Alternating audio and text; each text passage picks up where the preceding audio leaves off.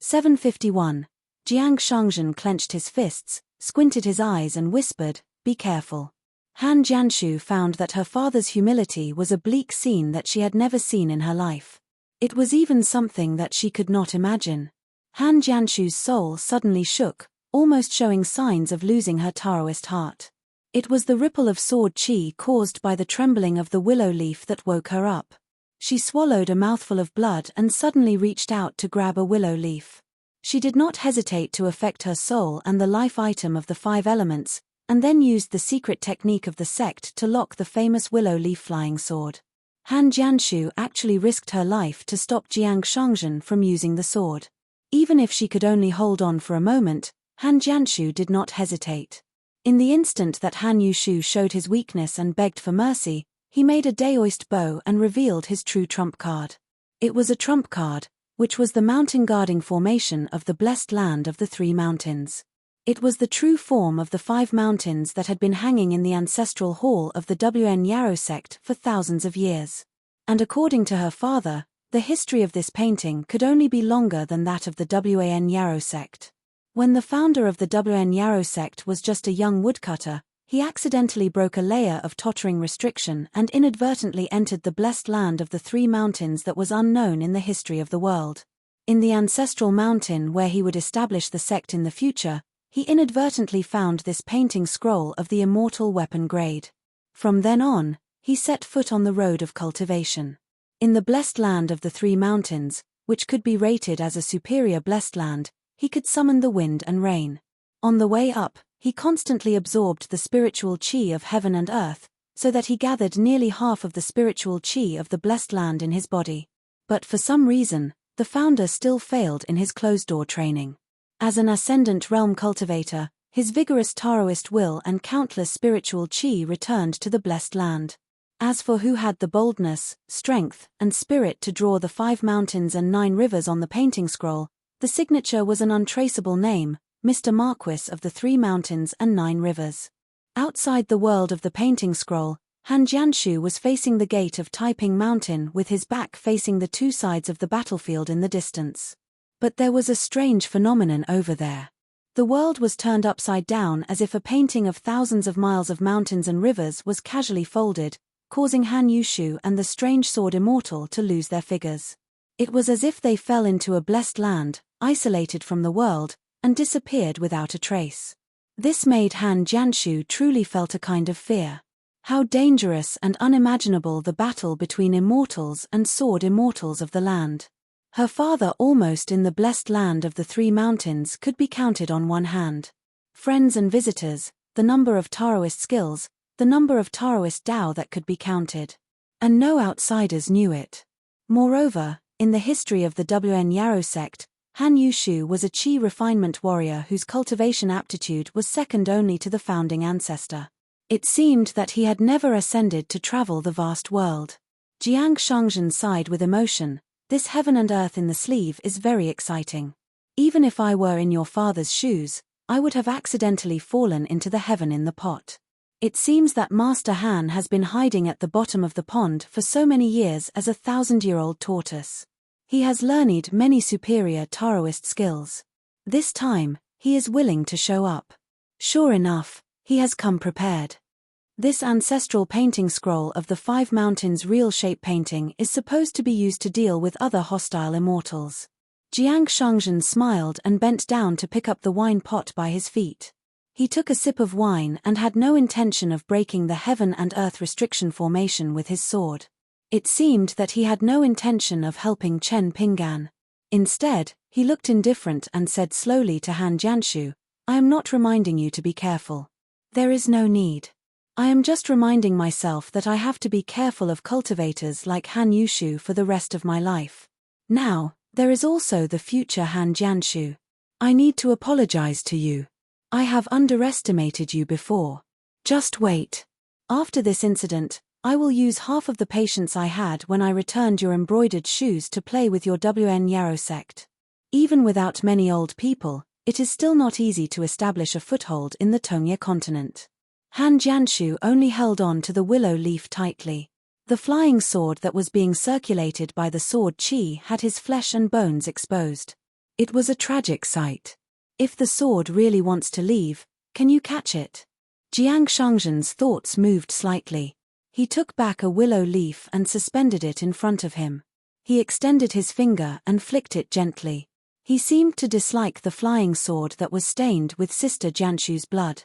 Han Jianshu tried to communicate with his father using the telepathy secret technique. Unfortunately, it was futile. He really dragged the sword immortal into the Five Mountains real shape painting. However, Han Jianshu could not help but have doubts. His father was a patient person. Why would he fight to the death for a sword immortal that was close to Taiping Mountain? Jiang Shangzhen suddenly turned his head and said, "Young Pu, you are a scholar. Teach me something even scarier." Young Pu's expression was awkward. He really thought about it carefully. Then, he said seriously, "Since we already have a grudge, I will use my weapon to beat him up when I have the chance." Jiang Shangzhen joked, "Not bad. You grew up in the mountains?" Young Pu was honest and nodded. "When I was young, I was kidnapped and taken to the mountains. I stayed in the thieves' den for half a month and learned a few crude words." Jiang Shangzhen was surprised. Not bad. One who survives a great disaster is bound to have good fortune in the future. I am the best example. Brother Young Pu, in the future, be a gentleman and a sage. When the time comes, don't be arrogant and look down on me and Mountain Lord Chen. Young Pu said helplessly, "Old sect Master Jiang, you must be joking. Other than being a sage, the rest are unimaginable." If not for today's brainless encounter that made Young Pu feel like he was dreaming, he would not have believed that old sect Master Jiang was such an interesting person. He was humorous and approachable. Jiang Shangzhen smiled helplessly. It was probably because he had said too much nonsense. It was rare for him to say a few words of truth, but no one believed him. He was not as good as Mountain Lord Chen. This was probably the reason why Chen Pinggan was the Mountain Lord and he was just a consecrator. At least he could be the chief consecrator, right? Anyway, the Tongya continent was in such a foul state. With Wei Ying in the Jade sect, nothing would go wrong. This brat was a smiling tiger, and he was vicious and merciless to begin with. He was more like a combination of himself and old Zun. To be honest, Jiang Shangzhen was not unwilling to give up his position to Wei Ying. It was definitely not what the outside world imagined. Wei Ying took advantage of Jiang Shangzhen's closed-door cultivation to seize the position of the sect master. As for Jiang Shangzhen's dejection after coming out of closed-door cultivation, of course, it was Jiang Shangzhen's doing. Wei Ying was a very smart junior. Without needing to remind her, she already knew that she would take care of the Jiang family's Cloud Cave blessed land more in the future. Therefore, Jiang Shangzhen planned to find an excuse to follow Chen Pinggan back to the Aquarius continent. Young Pu's thoughts drifted away. When he was young in the bandits' lair on the mountain, other than being beaten and scolded, his life on the mountain was not bad. In the end, the bandits complained that he ate too much. No matter the fish, as long as it was served on the table, a stuffed ghost was better than a starved ghost. Especially for the first meal, the child almost tasted the flavor of the new year. Therefore, he only cared about chopsticks flying. In addition, his family was really poor and could not afford to pay, so they threw him back in a sack. An old bandit, after untying the rope, kicked the sack and joked with the child. He was so poor that he almost lost his life. How could he talk about scholarly achievements? After studying for a few days, he lost his mind. If he studied a few more books in the future, he would definitely become a high scholar. In the end, young Pu, who walked out of a rural school, became the top scholar at the age of 18. Even though he was studying in the academy, young Pu would occasionally think of the time on the mountain. He would be grateful to the old bandit who said a few unintentional words. Jiang Shangzhen pointed at Han Jianshu, "Young Pu, when you become a gentleman of the academy in the future, don't be as smart as them." Young Pu shook his head, "I can't learn." Jiang Shangzhen laughed, "Then think more about it in the future. Take it as a warning." Young Pu nodded, "I will. Reading can dispel doubts. Using the past to understand the present, using the distant to understand the near, using the things in books to understand outsiders." Han Jianshu had already given up.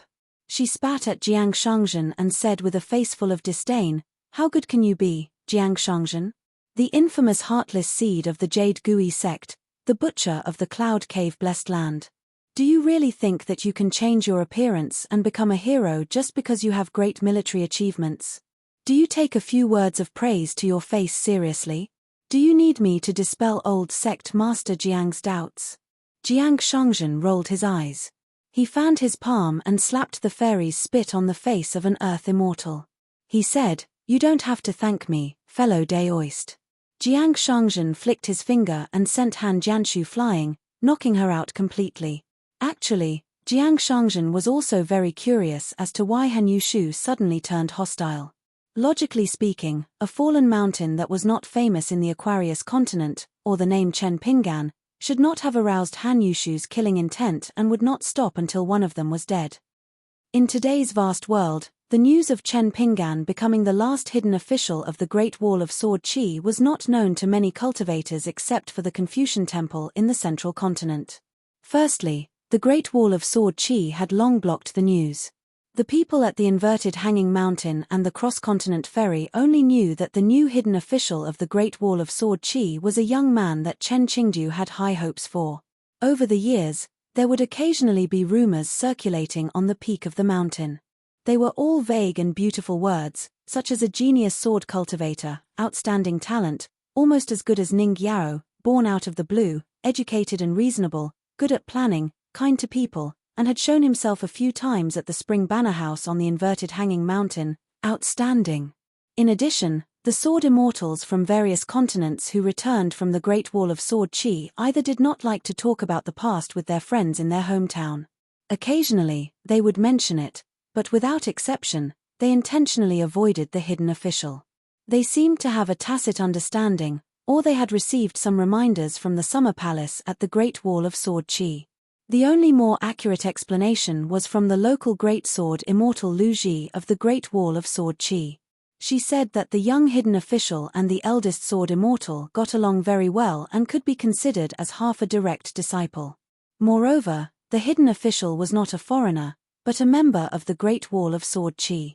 Not knowing that Chen Pingan was the hidden official of the Great Wall of Sword Qi, Han Yushu had no reason to act like a reckless old man who did not care about his reputation and directly fight to the death. At the very least, even if Han Yushu knew that Chen Pingan was the hidden official, there was no reason for him to shed all pretense of cordiality and risk the future of the WN Yarrow sect. Even if he won, wouldn't the blessed land of the Three Mountains end up losing everything? Would he, Jiang Shangzhen, be kind to the WN Yarrow sect in the future? Actually, Jiang Shangzhen had been calculating in his heart. As long as the moment passed and Chen Pingan still could not escape from the ancestral Five Mountains real shape painting, he would save him with his sword. As for whether it would wear down his cultivation and reduce his lifespan, he did not care. Moreover, there was no need to calculate the gains and losses. Living in the world was just a matter of being happy. It was not that Jiang Shangzhen was like this today, but it had always been like this. Just like what Han Yushu said, Jiang Shangzhen did not think that he was a hero. His reputation was bad, and he was a womanizer, causing trouble everywhere. In the Cloud Cave blessed land, he was even more tyrannical. He only knew how to fool around in the world and let down the hearts of countless people. Inside the painting world, Chen Pingan and Han Yushu were still hovering in their original positions. However, the 30 steps distance between them was an immortal's abhina and the painting world, making it seem like they were at opposite ends of the world. Chen Pingan looked around his surroundings. Besides the talisman restriction from before, there was an even more vast and boundless painting, the heavens and the earth, that had trapped him. Within this painting, there were 5 ancient mountains that stood towering in the heavens and the earth. Besides that, there were also 9 rivers that flowed silently and 8 great rivers that rose and fell. It was a myriad of scenes and boundless Tao insight. Chen Pingan sighed and said with slight annoyance, "What is Daoist Han doing?" The WN Yarrow sect's hospitality was already sincere enough. When I said that I wanted to challenge the WN Yarrow sect, it was just a statement made in anger. Daoist Han, why do you have to move mountains and rivers? If you really tossed half of the WN Yarrow sect over, We would have lost more than 100 grain rain coins before the fight even started. Who will compensate for that? Daoist Han, you've taken too big a step. When the dust settles and you want to turn back and find a way out for yourself, you won't be able to appease us with just Daoist Chen's sword skills are heavenly. Han Yushu's face was gloomy. He seemed to be even more annoyed than Chen Pinggan. Chen Pinggan, with your cultivation level, you could have ended today's matter peacefully. This immortal did not need his yin spirit to travel far away. His body was in a small world that he was the master of. The goddess that was previously hidden in the clouds was clearly an ancient deity like Master Yun. She was an illusion created by some kind of great Tao. At this moment, her figure was clearer and more stable. Her pair of golden eyes were purer. Her cloud block was as big as a hill. She was like the golden body of a cultivator. She held a small hammer and struck the clouds. Her ribbons fluttered. Every time she struck the cloud block, a sea of clouds would appear between the heavens and the earth. Lightning flashed and thunder roared. A golden thunder whip suddenly exploded from the sea of clouds. It changed its trajectory several times and crashed towards Chen Pinggan. Chen Pinggan didn't even attack. His fist will flowed out like a god spirit protecting the area. Together with the goddess, they were like two ancient god spirits who had been reunited 10,000 years later. They were using the Tao of gods against the Tao of gods. When the lightning collided with the fist aura, it shattered with a loud bang. Golden rain began to fall around Chen Pinggan. Thunderclouds surrounded Chen Pinggan and formed a natural execution platform. There were a total of 12 gongs and drums on the cloud block. There were 12 cloud blocks that contained the true meaning of thunder and lightning. Then, each of the 12 thunderclouds had a long golden line that connected with the cloud block. Chen Pinggan was still floating in the air. He stood where he was and allowed the 12 golden thunder to crash towards him. The deities beat the cloud block faster and faster, causing the 12 thunder whips that swept out from the thunderclouds to become more and more straight. There was no longer any gap between the casting of spells and skills. However, Chen Pinggan still did not move. His fist will formed a complete circle, as if he was standing in a bright moon. Chen Pinggan smiled and said, "Daoist Han, why don't you let this sister have her meal before beating the drum?" A green-robed sword immortal. Other than the 12 thunder bridges that were as thick as water, the rest were scattered thunder and lightning that intertwined like a net. Chen Pinggan pressed his thumb on the narrow saber at his waist and gently pushed the saber out of the scabbard for a few inches. Then, he slowly pressed the saber back into the scabbard. He seemed to be very bored. He clicked his tongue and said, "Luckily, this goddess of Sai Yun has lost her consciousness. Otherwise, she would have dared to go against her superior. This kind of rebellious behavior is against the rules of heaven. Her ending will be very tragic." Han Yushu sneered and said, "Go against her superior? Who do you think you are?" A ray of dark green saber light flashed through the gaps between the thunder and lightning. Chen Pinggan finally drew his saber out of the scabbard. With a casual slash, the saber, green glow, fell to the ground. The saber green glow paused 1,000 feet away and then disappeared in a flash. Chen Pinggan turned his body sideways and used his narrow saber to block in front of him. The green glow saber first broke through the majestic fist intent that was as bright as the moon and hit the saber. Chen Pinggan took a step back and at the same time, raised his arm and sent the saber out of his body. A mountain hung upside down like a huge flying sword. Chen Pinggan held the saber in his right hand and clenched his left hand into a fist.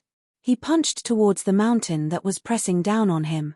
The mountain collapsed and the earth cracked. Another 4 mountains fell one after another. The sword tip was pointed directly at Chen Pinggan. Han Yushu smiled and said, "Does this count as asking for Daoist Chen's sword?" Chen Pinggan punched out 2 more times. Every time he punched out, he shattered a mountain and his body fell by more than 10 feet. However, Chen Pinggan still had the mood to speak leisurely. "Why, Daoist Han wants to confirm my martial arts realm? Daoist Chen has reminded me." Han Yushu made a series of hand gestures.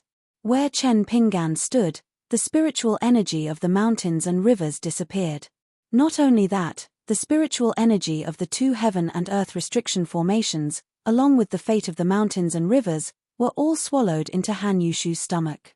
It was obvious that he wanted to strip the heaven and earth into a place that Qi cultivators feared the most. Han Yushu then took this opportunity to absorb spiritual energy and wait for action. He could not only exhaust Chen Ping'an's spiritual energy, but also allow himself to fight for a long time and use more of the Three Mountains Blessed Land's abhijna and spells, killing two birds with one stone. Bai was also in the battle at the Fuyao continent. After the battle, many of the peak cultivators in the world had actually carefully analyzed and carefully reviewed the battle situation. In the end, they had no choice but to admit that Wen Hai's meticulous stupid method was actually the best and only way to succeed. However, this kind of peak battle was extremely difficult to imitate. The threshold was too high, even imitating one or two was extremely difficult. However, Han Yushu had the advantage of time, place, and people today. He could imitate and imitate. Of course, he did not have Wen Haiju's great Tao of heaven and earth technique, but the young man in front of him was not for nothing. 5 mountains talisman, 5 mountains.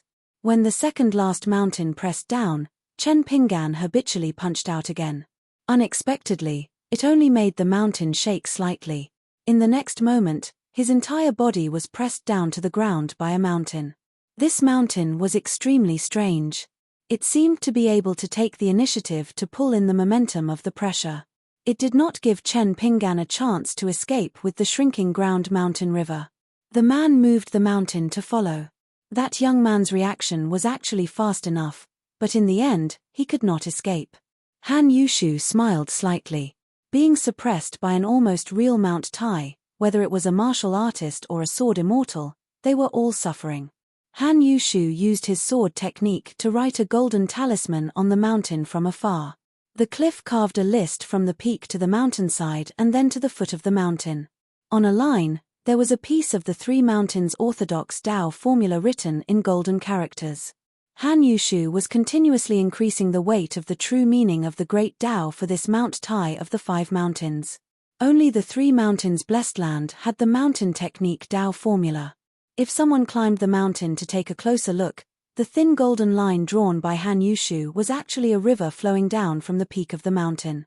Using a Mount Tai as the talisman paper, the immortal Han Yushu used the Three Mountains Tao formula as the secret scroll. After the talisman was completed, the talisman Mount Tai became even more majestic. Han Yushu smiled. "You shouldn't have told me your name and let me know that you came from the Luopa mountain, and that your name is Chen Ping'an." The roots of the Mount Tai talisman had long been connected with the painting of mountains and rivers. Han Yushu frowned slightly. Why was that guy not moving? A martial arts grandmaster's physique was definitely not so. Papermake. At the foot of Mount Tai, ripples rippled slightly. Someone stepped out of the door. It was Chen Ping'an. This should be the Golden Book Tao formula passed down by the sect master of the Three Mountains Blessed Land. "I kindly accept it." Han Yushu did not immediately put away the ancestral mountain talisman that consumed a lot of spiritual energy. He even allowed Chen Ping'an to continue studying the contents of the Tao formula. He was worried that it was a life-saving smokescreen to make him remove the mountain talisman. As expected, that Chen Ping'an started to become illusory. His figure started to sway slightly. Chen Ping'an turned to look at Han Yushu. "Are you really determined to kill me?" Han Yushu smiled and nodded. "Otherwise." Chen Ping'an looked back at the golden stream and sighed. He slowly rose with the wind. Imitating Han Yushu, he actually used his fingers to form a sword technique. From the foot of the mountain to the peak, he drew the second mountain talisman. However, compared to Han Yushu's talisman drawing, the stream of golden light was thick. When Chen Ping'an first learned this talisman, it was crooked and unseemly. Moreover, the golden light of the Tao formula was as thin as a small ditch. However, Han Yushu's expression changed slightly. When a talisman cultivator drew a talisman, it was actually very simple. It all depended on whether the talisman was successful or not. If it was not successful, it would be a mess of branches, a waste of spiritual energy and talisman paper. If it was successful, it would just be the finishing touch of the talisman. There was a difference in the quality of the talisman. And when that green-robed cultivator reached the peak of the mountain, he actually drew the extremely difficult Three Mountains talisman for him. Han Yushu's expression was uncertain. Before today, you must have come into contact with the side branches of the talisman of the Three Mountains. The person who taught you the talisman must be a talisman master. Chen Pinggan looked at the sudden disappearance of the small golden ditch. He was already satisfied. He turned and nodded. If I say it, I'm afraid I'll be scared out of my wits. Oh, no, you should have guessed it. You guys like to hide behind the scenes and point fingers.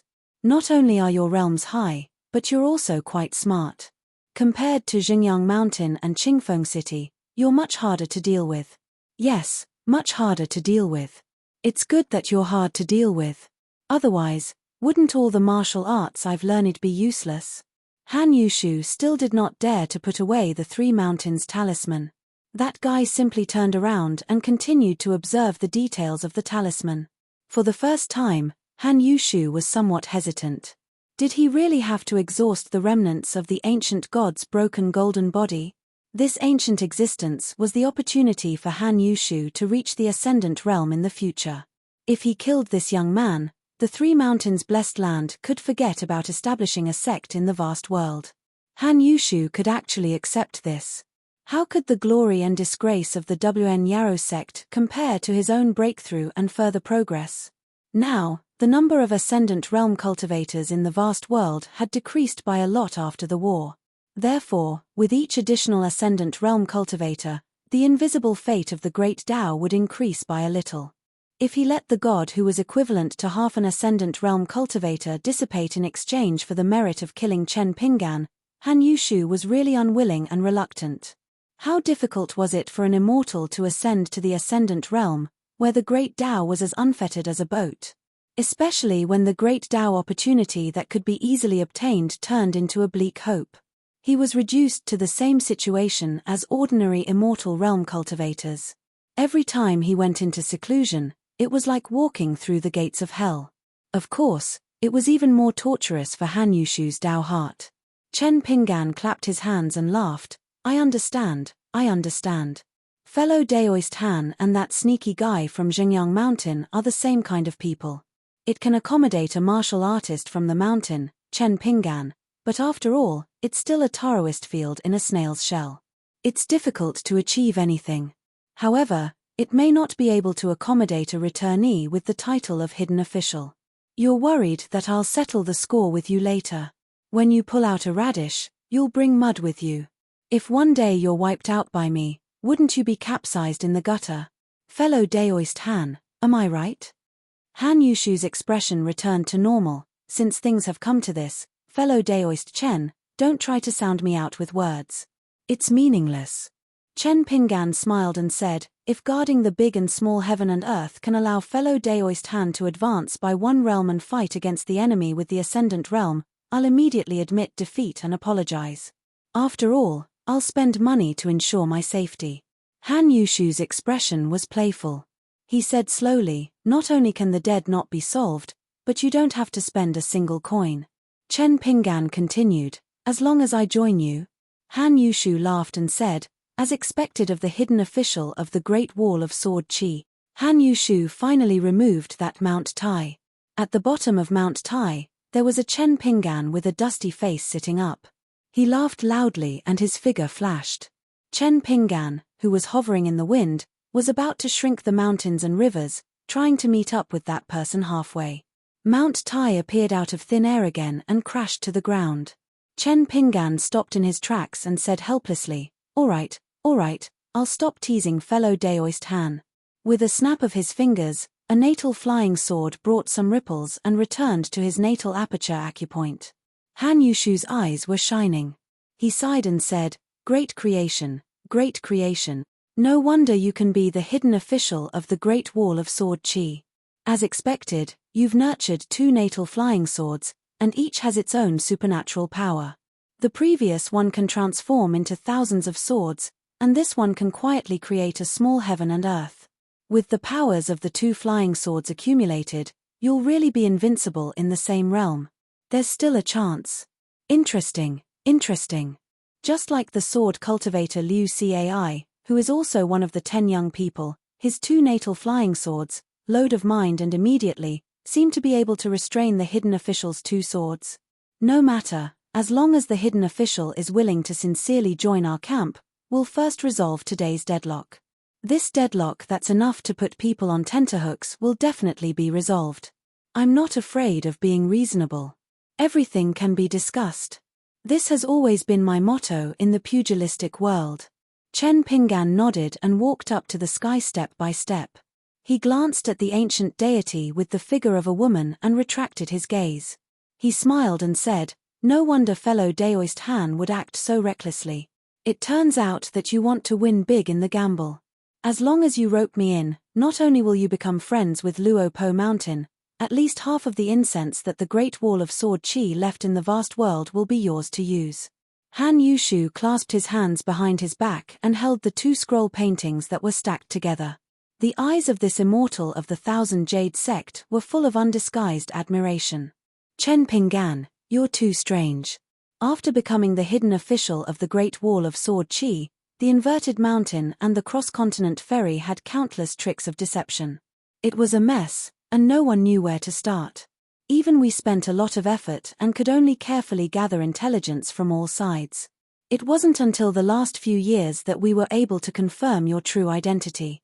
No wonder some people said that Chen Pinggan of Luo Po Mountain, surviving in the Pearl Grotto Heaven was not scary, becoming the hidden official of the Great Wall of Sword Qi was not scary, and becoming one of the top 10 young people was not scary. The only scary thing was how Chen Pinggan of Luo Po Mountain of the Aquarius continent could become the Chen Pinggan of the Great Wall of Sword Qi step by step. Luck, opportunity, fate, brain, temperament. It seems that all of these things added together, and there was no mistake in all of them to become who you are today. Chen Pinggan, do you really think I don't know that you reached the end of the Peak Realm from the Peak Realm? I just pretended not to know before. The hidden official on the list is unmistakably at the martial 9th realm. The reason why I am so patient with you is that I sincerely hope that from today onwards, I can call you fellow Daoist Chen, and you call me fellow Daoist Han. These are all sincere words from the bottom of my heart, and we are both worthy of the same name. You can rest assured that with your wisdom and status, it won't be long before I need to sincerely call you Senior Chen, or Great Sword Immortal Chen. Chen Pinggan asked doubtfully, "Fellow Daoist Han, have you not thought about what if we don't come to an agreement, and what if I escape again? Don't you know that I can return to the vast world alive is just a what if? In the eyes of you outsiders, I am the best at avoiding what if in my life. But at the same time, becoming some what if." Han Yushu smiled and said, "I have my own ways to entertain the hidden official. There are absolutely no mistakes. It's just spending money to avoid disasters, just in case. Could it be that the hidden official who has a high position at such a young age only thinks that he is the only one in the world who can deal with what if?" Chen Pinggan chuckled and digressed. "The last time I returned to my hometown from the Great Wall of Sword Qi, I once had a friend who spoke drunkenly after drinking. But at that time, my 2 good friends were not good at drinking. One probably couldn't remember what he said, the other was sleeping soundly on the table and didn't listen. That friend of mine said that the Great Wall of Sword Qi is a place where kindness and hatred are distinguished, a home for revenge, and definitely not a place to hide evil." Han Yushu sneered and said, "The hidden official's meaning is that there is no room for discussion." Chen Pinggan nodded and said, "Fellow Daoist Han's mouth is full of shit. Fortunately, we brothers were far away, so it didn't splash all over me." Han Yushu sighed, "Then don't blame me for killing you, but it's a pity for the ancestral property of the WN Yarrow sect." In that case, he could only find another way to establish his own sect. The repercussions of killing Chen Pinggan were too great. Such a big mess, maybe it was just to clean up, so that he could change his face in the future and reappear in some continent of the vast world. Then, he would waste half of the credit of killing the hidden official. As for the WN Yarrow sect and the blessed land of the 3 mountains, needless to say, they could only continue to be in seclusion for at least a few hundred years. As Han Yushu spoke, his fingers twirled the scroll behind him, and his robe sleeves fluttered. It was obvious that Han Yushu's current actions, even if he was in the immortal realm, even if he was in the two big and small worlds where he served as the heaven, was still not easy. Because it was a great magical power to reverse the flow of the long river of time. After this, the hidden official, who had only returned to the vast world after so many years, would have to face an immortal and half an ascendant realm alone, relying on the physique of a martial artist and 2 flying swords. After a moment, Han Yushu looked at the young man who seemed to be in a trance, and his expression was complicated. Young, too young, so young that it really made others jealous. Time flowed backward, and the two stood facing each other again in the distance. The young man seemed to have sensed that something was wrong, and immediately reached out to cup water, gently shaking a ball of water in his palm. He lowered his head and focused, then suddenly looked up, and said angrily, "Han Yushu, you can actually change the long river of time? What did you do just now? What did you say?" He was really cautious, and noticed the accident so quickly. Han Yushu returned the look, and said mockingly, "Guess?" Chen Pingan suddenly narrowed his eyes. "Fellow Daoist Han, do you mean that there's no room for discussion?" Han Yushu's mind was shaken. A paper make immortal, nothing more. Chen Pingan shook his head, and looked at the immortal with pity in his eyes. "Compared to Wen Hai's careful methods, you're thousands of miles away. I'll take you to a good place." In the next moment, Han Yushu was also in the middle of the 2 layers of heaven and earth restriction. One layer was the small world of sword chi. Han Yushu could no longer care about being surprised, because in an instant, Han Yushu was returned the same look by this young man. A dignified immortal realm was actually forcibly pulled out of his mind, and involuntarily dragged to the outside of a mountain peak.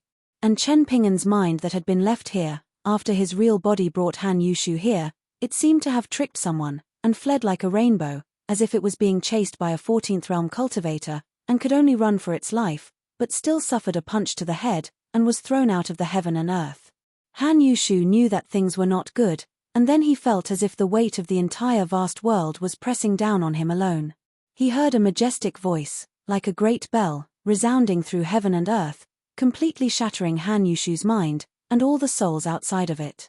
The Jindan and Yuanying outside of heaven and earth were all turned into fine powder, and only a walking corpse's skin was left. On his deathbed, the immortal Han Yushu only heard 4 words in his life: ant, and stupid. In the world of the scroll, Chen Pingan, who was bleeding from all 7 orifices of his head, first tried his best to stabilize his mind, and then saw with his own eyes that in his flying sword sparrow in the cage, the threads on Han Yushu's body were instantly torn and dissipated. Immortal Han Yushu's karma and fate were dissipated by a single punch from the being on the mountain peak. Seeing this, Chen Pingan was reassured that he could choose money over his life. Not bothering to wipe off the blood, he quickly reached out and grabbed the 2 scrolls that had slipped from Han Yushu's hands. Wiping his hands, he unfolded the scrolls. Hundreds of feet apart, Chen Pingan followed the secret records and spells recorded in the archives of the Summer Palace, as well as the insights of the talisman that he had studied for many years on the city wall. In addition to the benefits of the 3 mountains talisman, he began to point out the mountains and rivers in a somewhat clumsy manner. At the same time, he began to operate his 2 natal items. On one hand, he was controlling the flow of the 5 mountains and rivers on behalf of fellow Daoist Han. On the other hand, he was seizing the spiritual chi of heaven and earth to replenish his natal items of the 5 elements. In the small world of the human body, all the natal chi residences and the mountains of the Crown Prince were like rain after a long drought. Finally, he could eat his fill without any worries. After all, this was the first time that Chen Pingan had used such a grand method. He was very flustered. Suddenly, he gently lifted his foot and steered one of the natal items that had burst out from Han Yushu's body to his side. It was the Dharma saber that had almost cut off his head. Chen Pingan immediately put it into his robe sleeve. Just as his hands were free, he had something else to do. With a stretch of his arm, he quickly put a talisman of the ancestral mountain that wanted to merge into the scrolls of mountains and rivers. Like the Dharma saber, if fellow Daoist Han's companions wanted to deduce the cause of Han Yushu's death in the future, Chen Pingan would not mind if their minds were to crash into some ruins of heaven and earth. It would be like being in a battlefield where the great wall of sword chi and the fate of the desolate wilderness were entangled and confused. If they wanted to see Chen Pingan, who bore the real name, they might have to chat with the dragon god, Lu Feyan, or even the sword immortal in the process of unraveling the cocoon. Oh my, this immortal has a lot of money. He's so busy with magic treasures. Such a dazzling situation of picking up junk in the bundle shop was quite similar to the time when he stopped while he was ahead when he sparred with Li Jun in the past.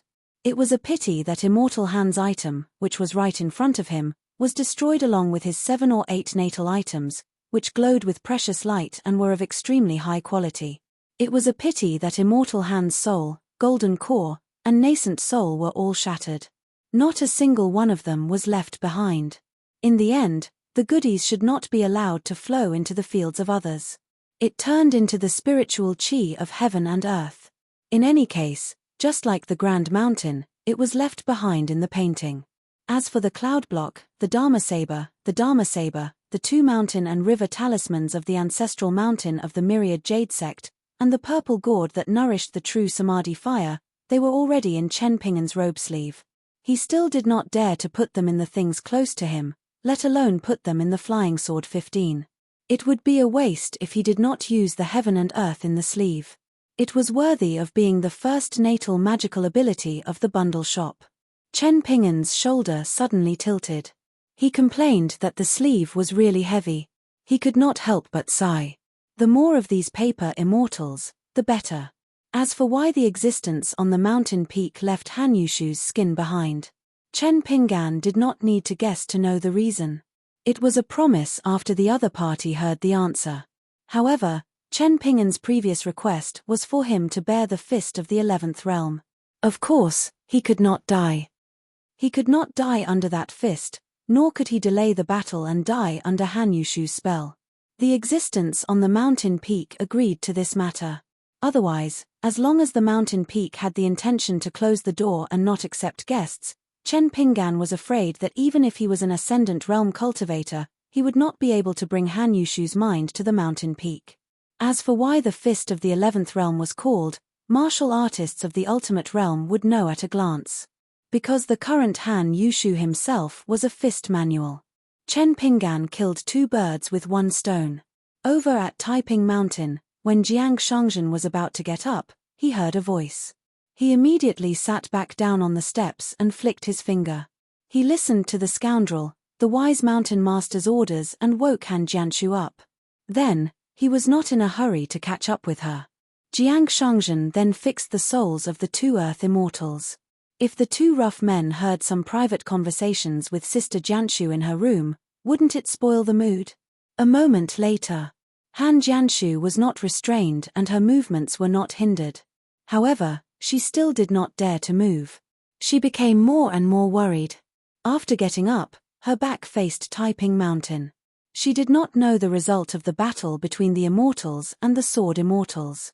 After about half an incense stick's worth of time, a saber-wielding figure charged straight through the heaven and earth restriction from the sky. His entire body fiercely slammed into the ground. The momentum was so great that it was like an earth ball flipping its back, to the extent that the saber in that person's hand fell to another place. Han Jianshu was relieved. However, her thoughts and words were all in vain. She still could not find her father. Jiang Shangzhen immediately stood up. A willow leaf hovered near the big pit as if it was protecting the path. Dressed in a green robe and covered in blood, he staggered out of the big pit. He kept his saber and raised his arm, wiping his face carelessly. With a tap of his toes, he shrank the mountains and rivers and directly arrived at the mountain gate. Jiang Shangzhen's expression was solemn. He asked, "Han Yushu?" Chen Pingan nodded and said, in the end, he did not bear to let go of the painting of 5 sacred mountains and completely reduced it to a pile of ruins. Otherwise, there would be a fight. Jiang Shangzhen nodded and asked, "Where is he?" Jiang Shangzhen was actually very curious. Chen Pingan's painting of heaven and earth move was most likely Chen Pingan's finishing move. This meant that Han Yushu definitely did not gain any advantage. However, Chen Pingan's head was severely injured and his Qi refinement warrior's Qi cavities were trembling non-stop. It could not be faked. Our mountain lord Chen was indeed severely injured. Then why did Han Yushu disappear without a trace? If it was said that Chen Pingan killed this person, Jiang Shangzhen really did not dare to believe it. According to common sense, once the painting of 5 sacred mountains was used, Han Yushu would be in an invincible position. Damn it, this Jiang Shangzhen's acting was really good. Back then, why did he agree to become a consecrator of Luo Po Mountain? It would easily spoil the simplicity of Luo Po Mountain. In the future, he especially had to keep Cao Qinglang away from him. Chen Pinggan turned his head and spat a mouthful of blood on the ground. Just as he was about to speak, he held his forehead and cursed. With a wave of his sleeves, a few talisman flew out of his sleeves and slowly revolved around Han Yushu. The mountains and rivers were hazy, causing Han Yushu to temporarily be unable to see or hear the scene and conversation at the mountain gate. If she dared to use the mountain view Abhina under the eyes of the 2 sword immortals, perhaps this sword immortal senior surnamed Chen would not mind using her head as bait. Chen Pinggan sat on the steps and said softly, "Let's not talk about him first. I need to hurry and heal my injuries. If you were not here, I would have died today. Damn the 1000 Jade sect, immortal Han Yushu, I will remember this. Han Yushu is most likely hiding in the dark. Sovereign Jiang, help me keep an eye on him. If you can get rid of him, then do it. Later on, you can push this rotten debt to me. He's already the Grandmaster of the 1000 Jade sect. I have a backer, and I have more than one senior in the sect. Last time, when my good friend Huaiqian was in trouble in the North Continent, I laughed at him for being too careless. In the end, it was my turn this time. The ancestral hall almost had to light a natal lamp. Anyway, this matter is not over." Jiang Shangzhen was full of admiration. His master's words and expression were extremely similar to an immortal master of a large sect who had suffered grievances. Perhaps the young master had too many dealings with such people. So he imitated it vividly, especially the phrase master Taoist hiding in it. It was the finishing touch. Jiang Shangzhen suddenly made a throat-slitting gesture and said softly, "How about?" Chen Pinggan hesitated for a moment. Without even looking at Han Yushu, he shook his head and said, "There is no hurry. There is no rush to completely fall out with the 1000 Jade sect. I will take responsibility for my own actions. I can't drag sect master Jiang into this. Just wait, I have my own methods. Without using my sword, I will swagger to the blessed land of the 3 mountains and make the father and daughter obediently kowtow and admit their mistakes." While speaking, Chen Pinggan had been chatting with Jiang Shangzhen in his mind. He was very calm and composed, but every word he said caused Jiang Shangzhen to be shocked. Han Yushu is already dead. He can't be more dead. Most of the treasures of the immortals have been taken by me. I didn't kill him with my own hands, so I can't do it. There is only a chance if I exchange my life for a drop in realm. The reason why I could kill him was because of a trick. I can't say more about the specific reason. I can only tell you one thing. It was the first time I brought an outsider with me to the time scroll. In addition, I suffered a punch equivalent to the 11th realm, so I was seriously injured. The injury is real, but it doesn't matter. It's a good thing. During that trip, I returned to my original place and went upstream along the long river of time. This was just following the original path that still existed. I brought along Han Yushu's mind, but it almost made me lose my mind. This kind of thing, before ascending to the ascendant realm, it's really. Don't do it if you can. Han Yushu's death was extremely hidden.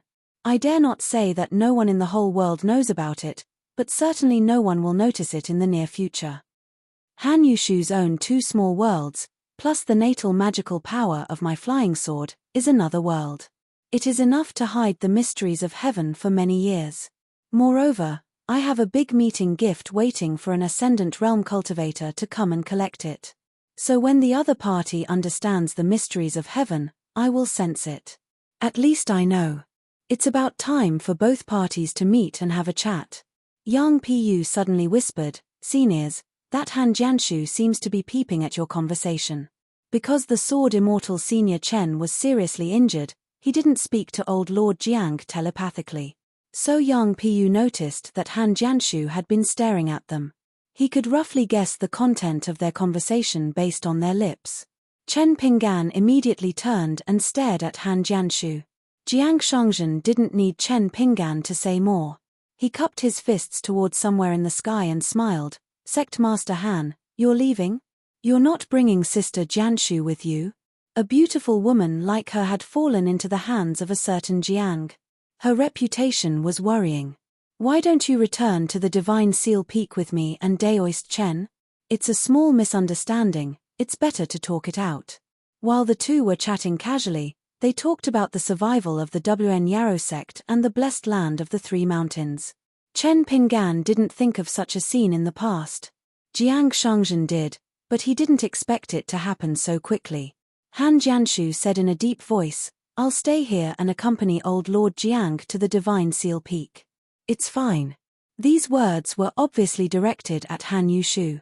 Although Han Jianshu still couldn't find any traces of his father, Han Jianshu wasn't too surprised. If he could find traces of an immortal, it meant that the two sword immortals on the platform would find his father even earlier. If Jiang Shangzhen went crazy, who wouldn't he dare to kill?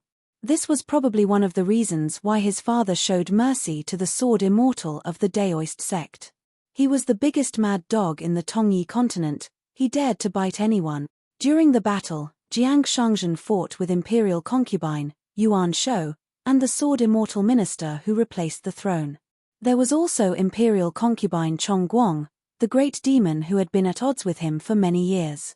This great demon also rose to the high position of imperial concubine in the wilderness in the later stages of the battle. What truly left Han Jianshu fearful was the words of the Daoist sword immortal after the battle ended. He had chosen to address Jiang Shangzhen as Sect Master Jiang.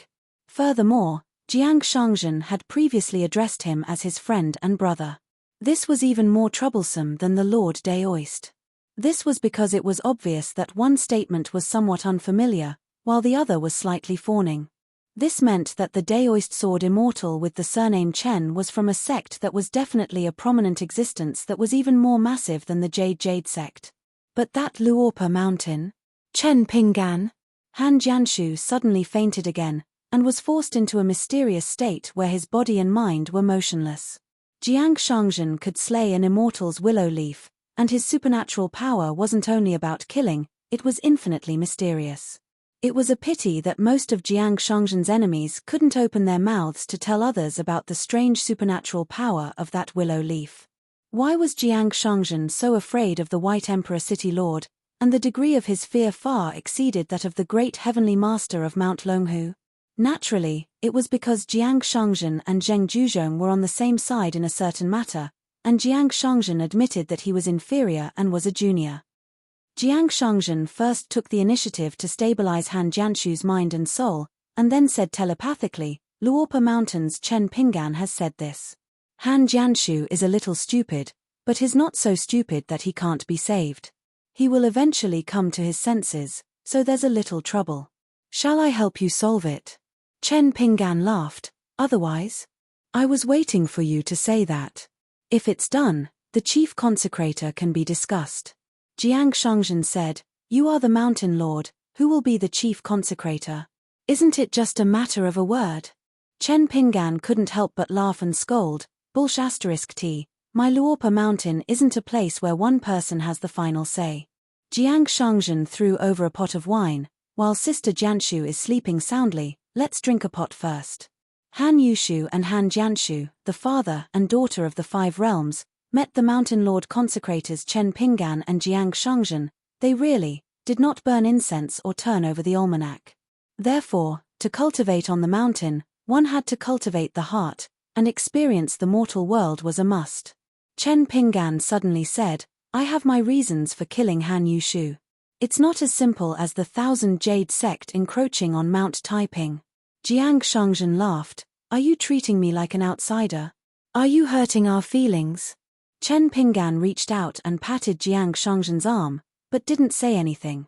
Jiang Shangzhen patted the back of Chen Pinggan's hand and smiled, Does Jiang Shangzhen need anyone's pity? That's too pitiful, not necessary. Chen Pinggan nodded and started drinking. A willow leaf killed an immortal. Now, only a willow leaf was left. Jiang Shangzhen purposely suppressed the bottleneck of the pure jade realm for many years in his early years, so as to prevent Old Man Zun from using the **T reason of the capable ones doing more work. In terms of cultivation potential, Jiang Shangzhen was really excellent. Otherwise, when he was young, he would have been seen as the future mountain lord of Zhouyi Peak. Otherwise, why would there be so many people gloating when Jiang Shangzhen didn't manage to take over Zhouyi Peak? The reason was simple. If he didn't have the qualifications to take over Divine Seal Peak, what was the point of gloating? It was precisely because a cooked duck could fly away that Jiang Shangzhen, who sat at the table holding chopsticks for many years, was worthy of being laughed at. Zun Yuan's methods of controlling people were excellent, but he only favored Jiang Shangzhen, who was not a direct disciple, and even allowed the Cloud Cave blessed land to be separated from the vassal town. Even though Wei Ying succeeded as the sect lord, she was still respectful towards Jiang Shangzhen. It wasn't just because Wei Ying still had a slim chance of winning against Jiang Shangzhen. Wei Ying had always admired and envied Jiang Shangzhen for everything he had done. For example, when Wei Ying was the sect master of the True Realm sect, the Chief Reverend Liu Laocheng was the first sect master of the True Realm sect. After Zun Yuan passed away, the only person who could make an immortal realm cultivator fear was Jiang Shangzhen, the first sect master of the True Realm sect, who seemed to have gone on a tour at Bookslip Lake for a few years.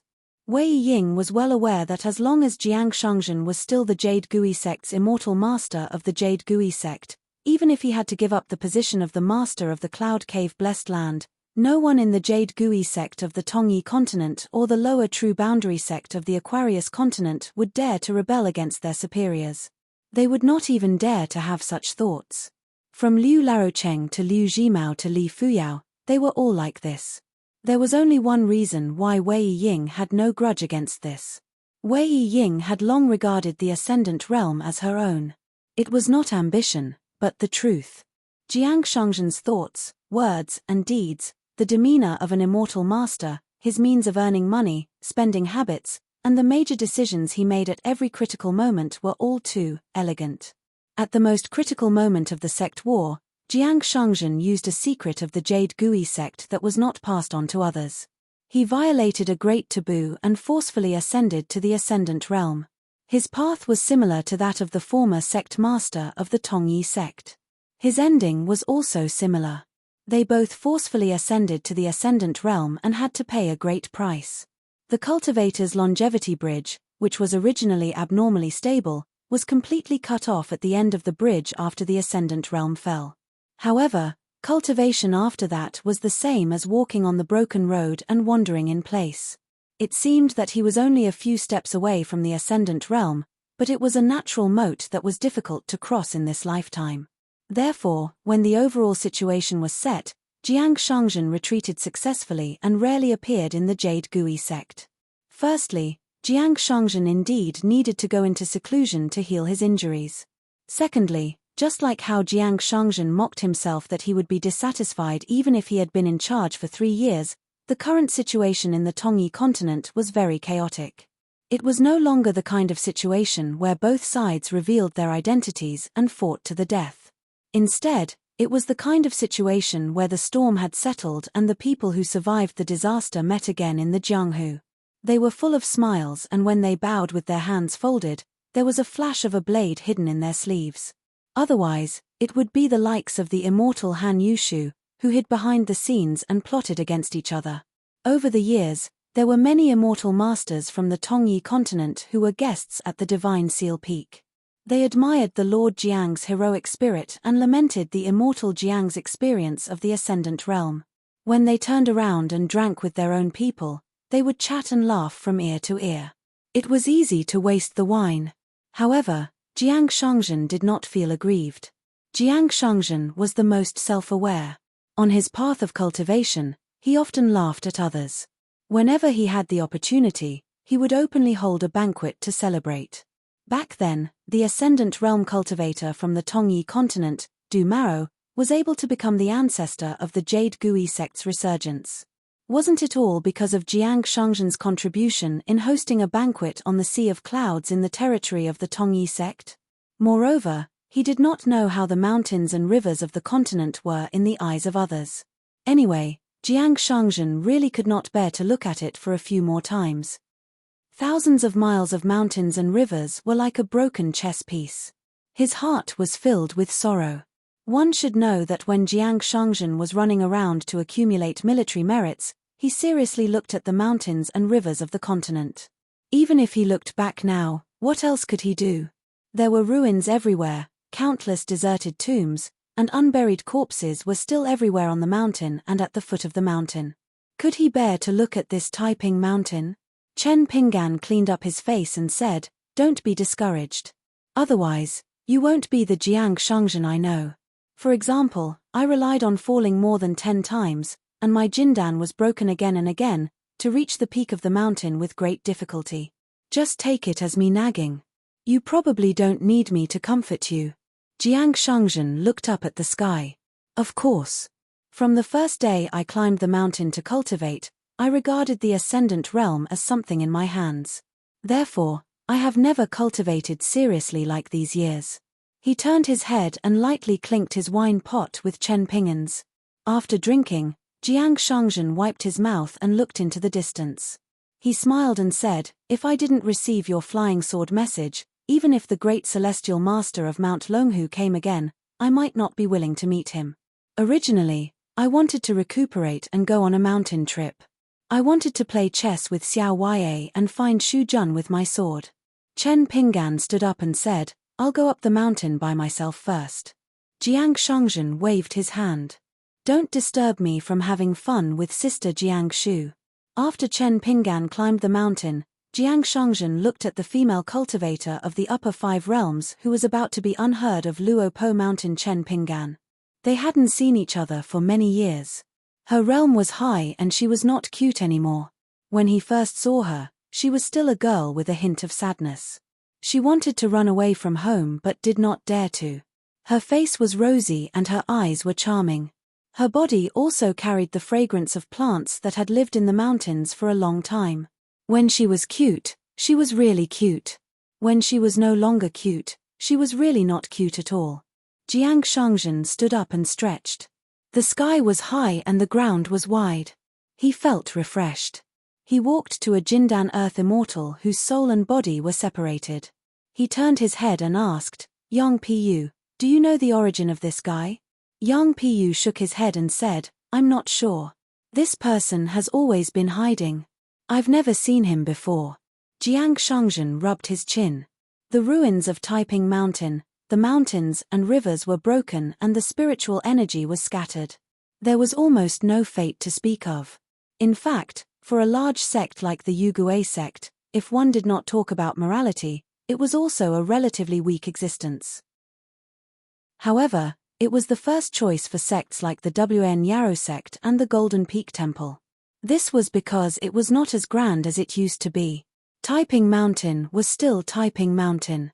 Its territory spanned thousands of miles. As long as it was operated properly, even if it was a ready-made one, it was a feng shui treasure land worth a few thousand grains of rice rain money to any sect. If it was operated properly and enough money was spent, in at most 200 to 300 years, the ancestral temples would be built. Mountains and rivers deities of all sizes would be sculpted into golden bodies and enter the ancestral temples. Layers upon layers of condensation, gathering and binding the fate of the mountains and rivers would be the location of one of the few sects in the Tongya continent. However, it was impossible to truly return to the glory days of the past. The reason was simple. Even if the mountains and rivers were still the same, the people were already old friends of the past. After all, if any cultivator came here to cultivate in groups, they would not be the cultivator of Taiping Mountain who cultivated in the past. Little Longqiu received the orders of the patriarchs of the Central Plains. She came here for the remnant Dao aura of the ancient mirror. She might not succeed, but she could try her luck. If she could really take over the territory of Taiping Mountain, of course, it would be better. The Golden Peak Temple planned to do so. However, the guarding cultivator of the Golden Peak Temple was lucky today and did not meet Chen Pinggan. Otherwise, there would be another door god now. Jiang Shangzhen actually did not want to become enemies with Chen Pinggan when he was in the Lotus Flower Blessed Land. That was why he returned to Howran. He chose to take the initiative to retreat before the world. This was actually an extremely rare thing. At that time, Chen Pinggan did not really know how difficult it was to deal with Jiang Shangzhen.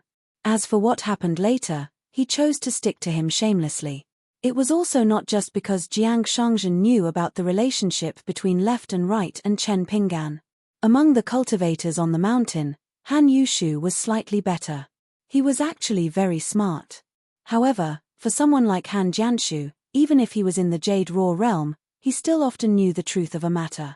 He only stopped because he was afraid that Chen Pinggan had a senior brother called Left and Right, who was a great sword immortal. However, he would think a few steps less. He was like a chess player who only knew how to copy the rules. He was better than a bad chess player, but not much better. For example, he would not think about why Chen Pinggan could become Left and Right's junior brother, and why a reclusive greatsword immortal like Left and Right would be willing to use his unique method to favor his junior brother Chen Pinggan.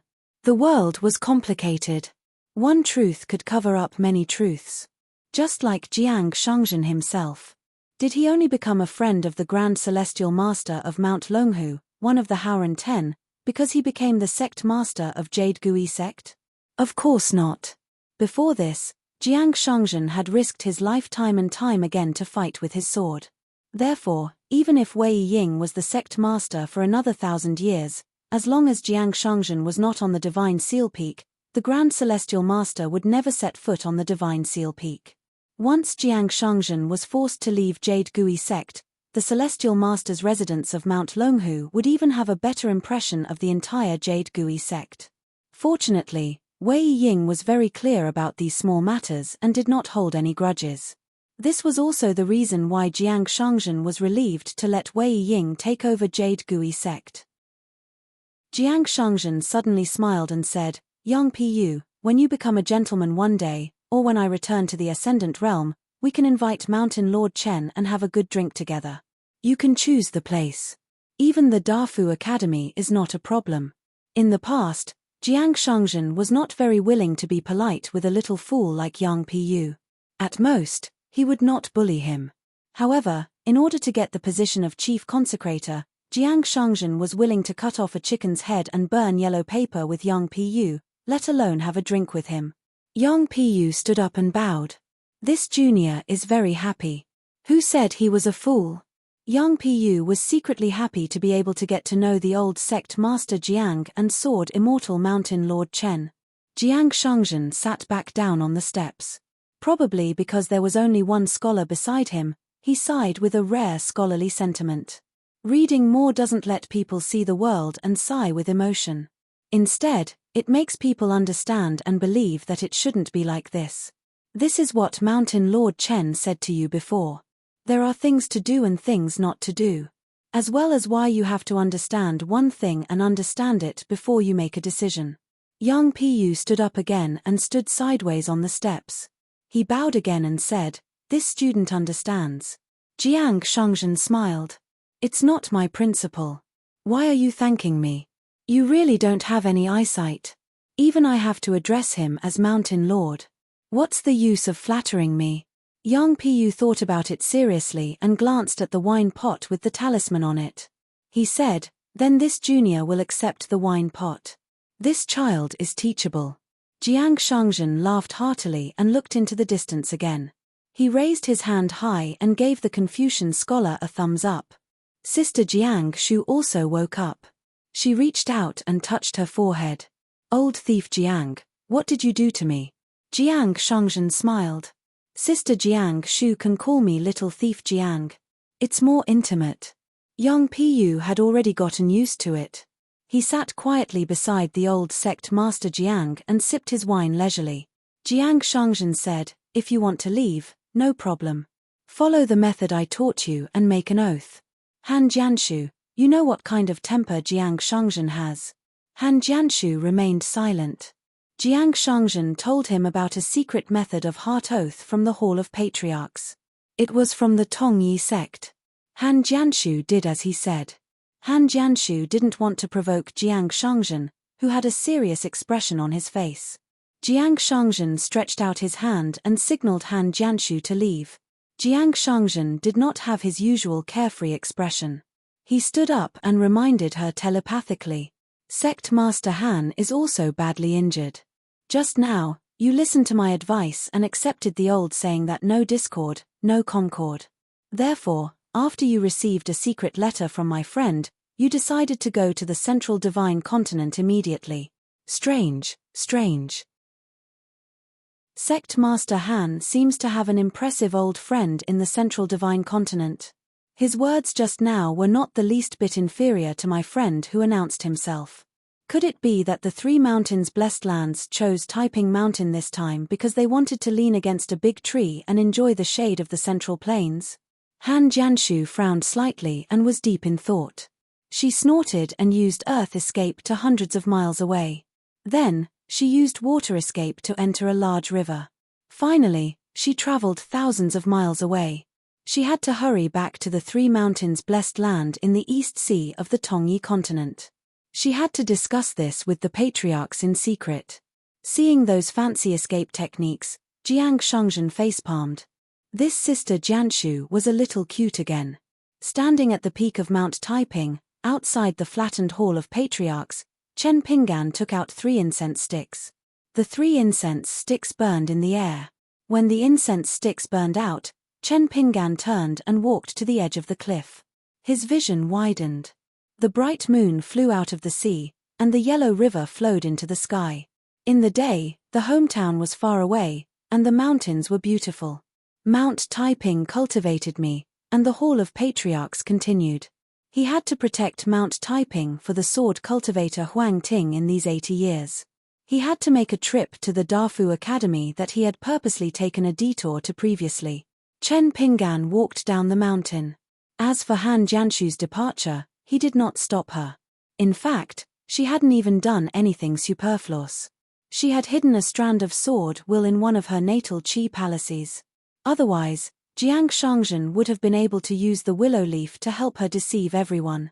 At that point, even the blessed land of the 3 mountains would have been discovered. However, there was no need to do so to avoid alerting the enemy. In the entire WN Yarrow sect, it was highly likely that only one immortal, Han Yushu, was qualified to occupy a place in the camp.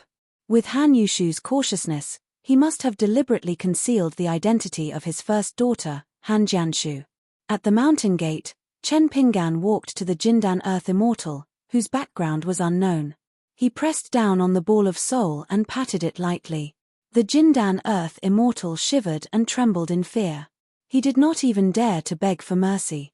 Chen Pinggan smiled and asked, "Do you know who I am?" The Jindan Earth Immortal nodded. Chen Pinggan, this senior had said it himself. How could he forget?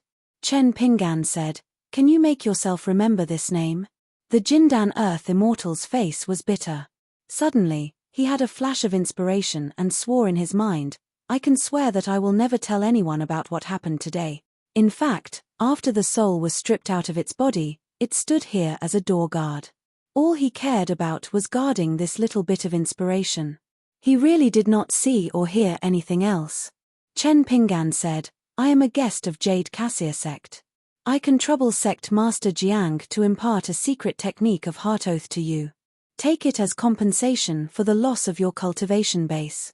The Jindan Earth Immortal felt as if he was struck by lightning.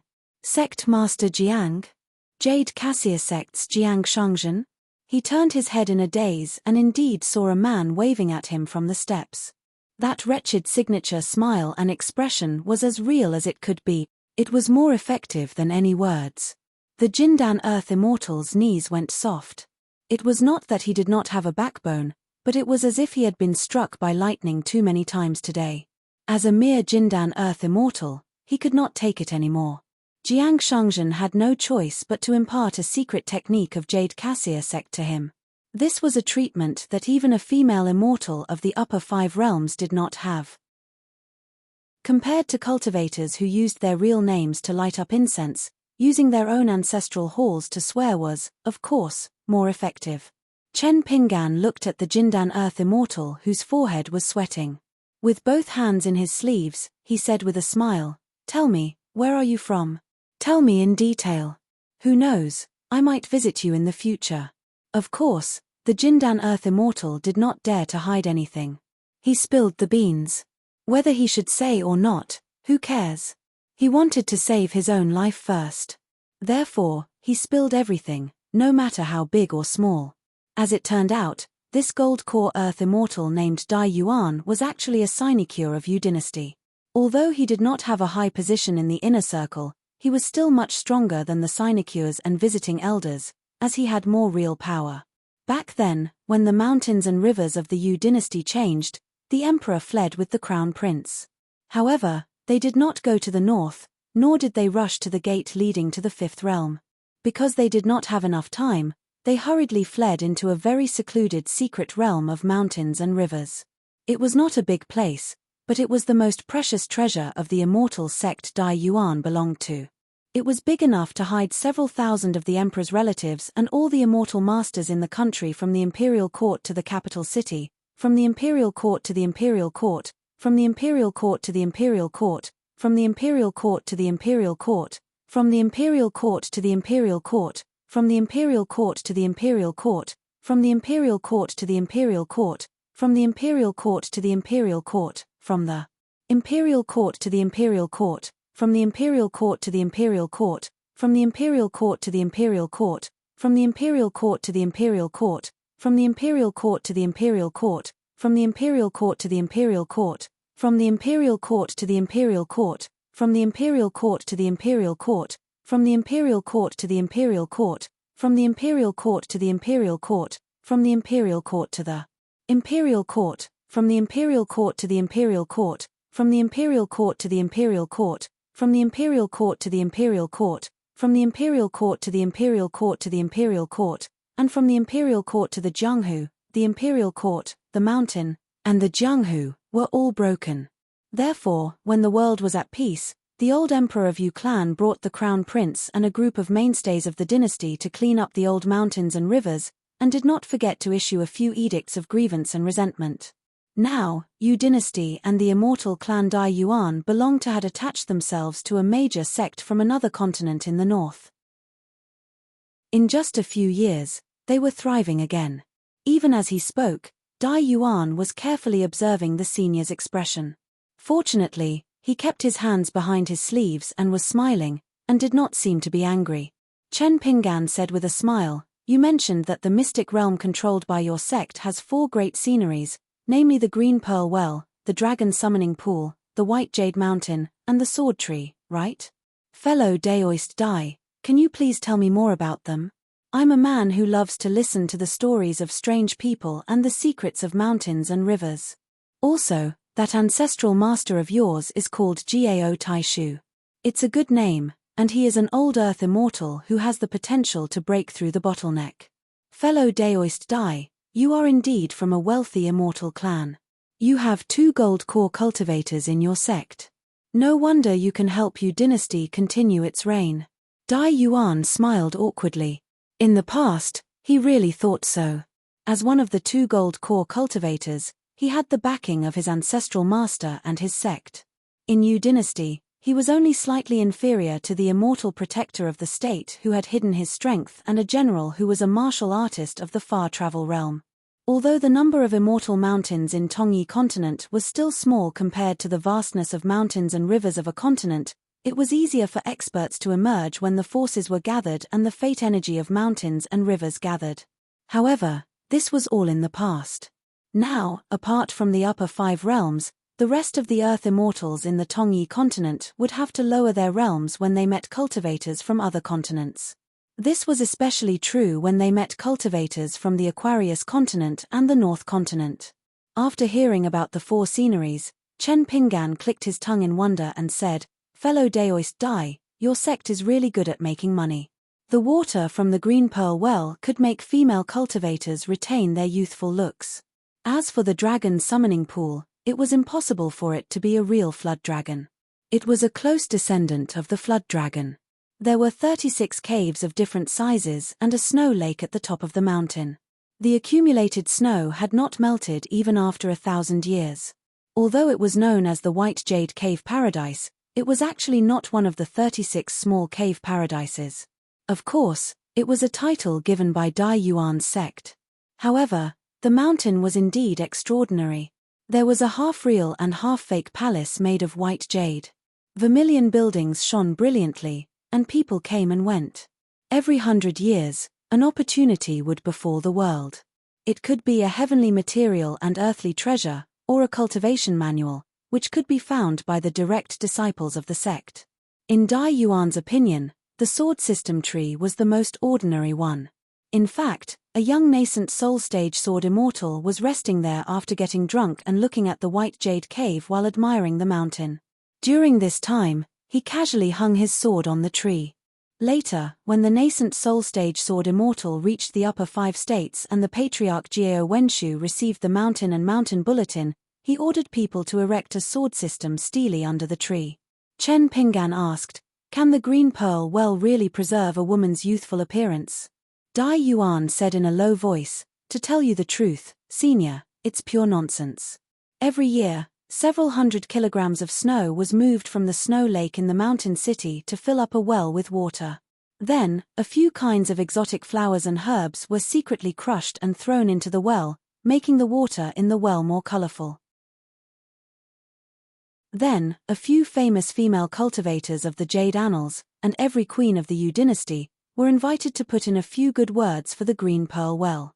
Chen Pinggan nodded and agreed. Suddenly, he asked, "The Yu dynasty is not close to here. The Hu family of the old Dragon City is not a top sect. It's just one of the few big families in the old Dragon City. Daoist Dai, you have the guts to come all the way here to covet the Peace Mountain and wrestle with the WN Yarrow sect and little Long Chiu?" Dai Yuan immediately clarified, "This is ancestral Master Gao's idea. I've been confused. It's just that I don't dare to disobey ancestral master's orders." Dai Yuan put his arm around Dai Yuan's shoulder and continued to explain patiently to the senior beside him, "As for the Hu family of the old Dragon City, they have produced a very promising scholar with outstanding military achievements. Now, he has become a gentleman of the Lakeview Academy. He is also a righteous gentleman who will most likely come to our Tongyi continent and become the vice-mountain leader of the academy. Actually, our sect and the emperor of the Yu dynasty have heard about it. The gentleman of the academy has always had a normal relationship with his family. But this kind of thing, we really don't dare to ignore it." Chen Pinggan smiled, "It's really hard for you Tongyi continent cultivators. You actually have to go to the Aquarius continent to gather information." Dai Yuan sighed, "The Aquarius continent today is really something." Chen Pinggan said, "All right, that's it. Daoist Dai, just pretend that nothing happened today. Maybe I'll visit your mountain one day. Daoist Dai, you've said so much, I've benefited a lot." Dai Yuan bowed even lower and cupped his hands, "Senior, you're just an immortal who has descended to the mortal world to ask about the land. I'm really lucky to be able to help you." Chen Pinggan patted the golden core cultivator's shoulder, "Daoist Dai, don't worry about returning home. You just have to remember not to say anything that you shouldn't say. Just find a random excuse to get away with it. As for Senior Long Chiu's nascent soul, I'll help you mediate. I won't let him bear any grudges against you." Dai Yuan's face was blank. Then, his heart tightened. "Mediate for what? There's no need for that. I get along well with little Dragon Chiu's nascent soul senior. When I have nothing to do, I'll watch the mirror's image." Chen Pinggan glanced at the golden core cultivator. Dai Yuan immediately cupped his hands again, "Thank you, senior. I'm so grateful." Seeing that the senior's eyes were still unfriendly, Dai Yuan came to a sudden realization. With a guilty expression, he hurriedly took out an antique ink stick from his sleeve and offered it with both hands. "Please accept it, senior. It's a small token of my appreciation.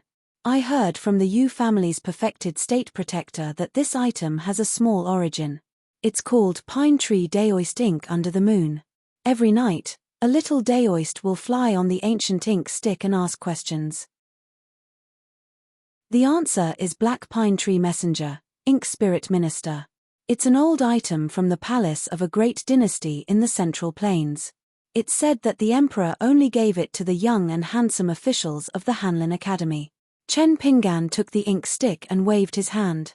Dai Yuan pretended to be calm and left. He rode the wind and left. At first, he was neither fast nor slow. Then, he used all his strength to ride the wind and soon, his figure disappeared. Chen Pinggan slightly increased the strength of his fingers and was about to crush the ink stick. However, Jiang Shangzhen said, "If you don't want it, you can sell it to me." Chen Pinggan smiled and stopped what he was doing. The ancient ink slipped into his sleeve. Jiang Shangzhen was more considerate. He sensed Chen Pinggan's mental fatigue and stood up.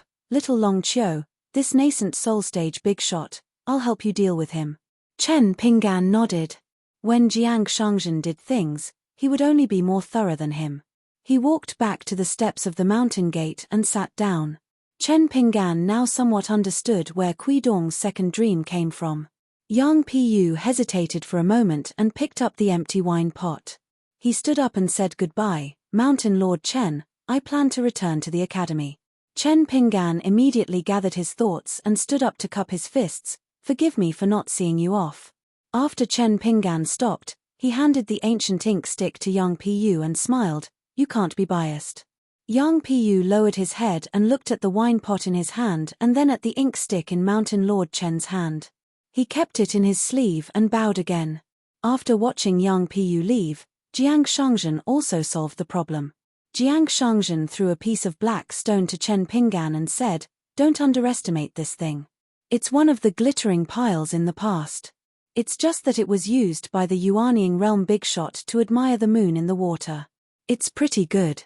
With this stone, you can see all the mirages in the continent.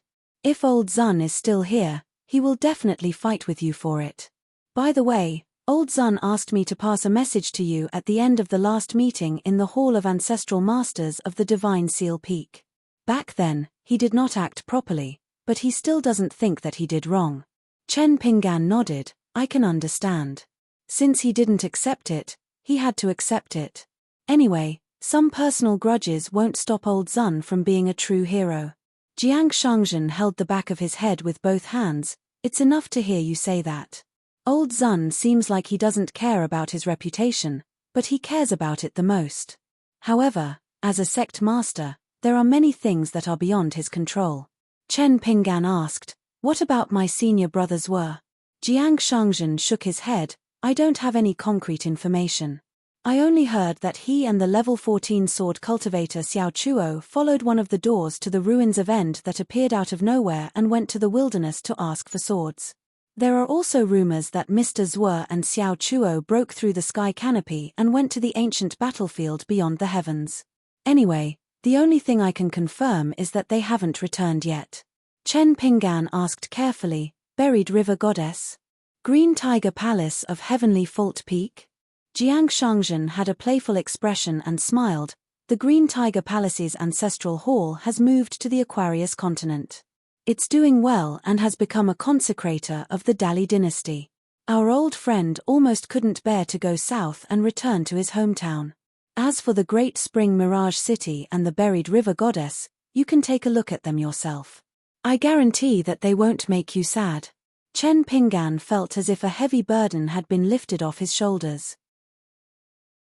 Jiang Shangzhen guessed Chen Pinggan's thoughts and said, "As for that, when Haiju, he went ashore in your hometown, the Aquarius continent, and then he disappeared." Jiang Shangzhen's expression had never been so serious before. "It's scary. I can't see it clearly, but it still makes me feel scared. When the Aquarius continent's formation was activated, it gathered and shrouded an area.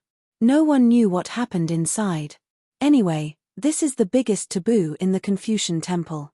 Only the talisman Yu Xian and the great heavenly master know the truth. Even I, the old sect master of the Jade Medallion sect, don't have the right to know." Chen Pinggan pressed his forehead with a painful expression. There were 3 dreams in the creation cave. In one of the dreams, someone opened the sky first, and someone else ascended to the sky. Behind the 2 of them, there were a few more people, and then there were dozens more. However, this dream repeated itself. Chen Pinggan couldn't see any of them clearly and couldn't remember any of them. Chen Pinggan let out a long breath and asked softly with a heavy heart, "Luopa Mountain? North Peak?" Jiang Shangzhen said, "Don't worry, the mountains and rivers are still intact. Otherwise, I wouldn't have the mood to hide in the Godseal Peak. I would have gone to your hometown. Chen Pinggan placed the back of his hand on his forehead and sat back down on the steps.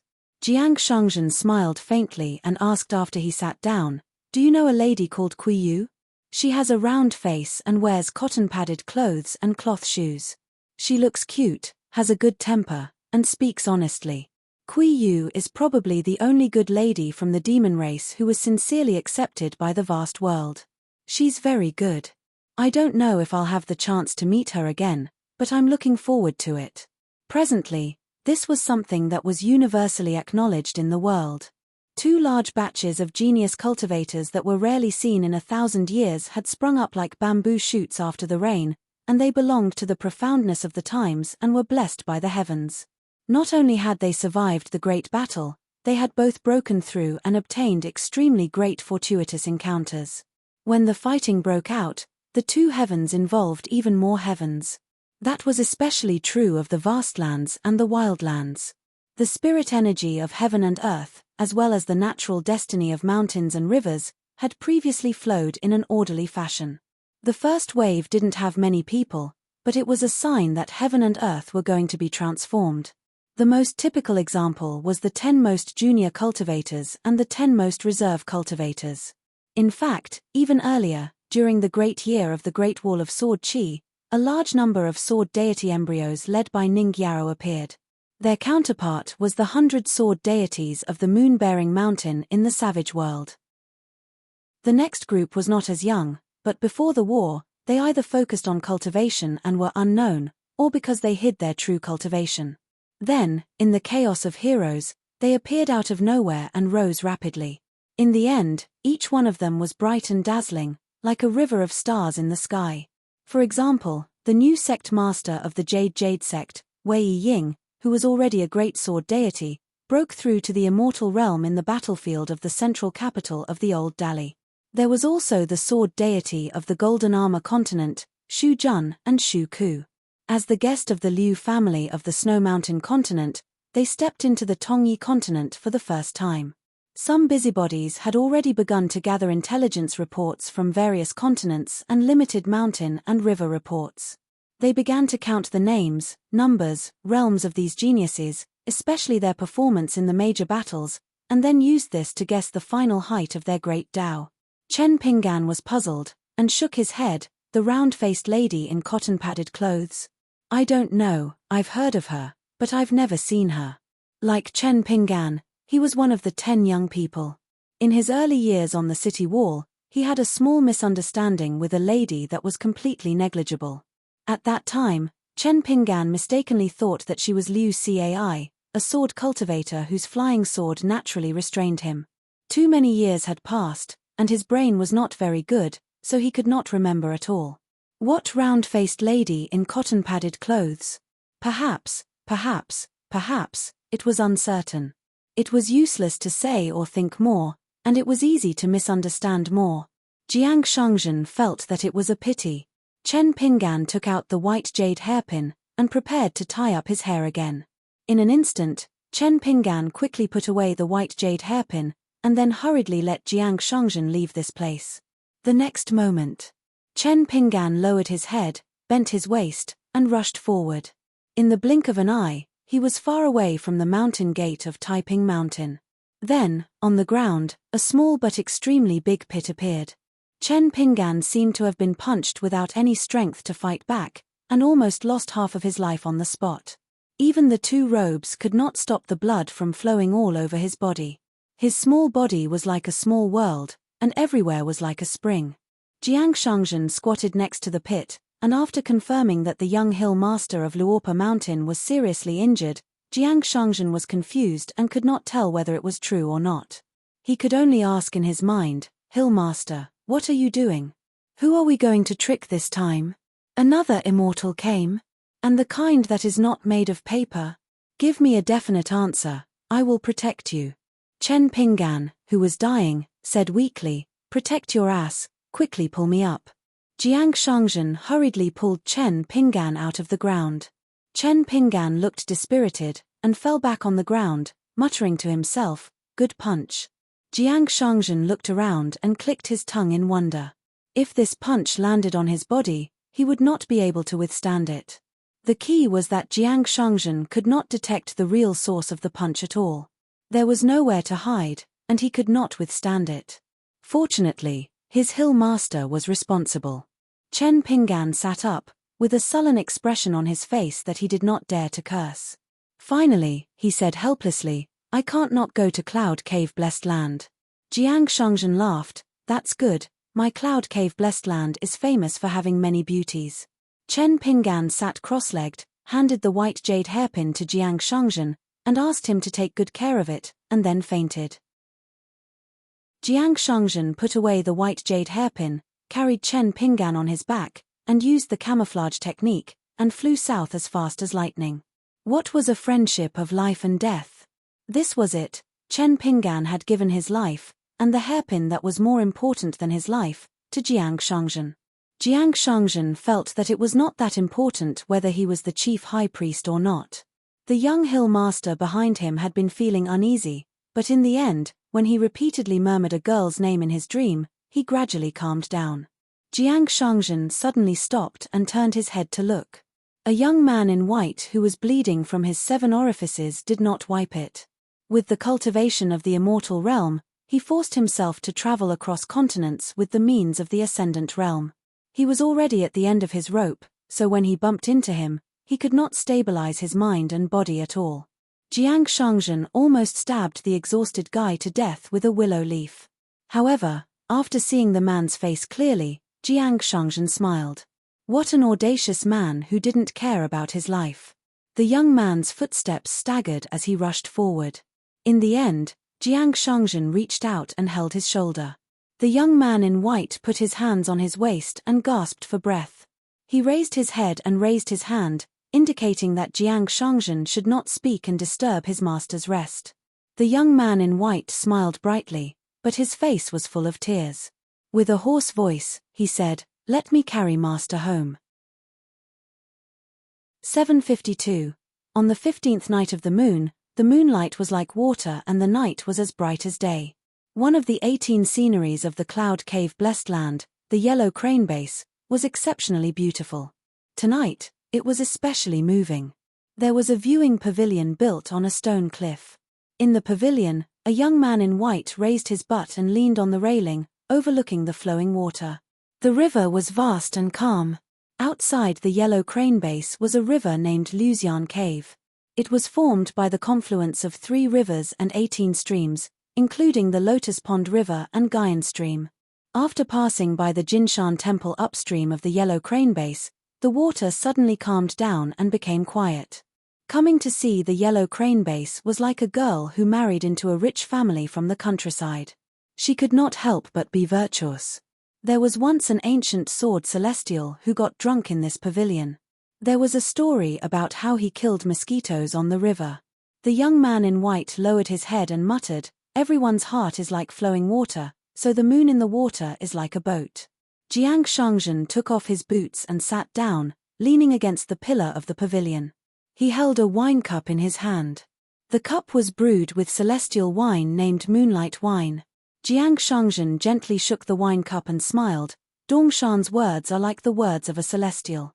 The white-clothed youth was none other than Kui Dongshan. Sensing the unusual phenomenon of the sword offering ceremony at Peace Mountain, he immediately set off from the old site of the southern peak and risked his life to travel across continents. It was indeed rare for an immortal to end up in such a state just for the sake of traveling. As the owner of the Cloud Cave Blessed Land, Jiang Shangzhen still used the camouflage spell when he traveled around his blessed land. He wore a white jade crown, a yellow belt, a green robe, and a pair of cloud shoes. It was a completely different style from the poor scholar in green robe who went to the inn outside Hua town at the border of the Great Spring. Chen Pinggan was already in a heavily guarded private residence of the Jiang family on the Yunding Peak. He slept deeply for almost 10 years and had yet to wake up. Kui Dongshan sat alone at the door of the house and guarded for 3 days and 3 nights. Jiang Shangzhen could not stand it anymore and passed the white jade hairpin to Kui Dongshan. When Kui Dongshan saw the children from the Great Wall of Sword Chi, he came back to his senses and gradually regained his former demeanor. Today, at dusk, Jiang Shangzhen suggested that they visit Huang Heji to drink wine and admire the moon. Kui Dongshan brought a few children who were willing to go out to relax. Jiang Shangzhen was really rich and overbearing, but his brain was also flooded with water. He actually spent a lot of money to make Huang Heji close its doors and refuse guests today. After the Jiang family's disciples who were in charge of Huang Heji received the Guyu money, they would join hands with the family's guests to close a mountain path from Jade Medallion sect to Huang Heji. They would also stop all the banished immortals who specially came to Huang Heji to enjoy the scenery.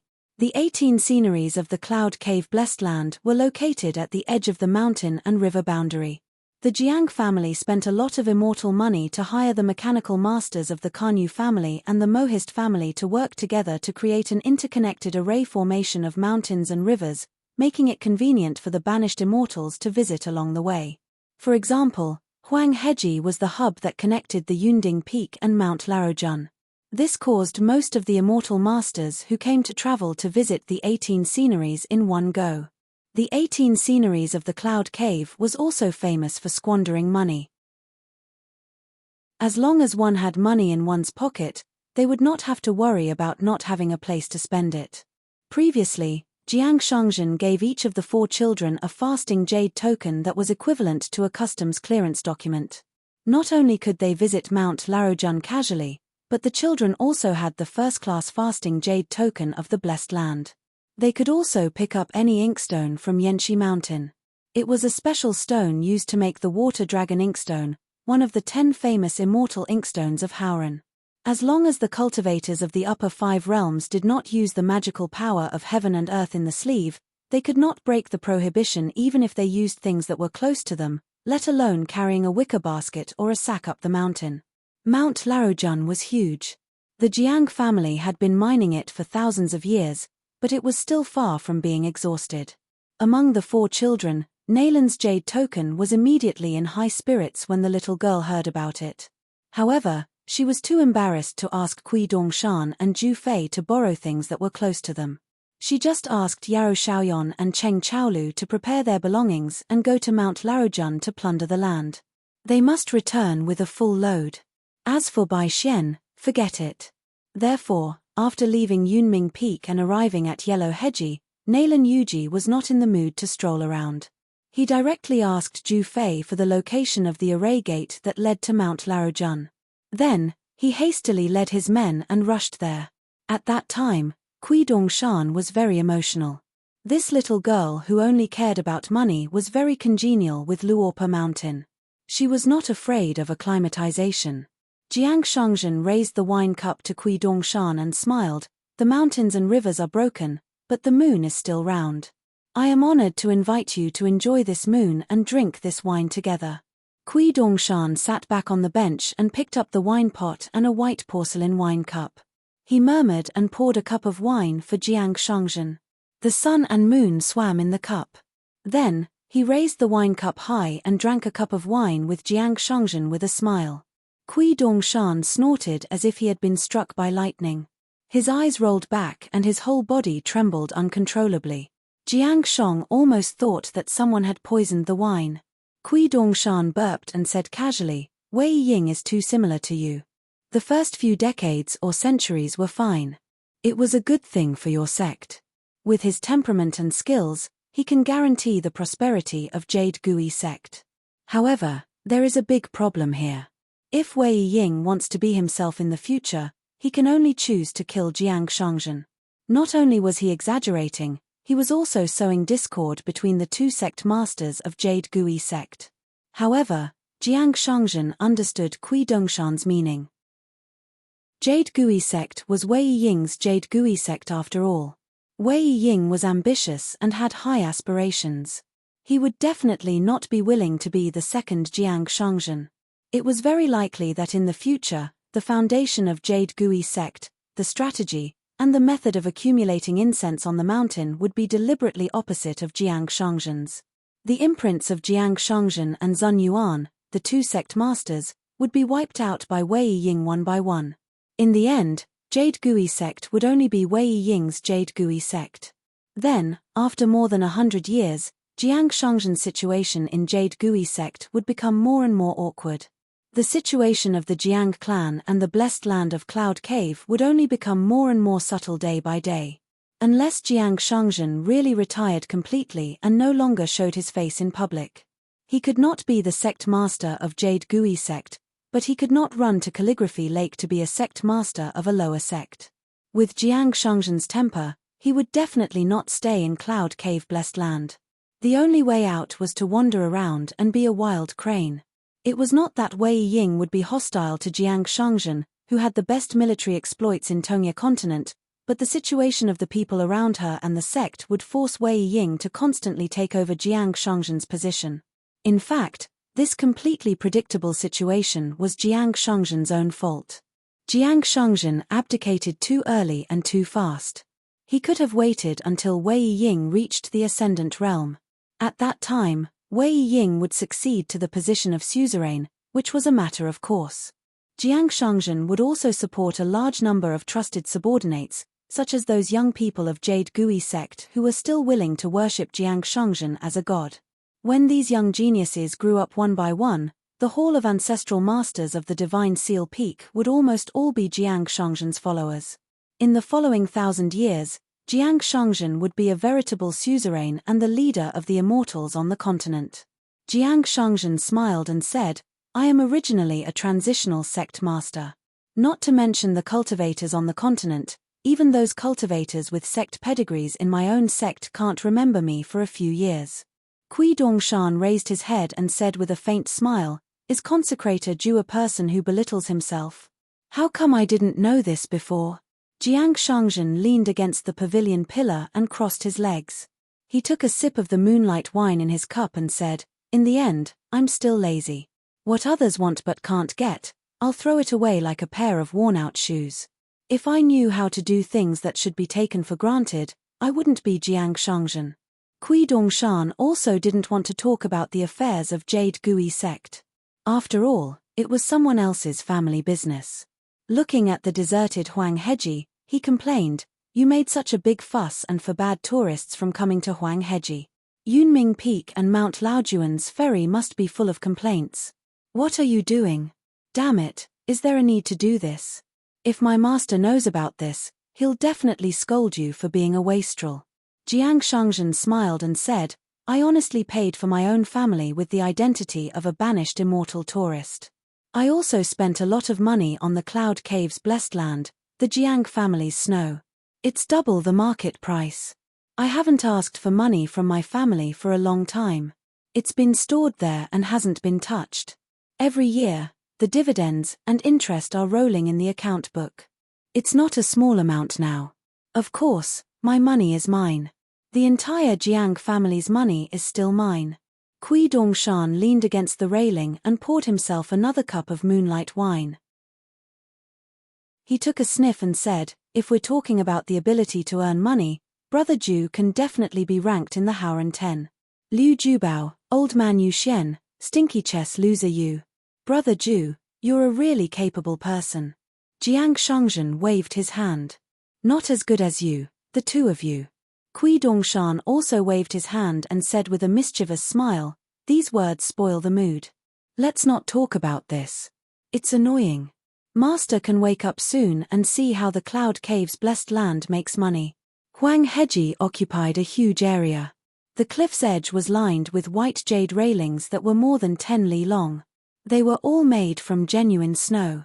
And the green bricks on the ground were all made from green taro mud that was produced from the fusion of mountain roots and cloud roots. Other than this viewing pavilion that occupied the best position, the Jiang family also invited experts to use the two kinds of magical arts, Dao Field in snail shell and Long Sun and Moon in a pot, to ingeniously superimpose and build nearly 100 immortal mansions. Each mansion occupied several acres of land. Therefore, in a single Huang Heji, whether it was a tourist or a resident of the mansion, everyone was quiet and did not disturb each other. Those snail shell immortal mansions in Huang Heji were not for sale, they were only for rent. However, the length of time could be negotiated. Whether it was a short stay for 3 to 5 days or a long stay for 3 to 5 years, the price was different. If one wanted to directly rent from the Cloud Cave's Blessed Land's Jiang family for 300 to 500 years, there were only two possibilities. Every single immortal mansion had its own unique features and was extremely exquisite. It was to the extent that just the designs of 7 immortal mansions were treasures of other immortal sects and dynasties, and over 100 of them could be sold every year. The key point was that the Jiang family also opened the mirror flower, water, and moon in Huangheji. It was unknown how many female cultivators on the mountain specially came to the Cloud Cave's Blessed Land's Huangheji mansion. Relying on the mirror flower, water, and moon, they negotiated with the Cloud Cave's Jiang family to share the profits. Not only could they live there for free, they could also earn a large amount of immortal money, which could be used to buy many of the 18 scenery's wonderful items, such as rouge, face powder, robes, hairpins, painting scrolls, calligraphy, portraits of young sword immortals.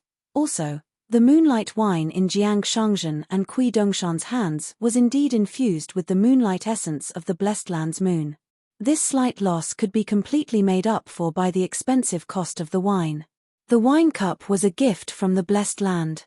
After the cultivators drank the wine, they felt that it was troublesome and did not care for it. Then, they would casually throw it into the river outside Huangheji. However, as long as they were willing to take it away, what did it mean? The wine cup was not a document. Those who could travel to this blessed land and drink the moonlight wine would not treat the wine cup as a rare item. They would only use it for daily drinking, calling friends, and singing at banquets. Every night when there was a full moon, the moonlight would flow and the reflection of the bright moon would appear on the white porcelain. The white porcelain's natural patterns were like cloud patterns. After hundreds and thousands of years, the moonlight wine in the Cloud Cave Blessed Land Huangheji became a well-known elegant item among the cultivators on the mountain and the wealthy families at the foot of the mountain. Doing business was a business of taking money from other people's pockets. In the end, it was still a matter of working on the human heart. Jiang Shangzhen understood the human heart, especially the thoughts of women. He was even more proficient in how to earn the immortal money of women. This was only a means of making money on Huangheji's side. The 18 sceneries of the Blessed Land were a source of income where immortal money surged everywhere. The moonlight wine in Huangheji, the white clouds on Yunming Peak, the scenery and cultivation were not neglected. The white reed broom swept the clouds into the sleeve and brought them home, and all of this was realized by Jiang Shangzhen. When Jiang Shangzhen took over the Cloud Cave Blessed Land, although it was already a superior blessed land and was already famous for its wealth, it was far from the current situation. This young Jiang clan master, who was known for being unruly in the continent, had stood his ground against the opinions of the masses in the clan's ancestral hall and moved people with reason and emotion. To put it bluntly, it was that whoever dared to say no in the Jiang clan's ancestral hall, he would kill that person today.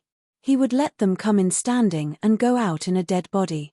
In the end, Jiang Shangzhen borrowed a large sum of money from clan master Zun Yuan and Song Shengtang, who was the Jade sect's god of wealth at that time, to raise the bottleneck of the Cloud Cave Blessed Land to a superior blessed land in one fell swoop. In this way, many of Jiang Shangzhen's ideas were realized one by one. The so-called 18 sceneries of the Cloud Cave were actually the 18 forbidden areas of the Cloud Cave Blessed Land. To the numerous native cultivators, the 18 sceneries of the Cloud Cave Blessed Land were like heavenly immortal treasures. The creator of the 18 sceneries of the Cloud Cave Blessed Land had always been the Jiang clan stylist. His surname was Cao, and he was known as Stylist Cao. His ancestor was once a down-and-out Mohist cultivator who was recruited by Jiang Shangzhen. His descendants' cultivation realms were not high. Generation after generation, the sons inherited the father's work. In the end, the Cloud Cave Blessed Land and the Cao clan became a renowned family of builders. In fact, Kui Dongshan, who didn't really want to drink wine, suddenly changed his mind. Not only did he pour a full cup of wine, he even moved his butt and passed the cup to Jiang Shangzhen. Jiang Shangzhen was a little surprised. He could only sit up and pass the cup to Kui Dongshan as well. Unexpectedly, the youth in white slightly lowered the cup in his hand. Before Jiang Shangzhen could move the cup down, the wine cup slightly clinked. Kui Dongshan changed the cup from one hand to two, said a toast, and raised his head to drink it all. Jiang Shangzhen nodded slightly. He also held the cup with both hands and drank the wine in the cup. It was definitely a special honor. It was not inferior to the return of the Dragon Tiger Mountain's great heavenly master to Divine Seal Peak. When had Kui Dongshan, or half of the embroidered tiger Kui Dong, ever deliberately lowered his status to an outsider at the wine table? Jiang Shangzhen was very clear that it wasn't because of how Jiang Shangzhen turned the tide in the Tongyi continent that he won Kui Dongshan's toast. To be honest, in terms of merit, who in the world could compare to the embroidered tiger? The Dragon Tiger Mountain's great heavenly master, White Emperor City's Zheng Juzhong, mellow scholar Chen Chunan, and even Bai Yi couldn't compare to the Dali Kui Dong. Therefore, it was his identity as a consecrator of Luopa Mountain and his friendship with Chen Pinggan that allowed the young mountain lord's disciple, Kui Dongshan, to drink with Ju Fei. Kui Dongshan casually threw the porcelain cup into the river and turned his head to look at the moon in the water. The white-clothed youth leaned against the railing again and lifted the wine pot. The wine poured into the water and muttered with a smile, not afraid of the deep water, old Long Pan, called the fairy to drink wine. The fairy despised me for being too young, I despised the fairy for being too tall, I poured snowflakes for 30,000 years, begging the master for money to buy the mountain. The master blamed me for being useless, I blamed the master for being too busy. Jiang Shangzhen imitated him and threw away the wine pot and cup. He clapped his hands and praised, "Good poetry. When I return, I'll have someone carve it on the cliff. It should be passed down through the ages." Kui Dongshan turned his head. Jiang Shangzhen asked tentatively, "Have you flattered him?" Kui Dongshan asked back, "Brother Ju, what do you think?" Jiang Shangzhen laughed loudly. He mistook the cloud cave-blessed land for Luopa Mountain. Kui Dongshan said without reason, that Han Jianshu, Dai Yuan, and the others must have returned to their own mountains. They must be experts that are admired by many. Jiang Shangzhen nodded and said, "Of course. Han Jianshu will have many men's heartfelt admiration. Perhaps just a casual glance from her can make some young men toss and turn in bed, unable to sleep at night. Dai Yuan must also be an unrivaled earth immortal grandmaster in the eyes of many cultivators." Kui Dongshan asked again, "The drunk man under the sword tree is Lu Fang. Are you sure he went to the green netherworld?" Jiang Shangzhen was a little embarrassed and nodded. This guy is troubled by love. He can't get rid of the knot in his heart no matter what. Kui Dongshan said, "This friend of yours is different from the Wind Snow Temple's Wei Jin and the Wind Thunder Garden's Li Tuanjing. Actually, he can learn from the Green Netherworld's Year Palace removal, Wu Shuang descends." Jiang Shangzhen said helplessly, "I told him about this. In the end, he thought for a long time and said how could I bear to part with her. He almost angered me to death." Kui Dongshan knew the inside story and was gloating. Just as he was about to say something, Jiang Shangzhen hurriedly cupped his fists and begged, "Don't mention the past. It spoils the mood. It's easy to get upset." Kui Dongshan said, "If Han Yushu's WN Yarrow sect did not meet my teacher, he would have taken advantage of the situation and even had the chance to become the second Jade Gui sect. Then, he could wait patiently for Jade Gui's sect to make a mistake. For example, he could make a mistake similar to Tongyi sect. Even if the Tongyi sect that is on the verge of collapse could recover, WN Yarrow sect would at least be able to fight for second place." Jiang Shangzhen hesitated for a moment. When he first met Chen Pinggan at Taiping Mountain, Jiang Shangzhen was in a difficult position. His words were reserved, as if he was unwilling to talk about the current situation in Tongyi continent. It was because the Aquarius continent and North continent had a very deep and good relationship. Most of them were very legitimate.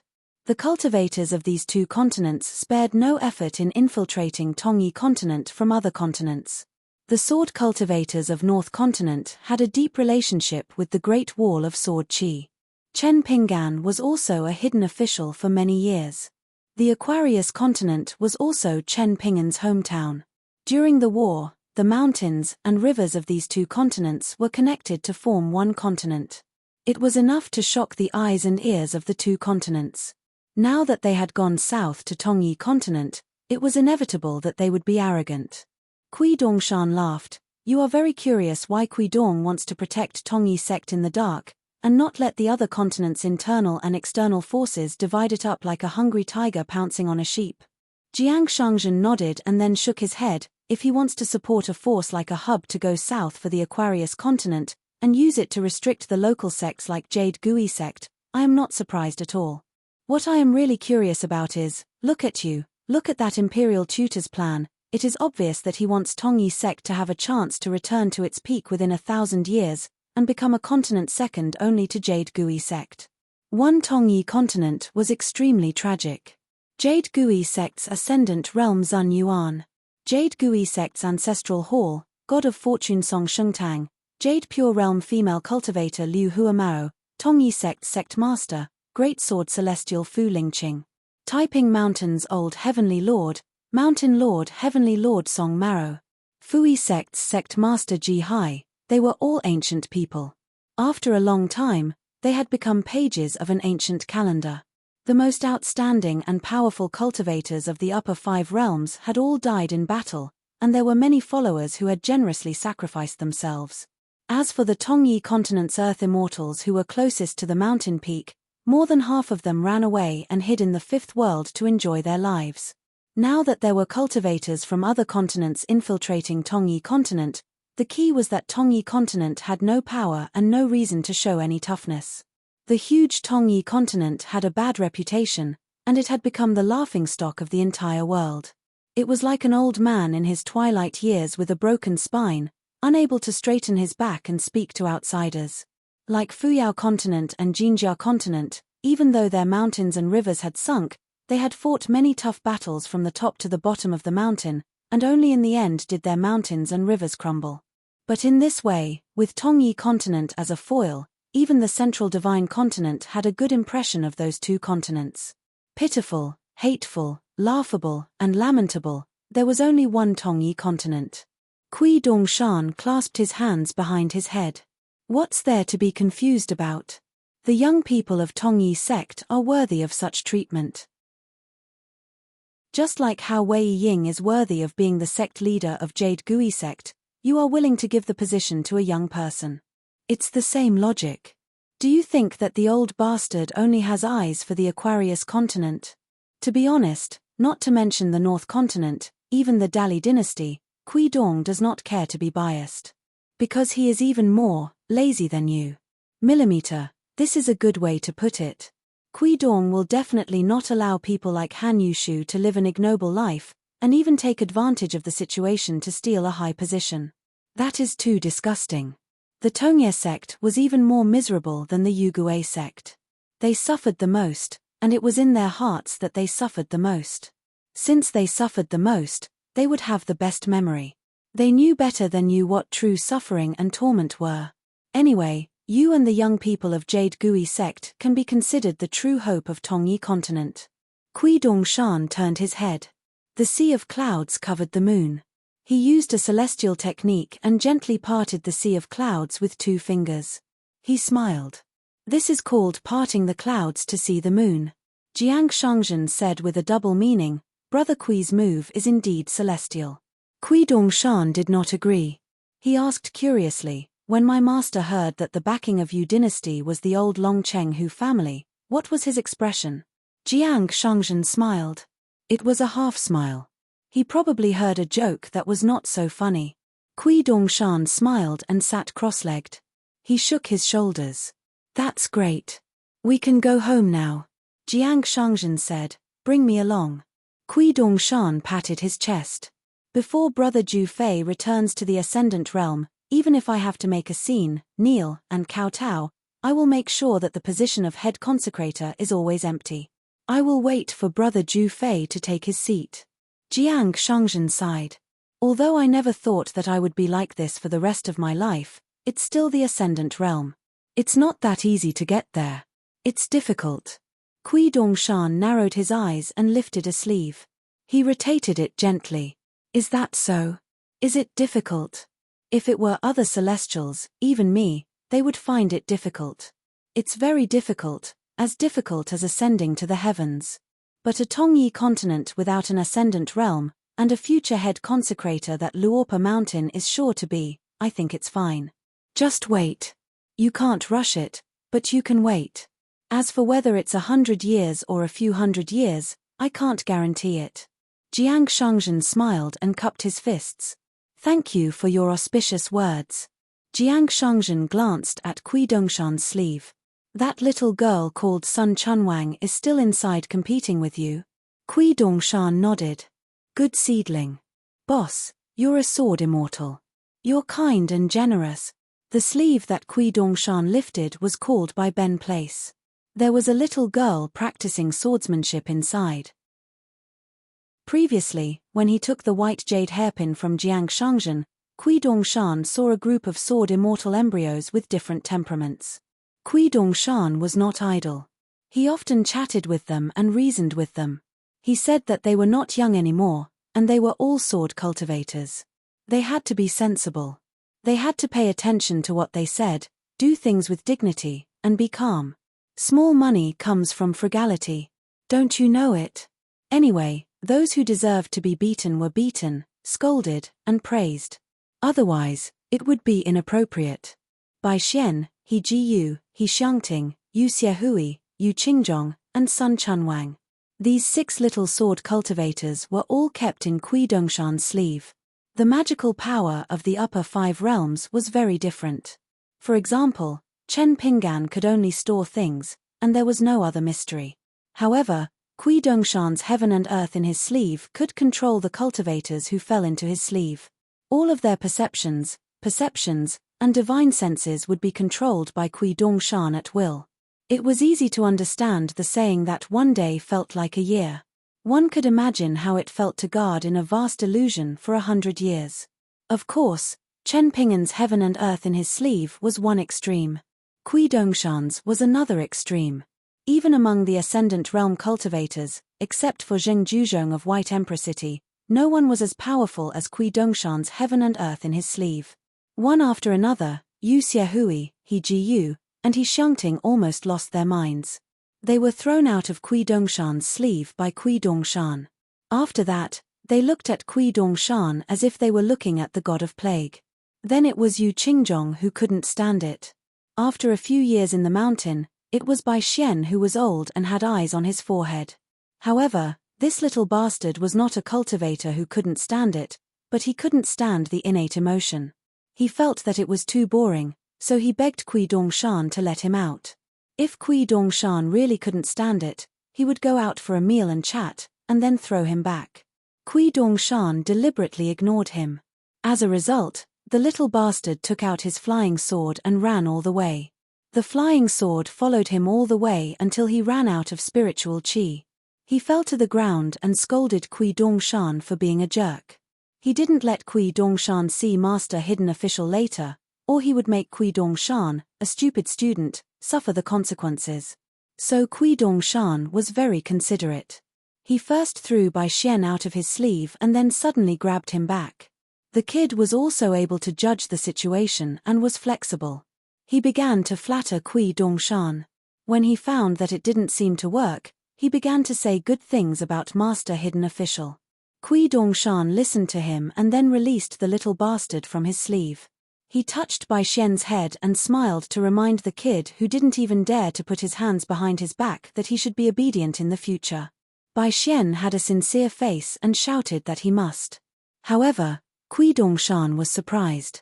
He said that such a loud voice would scare people to death. He was full of energy and could still practice the sword. So he threw Bai Xian back. He also found that the kid was most afraid of the female ghost with a pale face and bleeding eyes. So he let Bai Xian wander around dozens of places. Kui Dongshan said, illusions are born from the heart, and realms are created by the heart. In the world of fish, insects, flowers, and birds, there was a world of its own. It was a gloomy haunted house. In the end, when Bai Xian finally saw the light of day again, the kid grabbed the sleeve of the crazy Master Kui and began to cry out loud. The last one was a little girl with an ordinary appearance, Sun Chunwang. She actually really concentrated on cultivating in the mountain and river in the sleeve. Moreover, she was very disciplined. She seemed to be sleeping but not sleeping. She nurtured the flying sword. Then she would get up on time every day to take a walk. She talked to herself and scribbled with her fingers. Finally, she would sit back on time and nurture the flying sword again. It was as if she was determined to continue like this until the end of time. Anyway, she would never open her mouth to beg Kui Dongshan for mercy. In addition, there were Cheng Chaolu, Nailan Yufan, and Yarrow Xiaoyan. A little chef who would be in high spirits when talking about Master Cao, a little accountant, and a little muddlehead. Kui Dongshan found them pleasing to the eye, so he did not teach them a lesson. Recently, Kui Dongshan took the initiative to move the dragon beheading platform out of the white jade hairpin and let the group of children practice swordsmanship together. Occasionally, he would personally supervise them. Until today, the 4 children, Bai Xian, Cheng Chaolu, Nailan Yufan, and Yarrow Xiaoyan, followed the unpredictable Kui Dongshan and the guy called Zhu Fei, left the secret realm of the Yunming Peak and came to Huangheji to play. Then, when they heard that they could move stones at will in Mount Laojuan's Inkstone Mountain, they ran to try their luck and make a fortune. Jiang Shangzhen laughed and said, "At least 9 Earth Immortal Sword cultivators in 100 years. Our Luopa Mountain is really scary."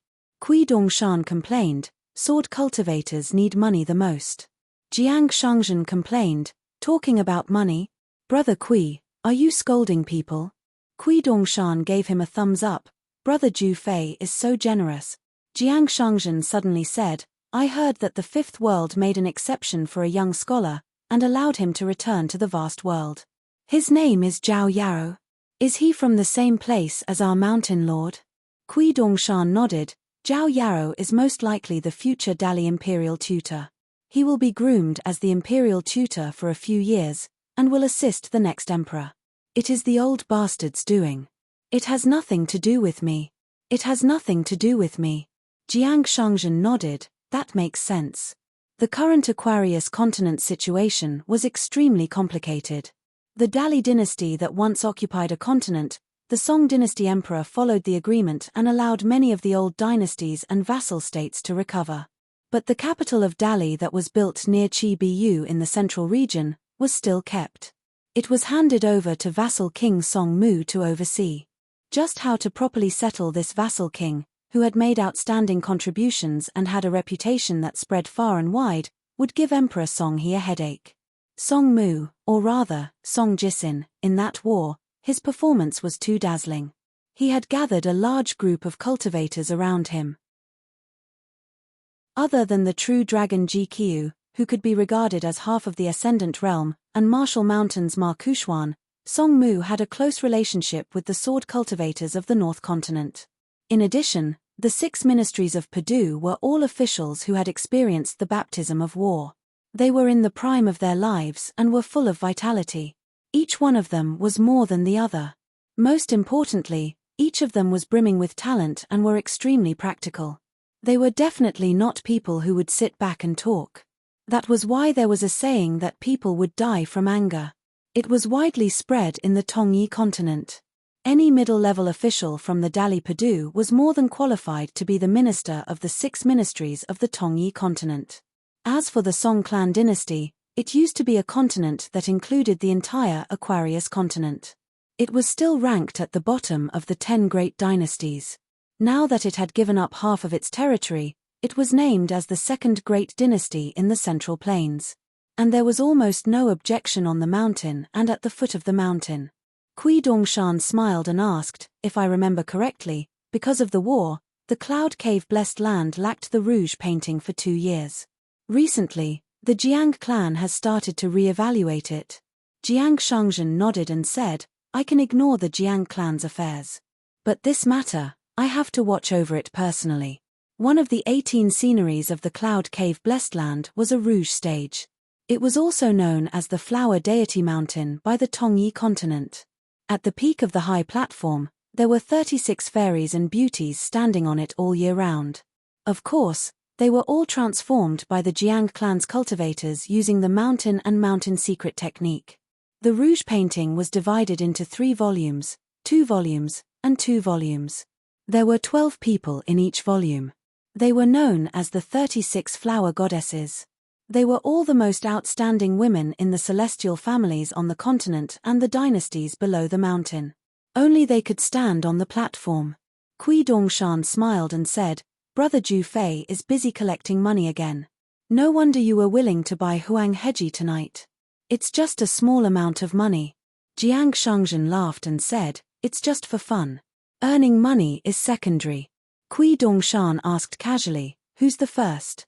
Jiang Shangzhen smiled and said, "It was originally the new emperor of the Great Spring Dynasty, Yarou Jinji. But this emperor asked someone to send a sum of money to the Cloud Cave Blessed Land. I could only bear the pain and remove her name. In addition, Madame Huan Shi, who cultivated in the Taoist master residence, also sent a flying sword message to the Divine Seal Peak not long ago. How would I dare to act rashly?" Before the truth of the 36 rouge paintings of the flower goddesses was revealed, the Jiang clan of the Blessed Land would give some information in advance. Therefore, those who were listed on the list, those who remained in the volumes, or those who were promoted from the lower volumes to the upper volumes, or even those who were unwilling to show their faces like the Great Spring Emperor, Yarou Jinji, could be discussed as long as they were given money. Apart from this, there were also many celestial masters who admired certain fairies. They could also give money to the Jiang clan. This was because there were more than 100 flower baskets placed at the Rouge Mountain. Each flower basket would be pasted with the name of a beauty candidate. Every celestial master would personally throw money into the flower basket or ask someone to send money to the Cloud Cave Blessed Land. The amount of money in the flower basket would be obvious at a glance. It was said that when the old sect master Zun Yuan was still alive, he would take the initiative to find Jiang Shangzhen every time the Rouge platform was selected. Those fairies who were admired by Zun Yuan had to be listed on the list. There was no room for discussion. After all, the catoptric deflection was Zun Yuan's greatest interest. Back then, even though he was separated by a continent, the images of the fairies from the Aquarius continent were very blurry, but the old sect master still often waited for them to show up and threw money without blinking. It was no wonder that old Zun often pointed at Jiang Shangzhen's nose and scolded him in front of everyone in the ancestral hall. If you spent half of your money on cultivation, you would have been in the ascendant realm long ago. The most exaggerated selection in history was when a female cultivator's flower basket was piled up with a small mountain of money converted from summer money to grain rain money. That woman was known as Huang Yiyun by the cultivators of the Tongyi continent. Her real name was Yi Yunyun, and she was an extremely beautiful female martial artist. However, she didn't get listed in the list in the end. It seemed that Yi Yunyun had personally found Jiang Shangzhen. At that time, the Jiang clan master, who had just reached the unpolished Jade realm, had a bloody nose and a swollen face. He grimaced in pain for a few days and scolded old Zun for being a good-for-nothing. Why did he have to take the blame for the trouble he caused? Kui Dongshan sighed. The Great Spring Dynasty, the buried river god, Yarou Jinji. It's a pity that Pei Qian should still be on her way home, so she can't be the first to know the news. My little senior brother will be remembered by eldest senior sister again. When they left the Lotus Blossom Blessed Land, it was Pei Qian who accompanied her husband on the entire journey back home. Pei Qian's last flying sword message to the cloud-covering mountain came from the Yu family of the Central Plains. Pei Qian had most likely chosen the route of the Pure Jade continent and the North continent, so she returned to the Luopa mountain later. Otherwise, if she went directly to the Immortal Ferry in the easternmost part of the Central Plains and took the old Dragon City's treasure-swallowing whale ferry, she could directly reach the southern peak boundary of the Aquarius continent. Now, she should be near the capital of Dali. Jiang Shangzhen had a particularly deep impression of Pei Qian. Back then, he had experienced the power of that charcoal girl at the Luopa mountain. In a battle of the Great Tao, he had wholeheartedly lost and admitted defeat. Kui Dongshan turned his head to look at the faraway Mount Larojun. Who would have thought that the cultivators of a continent could only travel to the Cloud Cave Blessed Land in the future to see the old scenery of the Taiping Mountain and the Fuyao sect again? Jiang Shangzhen nodded and said softly, "Flowers bloom when you plant them with the intention, and willows grow when you plant them without the intention." I never thought that I, Jiang Shangzhen, would actually accomplish such a great thing just by focusing on earning money.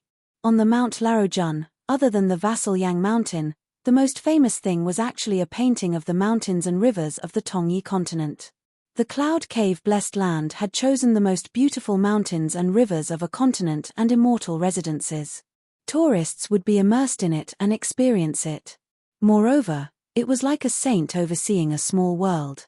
As long as one was a cultivator of the middle 5 realms, they could casually shrink the mountains and rivers and enjoy the scenery. Of course, the mountain and river restrictions of each family would not appear in the mountain and river painting. Some secluded immortals who wanted to make a name for themselves did not have enough foundation to occupy a place in the mountain and river diagram.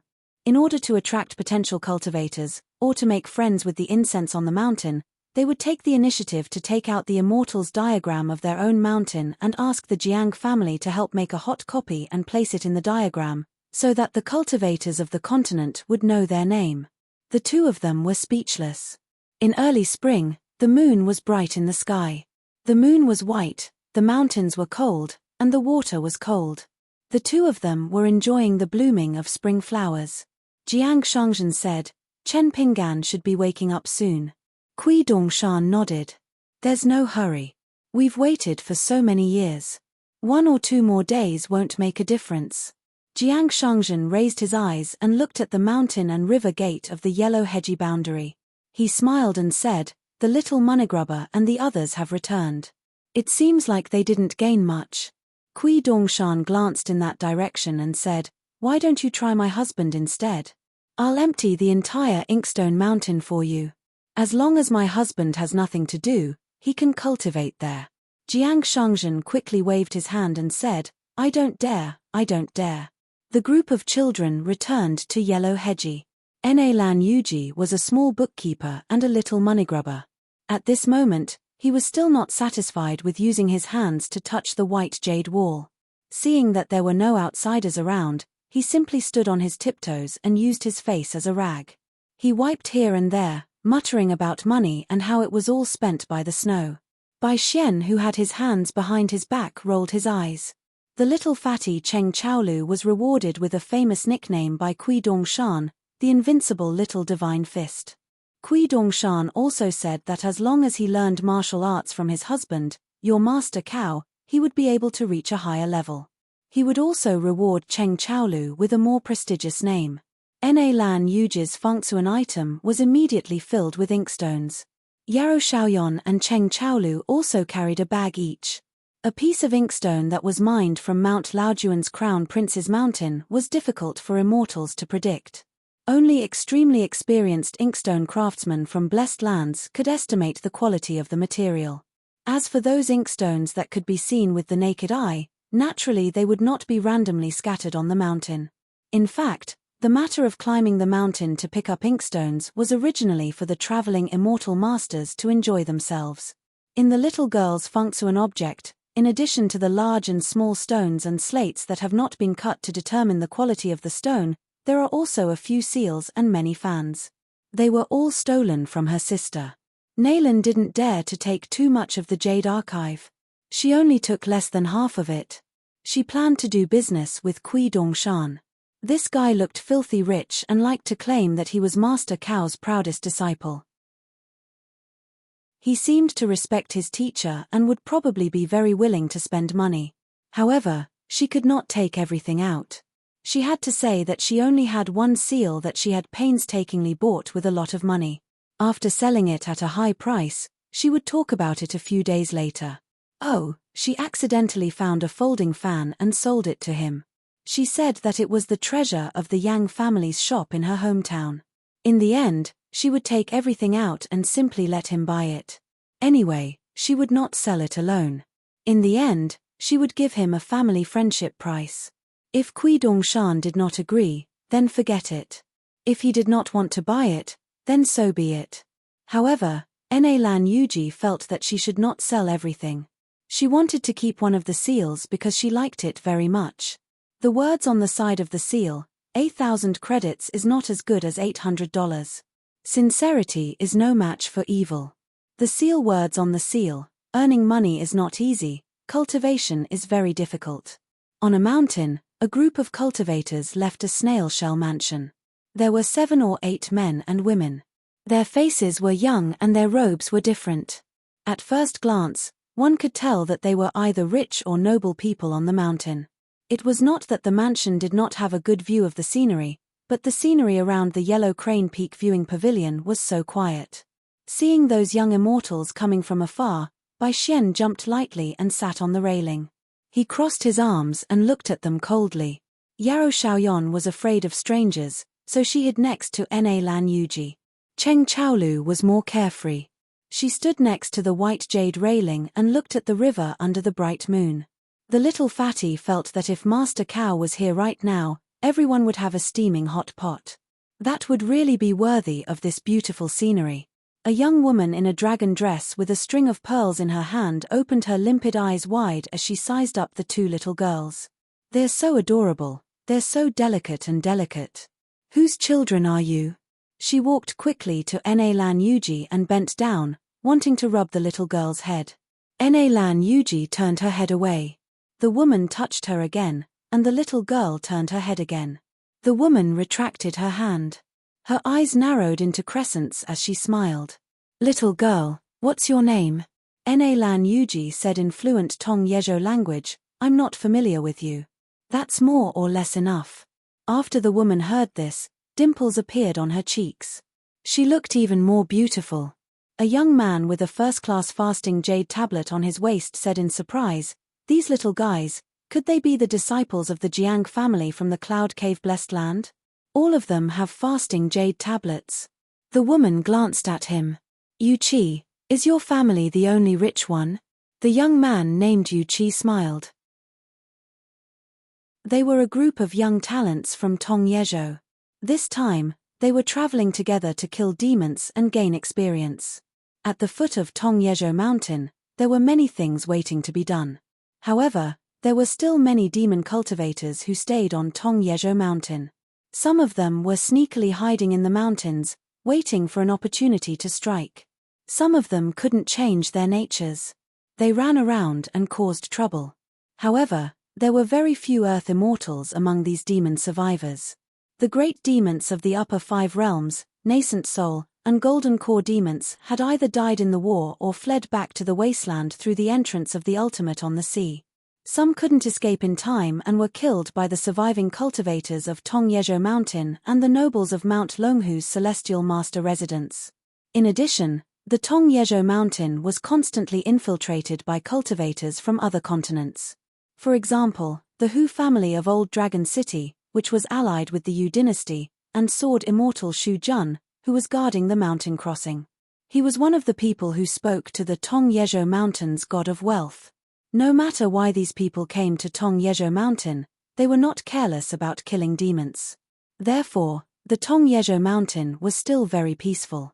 The elders of the various families were more at ease with the juniors traveling together and going down the mountain to gain experience. At the pavilion, Kui Dongshan looked at the group of youngsters and could not help but laugh. He turned his head to look at Jiang Shangzhen. Look. It's all because of your Jade Medallion sects in action that these fellow seniors have turned into dragons upon encountering a storm. All of them don't even care about you, old sect master Jiang. Jiang Shangzhen laughed and said, well said. It's better than being scolded for being a dog in the manger. The immortal sects of the Northern Lands, Golden Peak Monastery, Heavenly Fault Peak, Green Tiger Palace, Little Dragon Chiu, and a few in the central and southern regions were now seen as potential sects. On the surface, the Tong Yezhou Mountain was dominated by the Jade sect. It was destined that there would not be any changes in the next 1,000 years. The Tong Yezhou Mountain, which had a terrible reputation, had tactfully sealed itself off. Other than that, some of the immortal sects that were originally deeply rooted and powerful had their vitality greatly damaged. Even the ancestral hall's incense had been wiped out. Therefore, the Golden Peak Monastery of the Northern Mountains joined forces with the great immortal White Dragon Cave of the Central Region and the Cloud Cottage of Mount Pu in the south. The 3 parties worked together to propose a grand mountain and mountain alliance. They advanced and retreated together. Currently, many of the disputes between the native cultivators of the Tongyejo Mountain and the foreign cultivators of the Aquarius continent and the North continent would be mediated by two great cultivators who vaguely became the monarch of the mountain and the prime minister of the mountain of a continent. As for the owner of the cloud cottage of Mount Pu, it was Yi Yunyun, a woman who was purely a martial artist. Because she liked to wear yellow clothes, she had the reputation of Yellow Clothes Yun. However, this martial artist was obsessed with martial arts and didn't care about worldly affairs. As a result, she didn't care that the cloud cottage had become more than half a place for cultivation. During the war, she left her mountain alone. It was obvious that she was determined to die. She rushed to the Great Spring Dynasty and didn't plan to return to the cloud cottage. However, for some reason, the Mirage City was still standing. It became the biggest strange thing at the foot of the Tongyejo Mountain. The demon race's army and horses surrounded the capital of the Great Spring Dynasty from the beginning to the end but didn't attack. Because the Grand Alliance was held at the Peach Leaf Crossing in the territory of the Great Spring Dynasty, it was also called the Peach Leaf Alliance. Kui Dongshan clicked his tongue and said, "Poor brother Ju Fei." Jiang Shangzhen sat cross-legged with his hands in his sleeves. Who said it wasn't? Fortunately, the fairies in the rouge painting can comfort me. The local cultivators of the Tongyi continent had long been dissatisfied with the attitude of the Jade sect's divine seal peak in many important matters. In addition, the location of the Jade sect's lower sect was Calligraphy Lake in the Aquarius continent and had a close relationship with the Song clan. Wei Ying was even promoted from the position of the True Realm sect's sect master. Therefore, the local cultivators of the Tongyi continent felt that Jiang Shangzhen and Wei Ying were too selfish and unsightly. They wanted to rely on both sides, but they didn't. They had been exchanging the loss of the Tongyi continent's interests for the Jade sect's interests. The simplest reason was that Jiang Shangzhen had a good relationship with the current Great Celestial Master. If he allied with the Celestial Master Mansion of the Dragon Tiger Mountain, Jiang Shangzhen would show more strength and resist the encroachment of the cultivators of the Aquarius continent and the North continent to the south. He would strictly prohibit the cross-continent ferries from landing on the shore. How could the current Tongyi continent be held back by outsiders? How could they allow outsiders to occupy high positions and implicate their own cultivators to be inferior to others? Kui Dongshan looked worried. Don't get into a conflict over there. If that happens, Brother Ju Fei will be in trouble. It was as if Kui Dongshan had casually smeared his face with yellow mud. Jiang Shangzhen's face was full of helplessness. What the hell was this? Not to mention a group of tourists, even if the disciples of the Jiang clan or the direct disciples of the Divine Seal Peak dared to provoke the sword immortal embryos who were temporarily the Mountain Master's unofficial disciples, Jiang Shangzhen wouldn't mind serving them according to the family rules. Fortunately, there was no conflict. The woman from Mount Pu's cloud cottage had a very good impression of the two young ladies and waved them goodbye. Naylan Yuji hesitated for a moment and waved his hand as a return of the greeting. However, the only child in the group of immortal masters looked up at Bai Xian, who was sitting on the railing, and asked, "What are you looking at?" Bai Xian ignored him. The child turned his head as he walked, staring at Bai Xian, and said, "It's just a few fasting tablets." "What are you showing off for?"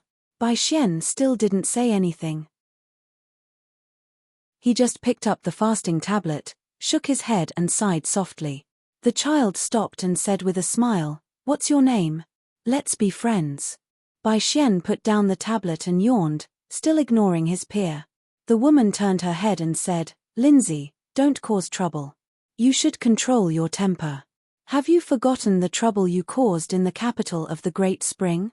Aren't you afraid of being punished by your master when you return to the White Dragon Cave?" The woman shifted her line of sight to the young man named Yu Qi and complained, "You don't care about Lindsay either?" Yu Qi said helplessly, "Miss Yi, you can call him Lindsay as you like. But according to the seniority in my family, Lindsay is my martial uncle." The child nicknamed Lindsay twitched the corner of his mouth and no longer cared about the mute sitting on the railing. He just looked at Naylan Yuji and Yaro Xiaoyan. He smiled and raised his hands, making a gesture of pinching cheeks. Bai Xian jumped up and crossed his fingers.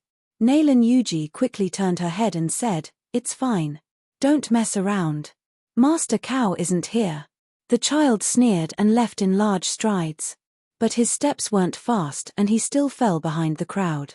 He turned his head and opened his mouth to speak, but no sound came out. It wasn't anything from his heart. He opened his mouth slightly and said 2 words with a smile, "Coward." Bai Xian stepped on the railing and said angrily, "So annoying," because Master Cow had warned them not to reveal their identity as sword cultivators. He wasn't like Cheng Chaolu, the little lackey of the hidden official, who would pester the hidden official to teach him fist techniques every day. Bai Xian had secretly sworn that in this vast world, he would learn from the hidden official. As long as he fought with someone, he wouldn't lose a single battle. If he could use his flying sword, Bai Xian would have beaten that bastard until he cried for his parents. The little fatty, Cheng Chaolu, suddenly stepped forward. He took off his bag and placed it on the ground. Then, without a word, he walked towards his peer who had an extremely high seniority in White Dragon Cave. That Lin Zi wanted to see the world plunged into chaos. He walked sideways and turned his head to look at the little fatty who looked silly. He hooked his hand, indicating that if you make the first move, don't blame me for not holding back. Yu Qi sensed that something was wrong. He quickly walked to his martial uncle Lin Zi's side and said half-jokingly, all right. Martial uncle, you're just a middle 5 realm cultivator. Why are you competing with these children? Lin Zi glanced at the 2 girls and smiled, they're just grotto-dwelling realm cultivators. While Yu Qi was talking to Lin Zi amiably, he spoke to the little fatty telepathically, go back. Don't cause trouble. Otherwise, when your sect's elders come, you won't be able to bear the consequences. In the pavilion, Kui Dongshan held back his laughter and clicked his tongue in wonder. White Dragon Cave's cultivators are quite unreasonable. Jiang Shangzhen extended a finger and rubbed his temples, my head hurts. The White Dragon Cave's ancestral master is only a nascent soul. However, the current White Dragon Cave's cultivators did indeed have the qualifications to do as they pleased in Tongya continent. It was not because of their cultivation level, but because of their influence. Jiang Shangzhen asked, aren't you going to do anything about it? Kui Dongshan shook his head, I'll take care of it. It's time for these sword immortal embryos to know what they're capable of. It's not good to think too highly of themselves or underestimate themselves. When they reach Luopa Mountain in the future, unless their cultivation level is higher, they'll be able to leave the mountain for training. Otherwise, there won't be many opportunities to fight on the mountain. Even without Huang Hedge's incident today, I would have let them fight with outsiders in other parts of Cloud Cave Blessed Land. Since Kui Dongshan had said so, Jiang Shangzhen continued to watch the show. If this matter caused him to be recorded in the Mountain Lord's account book and lose his position as head consecrator, Jiang Shangzhen would definitely beat the crap out of the White Dragon Cave's ancestral master. Kui Dongshan focused his gaze and suddenly asked, have you ever wondered why I was able to open the mountain restriction on the White Jade hairpin? Jiang Shangzhen nodded, naturally, it's because Chen Pinggan left behind clues. I'm guessing that you're the only one who can open it. Kui Dongshan asked again, then have you ever thought that my husband's sword immortal sacrifice at Taiping Mountain was really just a romantic sword immortal or an impulsive decision? Jiang Shangzhen smiled, Lu Ji, Qi Tingji, Liu Jinglong, Xie Songhua, Song Pin and all the other sword immortals know that the hidden official has returned to the vast world. Kui Dongshan turned his head and said with a shocked expression, Brother Jufei's brainshaw is sharp. Jiang Shangzhen cupped his fists, you flatter me. We're all from the same family after all. On the other side, Cheng Chaolu took a deep breath and chanted a few fist formulas in her heart. 1,000 stances, 10,000 punches, 1 stance. What was it again? Forget it, let's fight first. The little fatty stomped heavily on the ground and his fists moved like a snake. He then stomped on the ground and jumped up high.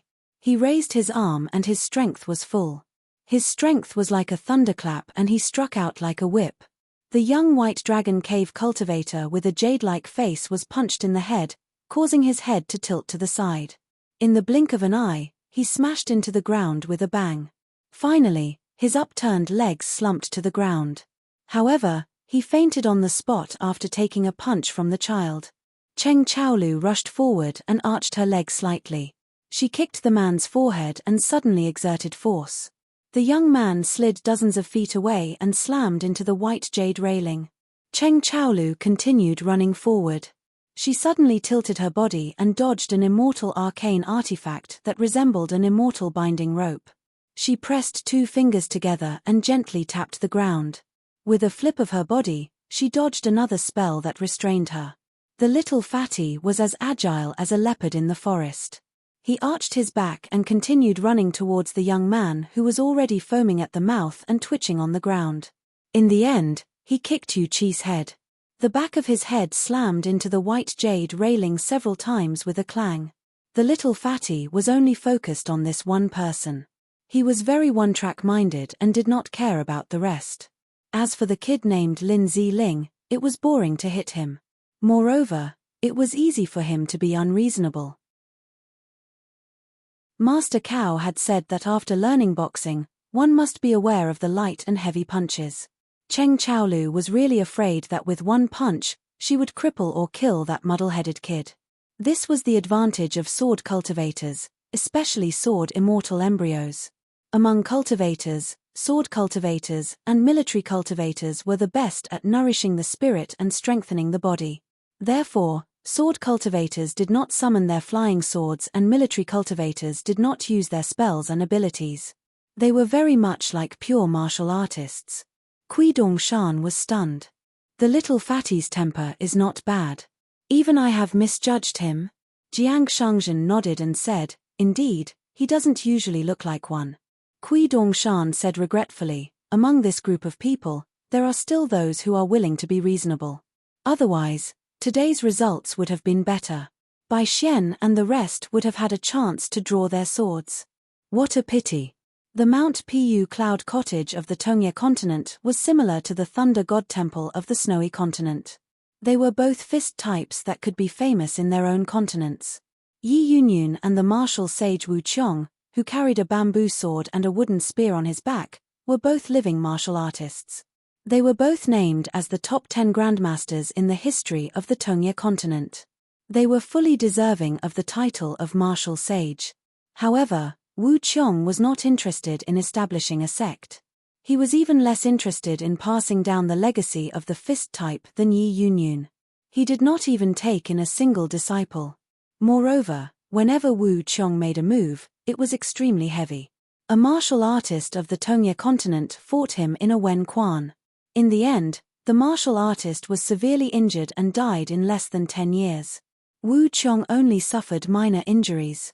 During that battle, Wu Qiong had coincidentally left his hometown and was in the central divine continent. He originally planned to ask Wen Quan Pei Cup, but the mountains and rivers of his hometown collapsed too quickly. Wu Qiong could not make it in time. He could only go to the South Po Suo continent alone and kill many demons on the battlefield. A delicate youth wearing a green robe and a white jade belt flashed and stood beside the little fatty. He reached out and grabbed Cheng Chaolu's shoulder. He smiled in a clumsy Tongye continent accent and said, "That's enough. Otherwise, this kick will really hurt the foundation of the great Tao of others." Cheng Chaolu retracted his fist and silently retreated to Naren's jade archive. Bai Xian squatted on the railing and slapped the little fatty's head. He smiled and said, "Little lackey, you're half as elegant as me now." Cheng Chaolu smiled foolishly and scratched his head. It was his first time fighting after learning martial arts, so it was quite embarrassing. Jiang Shangzhen glanced at the delicate youth's footsteps.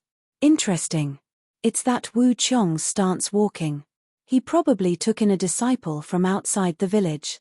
He's a very young golden body realm cultivator. Kui Dongshan curled his lips. That's considered young. If he met my even younger senior sister, wouldn't that brat bounce 3 times on the ground with one punch? Jiang Shangzhen smiled and said, "Brother Kui, if you say that, we won't be able to continue this conversation." Kui Dongshan stood up. "This fight definitely won't be able to continue. I'll go clean it up. Brother Ju Fei, stay here and drink." The child from White Dragon Cave who was nicknamed Lindsay had a livid expression. He stood beside the delicate youth and stared at Cheng Chaolu. He gritted his teeth and said, "Tell me your name." Cheng Chaolu thought for a moment and answered in a methodical manner, "I just got a nickname in the pugilistic world, Invincible Little Divine Fist." Lindsay was so angry that his eyes turned red. He was about to take out an offensive natal item when the delicate youth reached out and pressed down on his shoulder. He was intimidated and his spirit chi was forcefully suppressed. The youth smiled and said, "Lindsay, there's always someone better than you. So when you're outside, you can't be too willful." The child said angrily, "Guabaimu, Yu Chi is about to be beaten to death. Why are you siding with an outsider?" The delicate youth was somewhat helpless and said telepathically, "Have you forgotten? Yu Chi is a Dragon Gate realm cultivator. No matter how careless he is, even if he gets punched, he won't be knocked to the ground by that child and faint on the spot. There's an expert who secretly used the body-fixing technique on Yu Chi."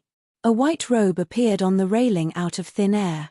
He squatted there and said with a smile, "Hello, I'm a friend of Invincible Little Divine Fist. If you want to beat, scold, or kill, come at me." When Kui Dongshan appeared and squatted on the railing, Bai Xian, who was originally sitting there, quickly slid down to the ground. Guabaimu faced the white-robed youth and cupped his fists. Junior Guabaimu greets Senior Immortal Master. Kui Dongshan wiped his face with his sleeve and was a little worried. The other side had such a clever kid. How could he add fuel to the fire? The two protectors of the snail shell immortal abode were really incompetent. They were still watching from the sidelines and didn't show up. Kui Dongshan waved his hand at Guabaimu, indicating for him to go to the side. He looked at White Dragon Cave's Lin and said, "Your White Dragon Cave's elder master is the prime minister of a continent. As Yu Chi's martial uncle, you're a cave realm immortal less than 10 years old. You're a unique cultivation genius in the continent. Your seniority, status, and cultivation are all there. What are you afraid of? How dare you say that my invincible little divine fist is a coward? Why don't I help you pick someone and you two can spar?" Bai Xian's eyes lit up. He stretched out his hand and pressed Cheng Chaolu's big head. He gently pushed it away and strode forward. "I'll do it, I'll do it." The White Dragon Cave's child's expression was uncertain.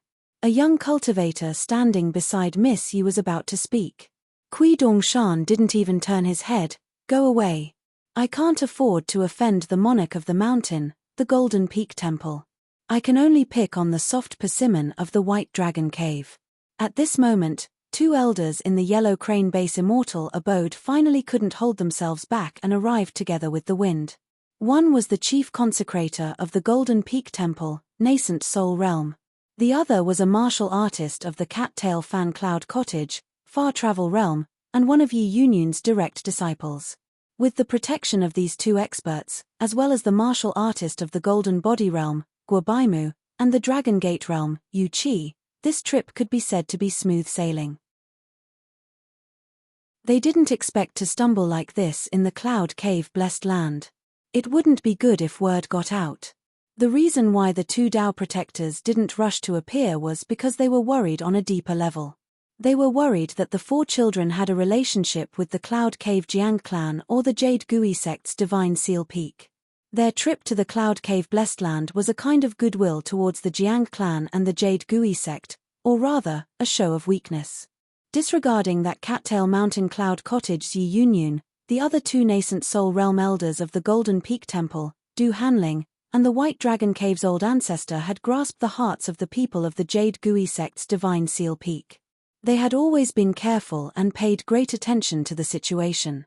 Especially Du Hanling, who had secretly paid a visit to the Great Sword Immortal Wei Ying, which led to the alliance of Peach Leaves. However, Du Hanling didn't even mention a word about this matter to the White Dragon Cave's old ancestor. Seeing the handsome youth in snow-white clothes, the Far Travel Realm martial artist cupped his fists and bowed, while the chief consecrator of the Golden Peak Temple bowed. Kui Dongshan accepted it with a smile, but his mouth was still fanning the flames. "What, you want to bully us just because you have more people? I'm someone with a teacher. When my teacher appears, he'll destroy the White Dragon Cave with one punch and destroy the Golden Peak Temple with one kick. Are you afraid? That far-travel realm martial artist cupped his fists again. Immortal master, you must be joking. It's just a misunderstanding, not worth mentioning. The children don't often go down the mountain to travel, so they don't know the severity of the situation. Kui Dongshan sighed. Another one who was more reasonable. Very annoying, he shifted his butt and slid down the railing. He bent his knees and slowly stood up, shaking his snow-white sleeves. Bai Xian glanced at that white dragon cave child and followed suit. He crooked his palm, but he didn't speak. He only said 2 words, one-on-one. Kui Dongshan slapped Bai Xian's head and reprimanded, "Idiot, if you're careless, you'll kill this white dragon cave's middle 5-realm immortal with a fart. When the time comes, can you afford to pay for a few pieces of snow? You have to use the money. You have money." Yaro Xiaoyan said softly, "Sister Yuji has money." Nalan Yuji nodded and said, "Is 5 xiaozhu enough money?" Bai Xian sneered, "When I fight one-on-one, I always sign a life and death contract." "Pay my ass." Kui Dongshan said to Yuji, "Remember to copy this down. When you go to Master Cao's hometown, it'll be useful." "I definitely won't lie to you." Bai Xian put his hands behind his back and said like an old man, "You're called Lin Zi, right? When the forest is big, there are all kinds of birds. Very well, I won't bully you. Your realm is higher than mine, and you're older than me. Let's fight, one-on-one. If you beat me to death, I won't have anyone to avenge me. If I beat you to death, those white dragon pits and whatnot of yours can come and find trouble with me. If I frown, I'll be your long-lost father." Kui Dongshan had already strangled Bai Xian's neck with his arm. The child was still shouting over there, "Come and beat me to death. If you have the ability, let's fight one-on-one. If I wasn't stopped by my brothers, I would kick your dog face. When you go back home, your parents will ask you where your son is. Damn it, you better watch yourself. Don't be alone at night." Bai Xian turned sideways. One foot stepped on the ground, the other lifted up and kicked quickly. In the end, he spat hard. It was like he was using a flying sword. Kui Dongshan almost couldn't hold back and let go of this little wild dog. Why was this little bastard so annoying? Kui Dongshan felt that if he were that immortal Master Yuji, he would also want to beat this little bastard to death. The group of people didn't continue to cause trouble. They carried away the still unconscious Yu Qi. The child of White Dragon Cave, who had been renamed Lindsay and had a wild father, was dragged away by the young woman surnamed Yi. In a private residence of the Jiang clan on Yunming Peak, Chen Pinggan opened his eyes and closed them. After a while, he sat up and noticed that his shoes were facing the bed. Chen Pinggan was stunned for a moment, then he smiled. He put on his shoes, picked up the blade-strengthening gourd and the narrow saber chop can from the table, and hung them on his waist. After walking out of the house, he discovered that it was a place with beautiful scenery. It wasn't very luxurious. Instead, it was very quiet and elegant. The residence wasn't big. There were bamboos in front and water behind. On the other side of the gurgling stream, there were bamboos. It was a sea of bamboos, verdant and glistening. The shadows of the bamboos danced in the wind and the moon. After admiring the scenery of his residence, Chen Pinggan shrank the mountains and rivers. He pushed open the restrictions of the mountains and rivers with a palm and rode the wind to the peak of Yunming Peak. He asked a few questions of a cultivator of the Jiang clan before slowly descending the mountain, preparing to head to Huang Heji. On Huang Heji's side, Kui Dongshan sat back on the railing. Bai Xian had obtained Kui Dongshan's approval and was sprawled on the railing like a duck. Kui Dongshan asked with a smile, "Cheng Chaolu, you're that bold?" The little fatty said gloomily, "I'm the only one who learned fist techniques." What he meant was that Master Cao wasn't by his side. Out of so many people, he was the only one who could fight. He couldn't embarrass Master Cao. Kui Dongshan sat on the railing and supported himself with his hands. He swung his legs in a lazy manner, but he said the most hurtful words. "Little fatty, it's a pity that the rank of your flying sword isn't high. Your cultivation talent is mediocre. Let's not talk about Chen Li and the other elders who were brought out of their hometown. You can't even compare to Bai Xian and the others. You're at the bottom." They were all sword cultivators, but there was a difference between sword immortal embryo and sword immortal embryo. There was a difference between heaven and earth. But within the sword immortal embryo, there would be a difference of superiority and inferiority. It could be the difference between heaven and earth. The sword immortal embryo of the Great Wall of Sword Chi was roughly at the Aurus core stage and had a chance of reaching the nascent soul stage. If one's luck was better, such as not dying prematurely or dying on the battlefield, they would be sword cultivators of the upper 5 realms. Simply put, they had a chance of becoming a jade-level sword cultivator. This vast world's Aurus core and nascent soul sword cultivators could be called sword immortals. In terms of sword cultivators, Tongyi continent was only slightly better than Aquarius continent, and was about the same as Snow White continent. Cheng Chaolu was gloomy. He lowered his head and said, "When I was training with Master Cao in private, Master Cao said that for the cultivators in the world, as well as us sword cultivators, talent can really be used as food. If you have good talent, you can have a lot of rice. One bowl can be 2 or 3 bowls of other people's. This is called the ancestor bestowing food to you. But if you don't have a lot of rice, you won't starve to death. If you want to eat more and grow taller, you have to be more hardworking than others and give yourself special treatment." Master Cao also said, if other people with good talent are still working hard, what to do? Don't be afraid, because there are ways. Kui Dongshan smiled. What ways? Tell me. Cheng Chaolu raised his head, shook his head. He was happy. It's an exclusive mental cultivation method that Master Cao imparted to me. I won't say. Unless there's someone stupider than me, and it's a friend, I will tell him. Anyway, Bai Xian, Yu Ji and the rest are all smarter than me. Why should I nag about this? Master Cao said before, if a person's ability is not great, if the logic in his mouth is too great, it will annoy others. So there's no need to rush. I'll leave it for now. Kui Dongshan nodded. No wonder my master will only teach you fist techniques. Cheng Chaolu shook his head hard, and said telepathically, that's not it, it's others who are not willing to learn. Master Cao can't force others to learn fist techniques. Master Cao's fist techniques are so high, it's so rare. But let me tell you something secretly, don't spread it. Actually, Bai Xian, He Ji, He Xiangting and the rest all want to learn, but they can't bring themselves to do it. Master Cao probably knew, so he said it twice, and told me to go back to the house to walk and set up more stances. You can even remember this. Yu Ji will copy it down sentence by sentence. I'm afraid I'll miss out on the theory, so I often borrow it from her. I have to give her money for every page I read.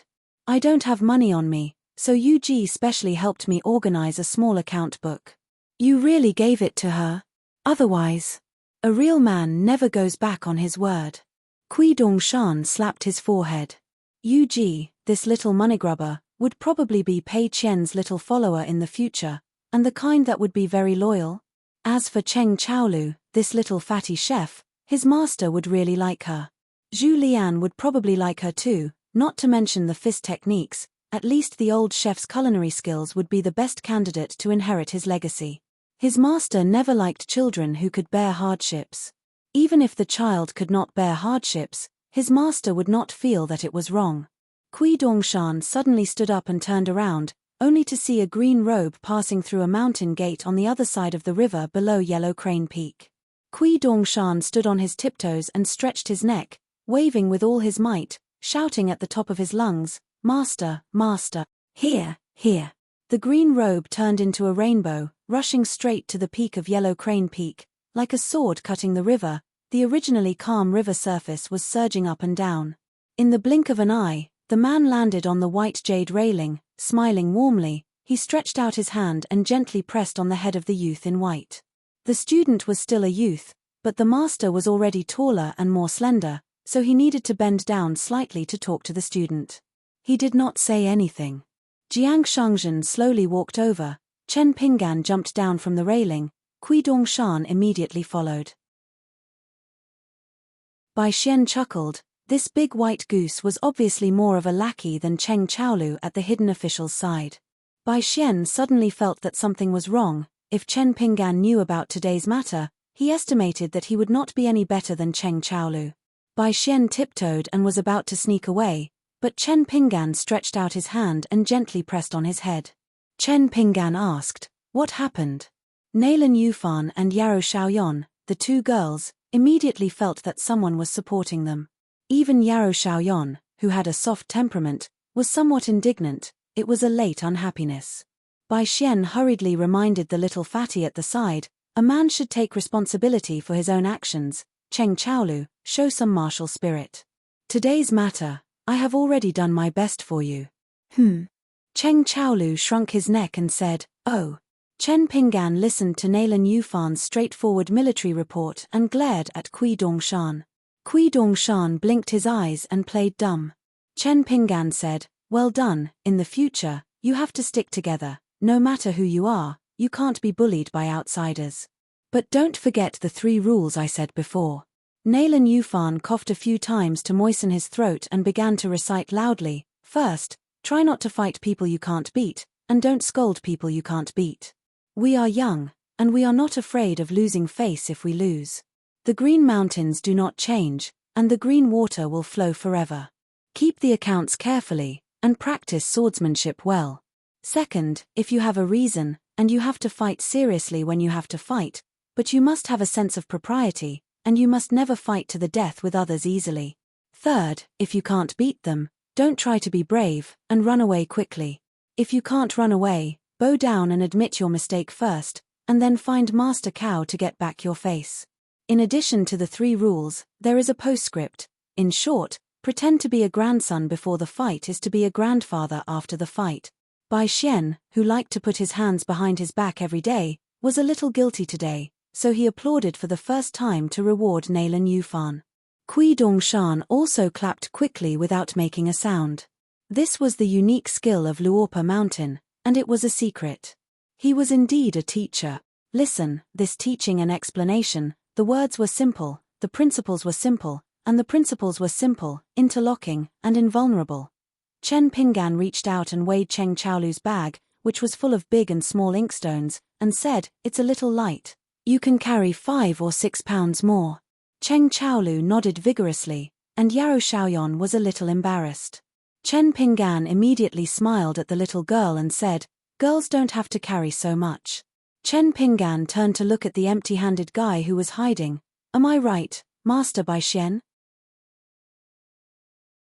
Bai Xian said with a cheeky smile, "Young master, it's young master." On Chen Pinggan's side, Bai Xian had always been very heroic. This little rascal was not stingy, and immediately grabbed Kui Dongshan by the neck and pulled him back. Let's go to the pavilion to talk." Bai Xian immediately wailed, "Master Cow, save me." Chen Pinggan stopped Kui Dongshan, and glanced at Huang Heji's snail shell dojo, and smiled at Cheng Chaolu and the other children. "Go back to Yunming Peak first." The children swaggered out of Huang Heji, and went to the riverside ferry, and then to the opposite bank to return to Yunming Peak. Bai Xian, who was listless, immediately put his hands behind his back when he could not see Kui Dongshan, and cursed, saying that the White Dragon Cave bastard would suffer from his sword sooner or later. On Huang Heji's side, Jiang Shangzhen quickly left, saying that he was going to Mount Laorjun, and that there was a fairy sister he was familiar with there, so he gave a pavilion to the teacher and student. Kui Dongshan snapped his fingers, and a golden lightning pool flashed, isolating the world. After Chen Pinggan sat down, he asked softly, "Why are you here? Did you happen to be in Tongyi continent?" Kui Dongshan pecked on rice like a chicken, and nodded vigorously. "Teacher, don't you think it's a coincidence?" Chen Pinggan was skeptical, and after a moment of silence, he looked around and said softly, "Seeing you, I feel like I'm dreaming again." Kui Dongshan sat upright, and grinned. "It's true, it's absolutely true, there's no what if." Chen Pinggan nodded, and looked at the spring river bright moonlight, and a smile gradually appeared on his face. Dream after dream, when the heart is in the right place, the mind is not in the right place. In the misty world, life and death is fleeting, real and illusory, but seeing the bright moon above Huang Heji's head, one could not help but be speechless, and silently look at the moon in the middle of the river. Returning to self-reflection, I went out of the river and laughed. Only then did I know that I have a pearl, shining through the mountains and rivers, not afraid of a big dream, planting the Tao tree in my heart for 10,000 years. Chen Pinggan took off his boots and sat cross-legged. He waved at Kui Dongshan and then turned to look at the river outside the pavilion. Kui Dongshan moved to sit beside teacher and looked into the distance together. Chen Pinggan patted Kui Dongshan's shoulder lightly and asked, "Are you okay?" Kui Dongshan nodded and smiled, "Very good. Seeing teacher, it's even better." Chen Pinggan lightly clenched his fist and knocked on his chest and asked his student, "Are you okay?" Kui Dongshan still nodded, "I'm okay." "How about teacher?" Chen Pinggan nodded, "I'm okay." Chen Pinggan placed his hands on his knees, "Over at Luopo Mountain?" Kui Dongshan laughed, "That's even better. Otherwise, how would I dare to be the first to see teacher, to be scolded and beaten?" After a moment of silence, Kui Dongshan laughed, "Tell teacher something fun." Chen Pinggan laughed, "Tell me." Kui Dongshan held back his laughter. "There's a female martial artist called Zheng Qian. She's at the peak of the mountain and has made a name for herself in the Central Plains and Aquarius continent. That year, after the war ended, there was an endless stream of people who went to seek her out. Then I met a hero who went to seek her out. That brother was only at the 7th level, and he swore to me that there was no pressure at all in beating her. After one punch, he could lie on the ground and sleep, peacefully waiting to wake up. He just had to ask her for compensation for his medical expenses." Chen Pinggan's face was puzzled, shocked, and then his eyes were full of laughter, and finally some sadness. Chen Pinggan said helplessly, "No wonder someone was willing to fight 4 rounds with Cao Ci." Kui Dongshan grunted, because she felt that since teacher had lost 3 rounds, as the first disciple, she had to lose 1 more round, or else she would be punished. So even though she knew she couldn't win, she still fought. Chen Pinggan raised a hand and scratched his head, "So that's how it is." After a moment of silence, Chen Pinggan smiled, "Then wouldn't I have to beat Cao Ci 7 times in a row? As for whether it works, I have to try. Looks like I'll have to make a trip to the Central Plains." Kui Dongshan turned his head, Hey, why was this sister eavesdropping on my conversation with teacher?" Chen Pinggan turned and saw a girl in yellow standing beside Jiang Shangzhen. She had just arrived, and logically speaking, should not have heard him. But with Jiang Shangzhen and Kui Dongshan around, it was hard to say. Chen Pinggan glanced at Kui Dongshan. Kui Dongshan immediately raised his hands, in all honesty. As expected, she smiled, "I didn't listen much, just the last sentence. You have to beat Cao Ci 7 times in a row. That's admirable. I didn't mean to eavesdrop, but when you spoke, your martial arts aura was a little scary, so I couldn't help myself." She clasped her hands, "So I'll apologize to you first." The girl was extremely beautiful, even more slender and elegant than a pavilion. When she stood beside Jiang Shangzhen, they were a good match. Chen Pinggan put on his boots, stood up, and smiled, "It's illegal to boast." The girl outside the pavilion was the owner of Mount Piyu's Cloud Cottage, the ultimate martial artist Yi Yunyun. She was one of the 10 grandmasters in the history of martial arts in Tongya continent, and the second in martial arts today. With the majestic fist intent of a grandmaster and her yellow clothes, it was easy to recognize her. Yi Yunyun's eyes sparkled, and she asked, "Can I spar with you?" Chen Pinggan waved his hand, "No need. I can see that Cloud Cottage has a good reputation." What kind of logic was this? Yi Yunyun asked doubtfully, "Isn't it a reason to practice martial arts in the same realm? It's a rare opportunity. Although you're a senior, shouldn't you cherish it a little? Now in Tongya continent, Wu Kuang hasn't returned, and I'm the only 10th realm martial artist." Yi Yunyun was the youngest martial artist in the vast world, other than Cao Ci. Although it was very likely that Zheng Qian or one of the direct disciples of the Thunder God Temple's Pei Arseong would replace her position soon, Yi Yunyun was the youngest. But Yi Yunyun was still the youngest. So since the other party didn't deny that they were in the same realm, they must be both 10th realm martial artists. Chen Pinggan looked calm. Jiang Shangzhen and Kui Dongshan both had strange expressions. Yi Yunyun became more and more confused. "Senior, did you not travel to Tongya continent for Mount Piyu's Cloud Cottage?" Almost every ultimate martial artist traveled across continents to spar with someone in the same realm, and there were very few exceptions. Yi Yunyun didn't think that a pure martial artist of the same realm would joke about the outcome of the Wen boxing with Cao Ci. Chen Pinggan said, "Actually, I'm a junior." Yi Yunyun suddenly understood. The martial arts fate surged to Tongye continent just now. It seemed that this person had just reached the 10th realm from the 9th realm. If so, even if he was older, according to the rules of the martial arts world, he could still be counted as her junior. But in this way, Yi Yunyun had a reason to use the Wen boxing. A foreign martial artist breaking through the realm with the title strongest in his hometown was a great Wen boxing in itself. Luckily, Wu Kuang wasn't in Tongye continent. Otherwise, she wouldn't even have a chance to use the Wen boxing. Yi Yunyun cupped her fists solemnly and didn't say anything. Many of the snail shell immortal mansions looked at the pavilion with their eyes wide open. It was very lively. Some female cultivators with graceful figures had already secretly activated their catoptric deflection.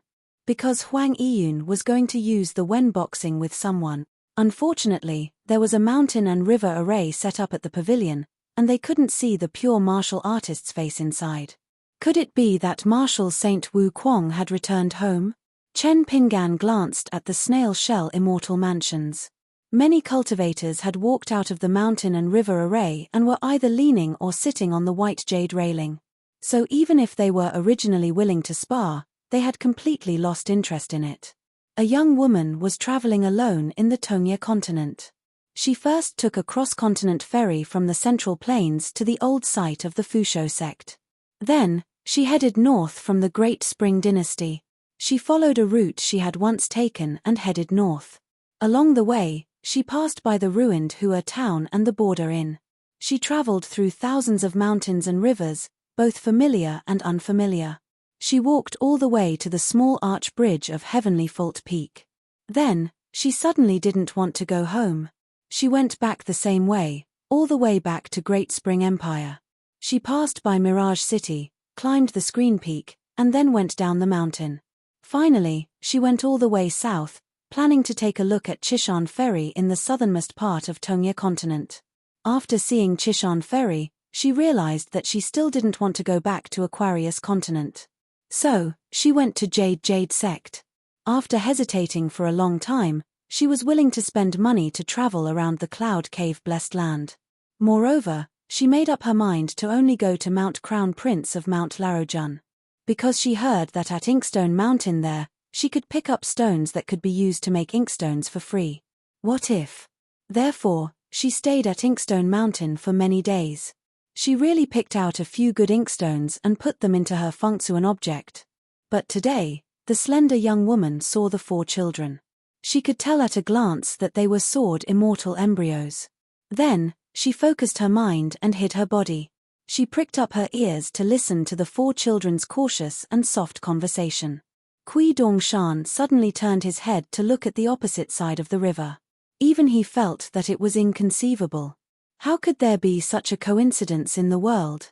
Jiang Shangzhen's mind followed closely behind. Good fellow, no one noticed that she had quietly broken the mountain and river restriction. Were those consecrated elders and guests guarding the ferry all useless? On the opposite side of Yellow Crane Peak, the earth suddenly trembled. The entire river stagnated.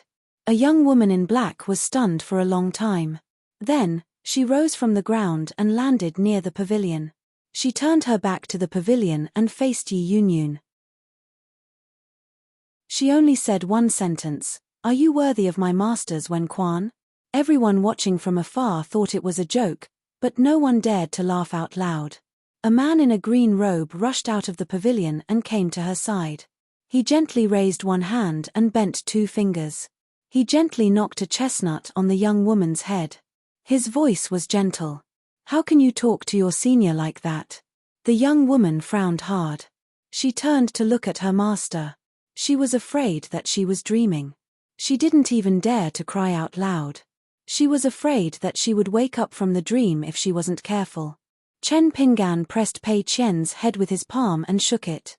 He said with a smile, "Oh, you've grown so tall. Why don't you greet your master?" Pei Qian finally turned sideways. He lowered his head and called his master softly.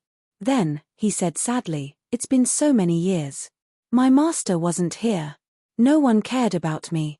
Chen Pingan sighed and knocked a chestnut on his first disciple's head. Then, he looked at Huang Yiyun with a smile and cupped his hands in return. Yi Yunyun didn't know what to do. That young man in a green robe with a saber and a wine pot. His expression and eyes seemed to be sincerely apologizing, but also seemed to be saying, "Don't practice when Quan. You'll die."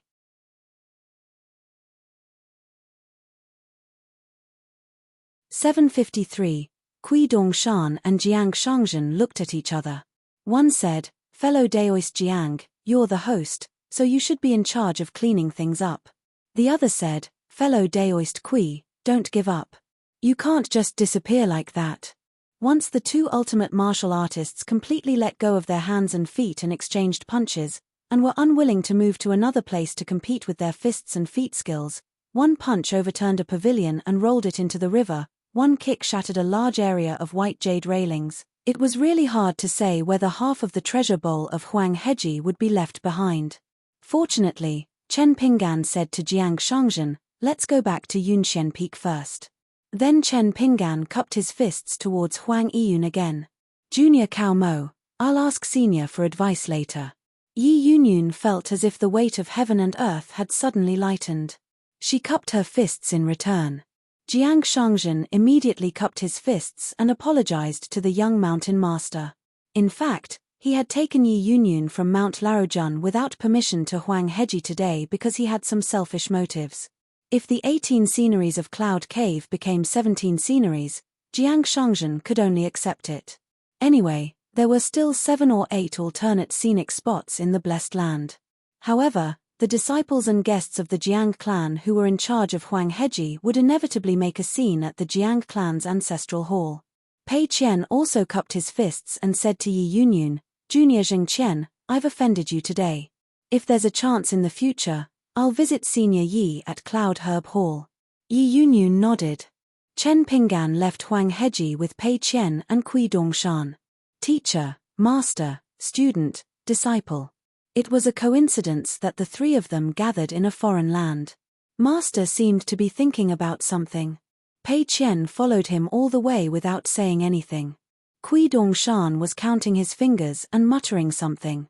Chen Pingan walked down Huang Heji and stopped at the riverside ferry. He suddenly said, "I've thought about it. The Luopo Mountains sect will be located in Tongya continent. However, I still need to go to Mount Laojuan's mountain river diagram for the specific location." Kui Dongshan raised his sleeves and shouted, "Teacher, you're wise and farsighted. You have great achievements. Not only would Luopo Mountain be promoted from an immortal mountain to a sect, it would also become a lower sect."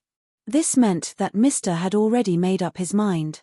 When he returned to his hometown, he would no longer deliberately hide the heritage of Luopo Mountain. Not only that, he also wanted to create a sect that would shock the 3 eastern continents of the world, the North Continent, the Aquarius Continent, and the Tongya Continent. Chen Pingan said helplessly, "Forget it. Calm down." Kui Dongshan's current behavior was quite similar to the Ascendant Realm extraterrestrial demon in the prison of the Great Wall of Sword Chi. Back then, in that faraway village, the young mountain chieftain who served as a young secluded official felt that the demonic frost of the outer sky was quite similar to his student Kui Dongshan. This was probably the biggest difference between a tourist returning home or not. Kui Dongshan immediately shut his mouth. Luopo Mountain was not a sect now. It was not famous in the Aquarius continent. However, this young mountain chieftain who had not truly returned home was already thinking of creating a lower sect. It was definitely not an easy task to make any mountain in the world a sect. To build a lower sect was already as difficult as ascending to heaven. Especially to build a lower sect across continents, it was naturally more difficult than ascending to heaven. Firstly, it was difficult to obtain the approval of the Central Plains Confucian Temple, which required the consumption of the sect's merit. Secondly, it was difficult to conform to the local customs. Why did Elder Zun of the Jade Gui sect ask Jiang Shangzhen to pass those words to him? Why was Jiang Shangzhen the first sect leader of the Calligraphy Lake True Realm sect? Similarly, as a lower sect, the Skeleton Beach Linen sect had also experienced difficulties in establishing itself in the North Continent. They had to change their location several times and moved all the way to the southernmost point of the continent. In the end, they had to rely on the confrontation with the Ghost Valley's Jingguan city to gain a firm foothold. Although all of this was within the Linen sect's calculations, they were actually aiming for the painting of the goddess in the city of murals from the beginning. However, the Linen sect had previously been in a precarious situation. The way the North Continent's cultivators treated their guests had indeed made the Linen sect's older cultivators suffer. This was just like how many descendants of officials from aristocratic clans and powerful clans would also run into difficulties when they became local officials. They would appear to be friendly on the surface, but there would be a lot of resistance behind the scenes, making things difficult for them everywhere they went. In the past, the first district magistrate in the history of the Pearl Paradise, Wu Yuan, had still been ostracized by the great clans of Fortune Street and Peachleaf Alley together as the disciple of the imperial tutor and the son-in-law of a powerful clan. If it had been a regular frigid official without any backing, perhaps it would not have been so difficult. This involved far too many ways of the world and conflicts in the officialdom. It involved the arm wrestling between the four great clans and the Song clan. As a result, Wu Yuan had been ostracized, and her promotion was slow. In the end, she left quietly and was transferred to the foot of the Zhongyue mountain of the old Zhuiying Empire to take up the position of governor. Afterwards, Yuan Zhangding and Cao Gengxin, the two descendants of the Pillar of Upper Kingdom, instead had much smoother careers in the Dragon Province. This was yet another example of how the predecessors in the officialdom planted a tree for the descendants to enjoy the shade. Pei Qian was in high spirits. She would do whatever her master said anyway. As long as her master was by her side, she did not have to worry about making mistakes. She did not have to worry about whether her punch was right or wrong. She did not have to think so much. As long as her master was here, she would be very at ease. She was fearless. Pei Qian subconsciously extended her hand to grab her master's sleeve. However, Pei Qian immediately stopped and pulled her hand back. Chen Pinggan asked, if our Luorpa mountain doesn't have a single cultivator of the upper 5 realms, would the merit recorded in the imperial court of the Song clan, as well as the Cliff and Lakeview academies, be enough to make an exception and be promoted to a sect? Kui Dongshan hesitated slightly. Chen Pinggan added, and, the two of us aren't included. If he could not open the sky with a single strike and enter the 5th world, then he would have to follow the rules. In that case, he had no choice but to follow the rules. He needed to exchange merit for a pass. Since Zhao Yarrow could use this to return to the righteous world, then he, Chen Pinggan, could also go to the new world. As for whether he could succeed with a single strike or not, that was not important. If the current Chen Pinggan could reunite with his senior brother Zhuo, he would definitely ask his senior brother to open a path for him after they finished chatting. If his senior brother was not willing to use his sword, then he would use his master. Every mountain has an immortal abode. Whether it can be promoted to a sect or not, it can have a cultivator of the upper 5 realms. It can't even be a consecrator or a guest. It must be a direct descendant of the sect. This has been an iron law of the righteous world since ancient times. However, the situation in the world has changed, especially the mountains and rivers of the 4 continents, so it is indeed negotiable. In order to stabilize the providence of the mountains and rivers as soon as possible, the Confucian Temple in the Middle Earth made an exception for some former sect candidates. As you said, there is indeed hope for them to be promoted to a sect. Kui Dongshan raised his snow-white sleeves and scratched his chin with his claws. He replied, however, the merit accumulated by Luorpa Mountain is still not enough on the surface. It's difficult to convince the public.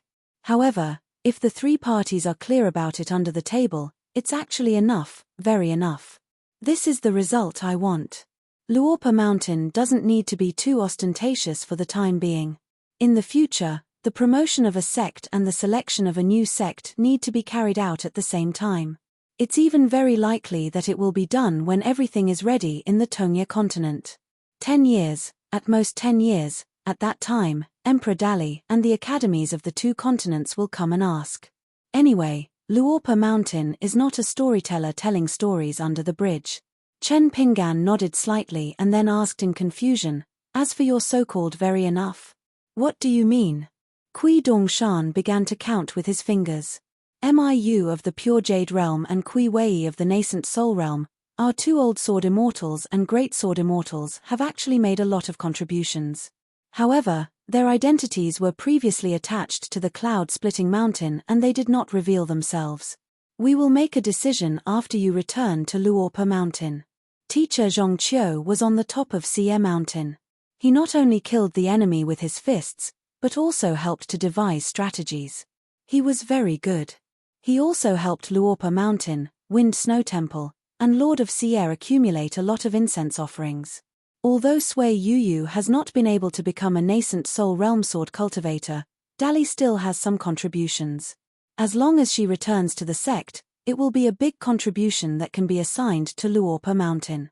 Anyway, the 3rd sect master of the True Realm sect is Liu Larocheng, an old friend of teacher.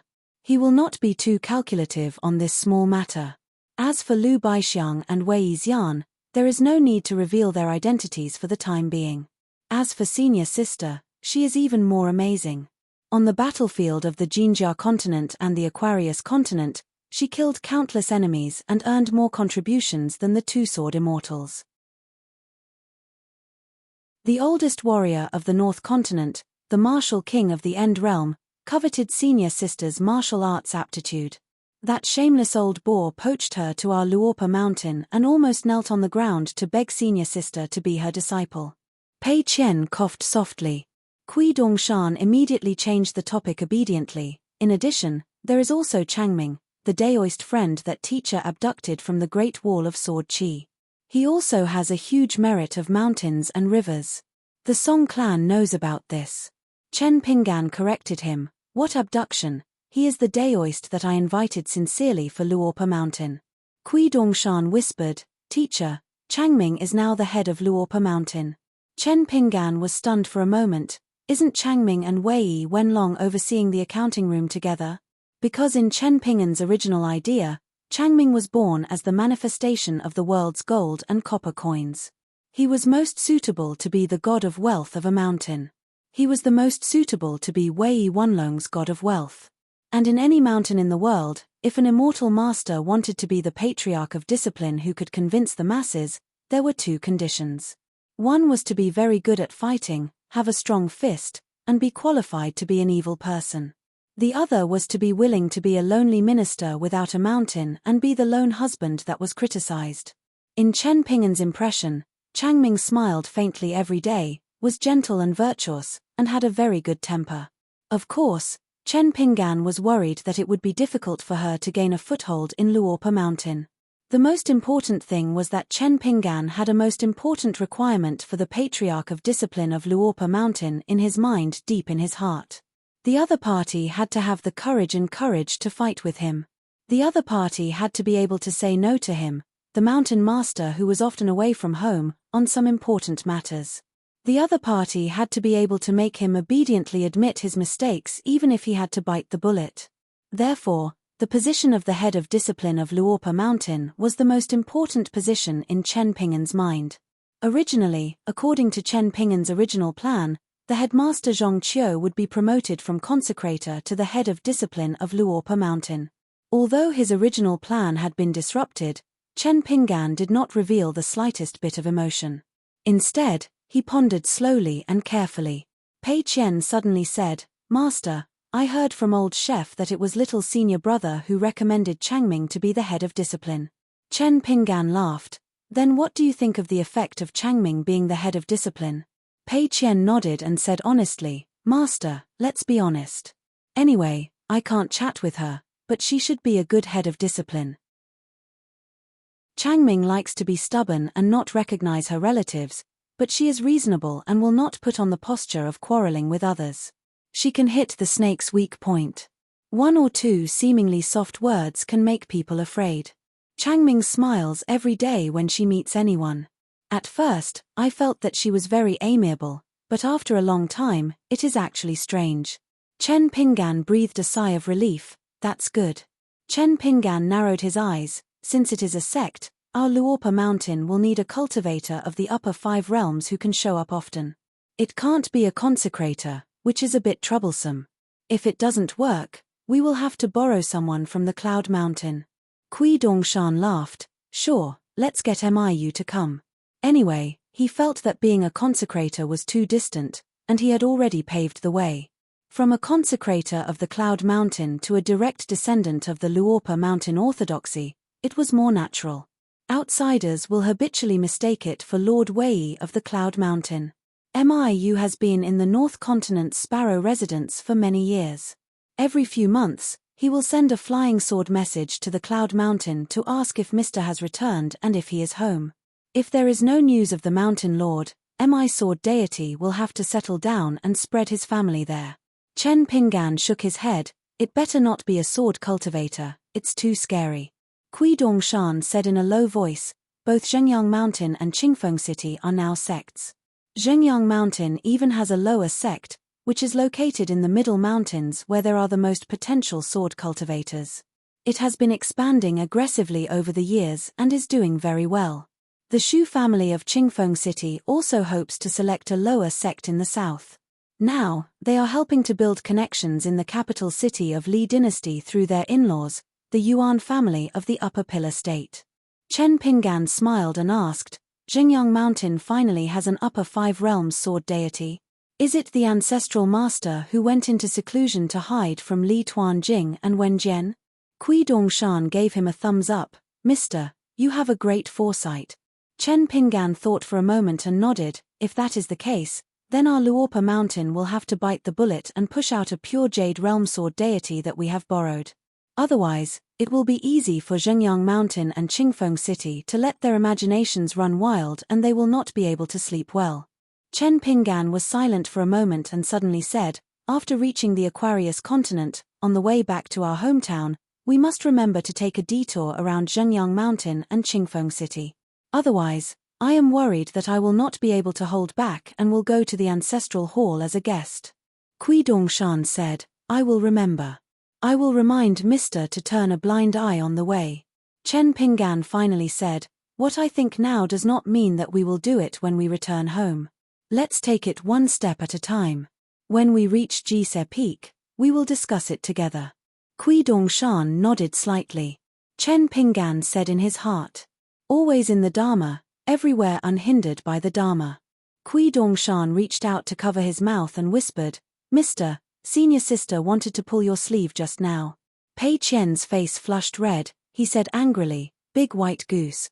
Chen Pinggan's face was full of smiles. He raised his arm and shook his sleeve, just take it. Pei Qian was embarrassed. He flew into a rage out of humiliation and hit Kui Dongshan's shoulder with his elbow. The big white goose immediately groaned and flew out. It spun countless times in the air and rolled 7 or 8 times when it landed, lying straight on the ground. Chen Pinggan asked, Jiang Shangzhen did this? Kui Dongshan stood up like a carp and nodded. Cloud Herb Hall is a rare mountain stream in the Tongyi continent. Jiang Shangzhen probably hopes that his big sister Yi will quickly become familiar with our Luo Po mountain, so that we can interact more in the future. After all, when the truth comes to light and we announce the location of a sect, with Huang Yiyun's lofty personality, she may not be willing to come over. When we establish a sect here, Pu Mountain will have more or less fallen out with the Golden Peak Monastery and White Dragon Cave. When Cloud Herb Hall forms an alliance with us, the timing will be just right. Jiang Shangzhen must have guessed Mister's thoughts, otherwise he would not have done this. Brother Ju will be a consecrator and will do his best. On this side of the ferry, a ferry was still floating in the middle of the river. Other than the 3 of them, there were no other people. This was all thanks to Jiang Shangzhen's extravagant spending. Until now, many tourists were still stuck at the entrance of Cloud Herb Peak and Laojun Mountain, unable to go to other scenic spots through Huang Heji. Unless they had the guts and the ability to break the mountain and river restriction like Pei Qian. Actually, there was a cloud bridge on the river. Previously, Cheng Chaolu and the others used this bridge to cross the river. If ordinary cultivators were to look at the river from Huang Heji, They would not be able to see it clearly, so as not to obstruct the scenery. Chen Pinggan stopped at the ferry. Obviously, he planned to take a boat to cross the river. Previously, he and Pei Qian, master and disciple, crossed the river one after another. Their movements were not small. The river water rolled over and over, causing the small boat to undulate unsteadily. The old Hao master who was rowing the boat was muttering, most likely cursing and swearing. Therefore, Chen Pinggan wanted to personally apologize. This had nothing to do with who the old Hao master who was ferrying people to earn money was, what realm he was in, and whether he was the hermit master who liked to sing fishermen's songs. While Chen Pinggan was waiting for the ferry to approach, he said to Pei Qian, who was standing quietly beside him, "In the past, I did not let you grow up in a hurry because I had my own worries. However, since you have grown up and suffered a lot, growing up like this is actually growing up. You don't have to think too much, because this is how I have been all along. Moreover, in my eyes, you will probably always be a child." Pei Qian nodded and said softly, "As long as I am here, everything will be fine. I will not be afraid anymore." Chen Pinggan turned around and stretched out his hands to gesture. One was the height of Pei Qian when they parted, the other was the height that Chen Pinggan thought Pei Qian was when they met again. Chen Pinggan did not reach Pei Qian's shoulders. He smiled and said, "Actually, I am quite disappointed in my heart. You grew so quickly. I always felt that I did not take good care of you. I have to make up for it in the future." "Oh right, you did not fall behind in copying books all these years, did you?" Pei Qian smiled and said, "No." Chen Pinggan thought for a moment and said, "As for the pressure fist, forget it. Not long after I broke through the realm, I took a solid punch and was seriously injured. You see, Huang Yiyun and I did not dare to accept the Wen Quan, right?" Pei Qian's face was bitter, but his eyes were holding back a smile. Chen Pinggan stretched out his thumb and wiped away the tears in the corner of Pei Qian's eyes that he was unaware of. He said softly, "You still like to cry, just like when you were young." Kui Dongshan complained, "Teacher, in fact, I also have a lot of bitter tears. They can be held in the palm of my hand to reflect the bright moon. Get out." "Okay." Before the ferry reached the shore, the old boatman used the bamboo stick in his hand to stop the ferry from reaching the shore. He said angrily, "Crossing the river by boat, each person has to spend a piece of snow. Are you not willing to spend this money?" Chen Pinggan clasped his hands and said, "I apologize for my rude behavior before. If my words are not sincere enough, then I will spend money as an apology." Pei Qian followed her master to apologize, but she was far less eloquent than her teacher, so she did not speak. The old boatman immediately beamed with joy and hurriedly let go of the bamboo stick. The ferry gently bumped into the dock. The Jiang family's way of making money is too black-hearted. They already have that cloud bridge over the river, yet they still go against their conscience and ask me to ferry them. If it weren't for the fact that we're living under someone else's roof and have rules, I wouldn't have let you pay for the ferry today." Chen Pinggan gave 3 snow as money. The old boatman put it in his sleeve and turned the bow to the shore. The old man stood at the bow of the small boat. The 3 of them boarded the boat. Chen Pinggan sat at the bow. Pei Qian and his master sat side by side. Kui Dongshan sat alone in the middle of the boat. He tossed one of his sleeves into the water as if he was fishing with his sleeve. The boat slowly reached the center of the river. The old boatman suddenly turned his head and said, "You look like a scholar with a full stomach. With all due respect, may I ask what is meditation?" Chen Pinggan smiled and said, "What is Buddha's heart?" "I don't know what meditation is." The old boatman thought carefully and nodded his head in praise. "Teacher is so knowledgeable. Your words are true. I have been boating here for many years and have asked many scholars, but none of them could give me such a good answer. To ask one's heart is to have a thought. Thinking from this is to cultivate. Not knowing is to have a calm heart. If one can ask one's heart continuously, it is to gradually cultivate Buddhism and go to Spirited Mountain. Finally, one's heart will have Spirited Mountain." Chen Pinggan added, "I borrowed the answer from the sages in the books." Kui Dongshan quickly raised his head and clarified, "No, no, no. There is no such thing in the ancient books. It is my teacher's idea. There is no need for you to be so modest. The old boatman nodded and said, I believe that you have figured out the answer yourself. You have the answer in your heart long ago. You are just waiting to ask tonight. Chen Pinggan smiled and said, My name is Cao Mo. You can just call me by my name. The old boatman shook his head and said, There is no seniority in learning. You do not need to be so modest. But you have a good name. The world's most famous name is Cao Mo. He is the first assassin in the legend of the assassin. The key is that he can win after losing. Since you have the same name as him, I believe that you will achieve great things in the future. Chen Pinggan quickly said that he did not dare to think about it. He secretly glanced at Kui Dongshan. Kui Dongshan immediately gave him a look, hinting that he was thinking too much. Chen Pinggan was relieved. He almost thought that the boatman in front of him was Cao Mo. Wouldn't that be awkward? Some people resign and return to their hometown. Some people rush to the examination hall at night. Life is so busy. Why bother? The old boatman sighed and could not help but turn his head and ask, Teacher, do you know what Suzanne said about the 16th day of life? Chen Pinggan nodded and said, Sailing with friends under the moonlight at the bottom of the cliff, with the breeze blowing gently and the waves still. This is what Suzanne said about the first day of life. The old boatman used all his strength to prop up a bamboo wormwood. The boat moved slightly faster in the water and said, Suzanne is heroic. I feel that the 16th day of life is not as good as nothing happens today. Chen Pinggan smiled and said, You are right. But the Tao is in the tiles. Being busy is cultivation. Rest is cultivation. There is progress every day. Speaking of which, if I can turn the busy day into nothing, then I am a cultivator who cultivates Tao both inside and outside. I am a Daoist master on earth.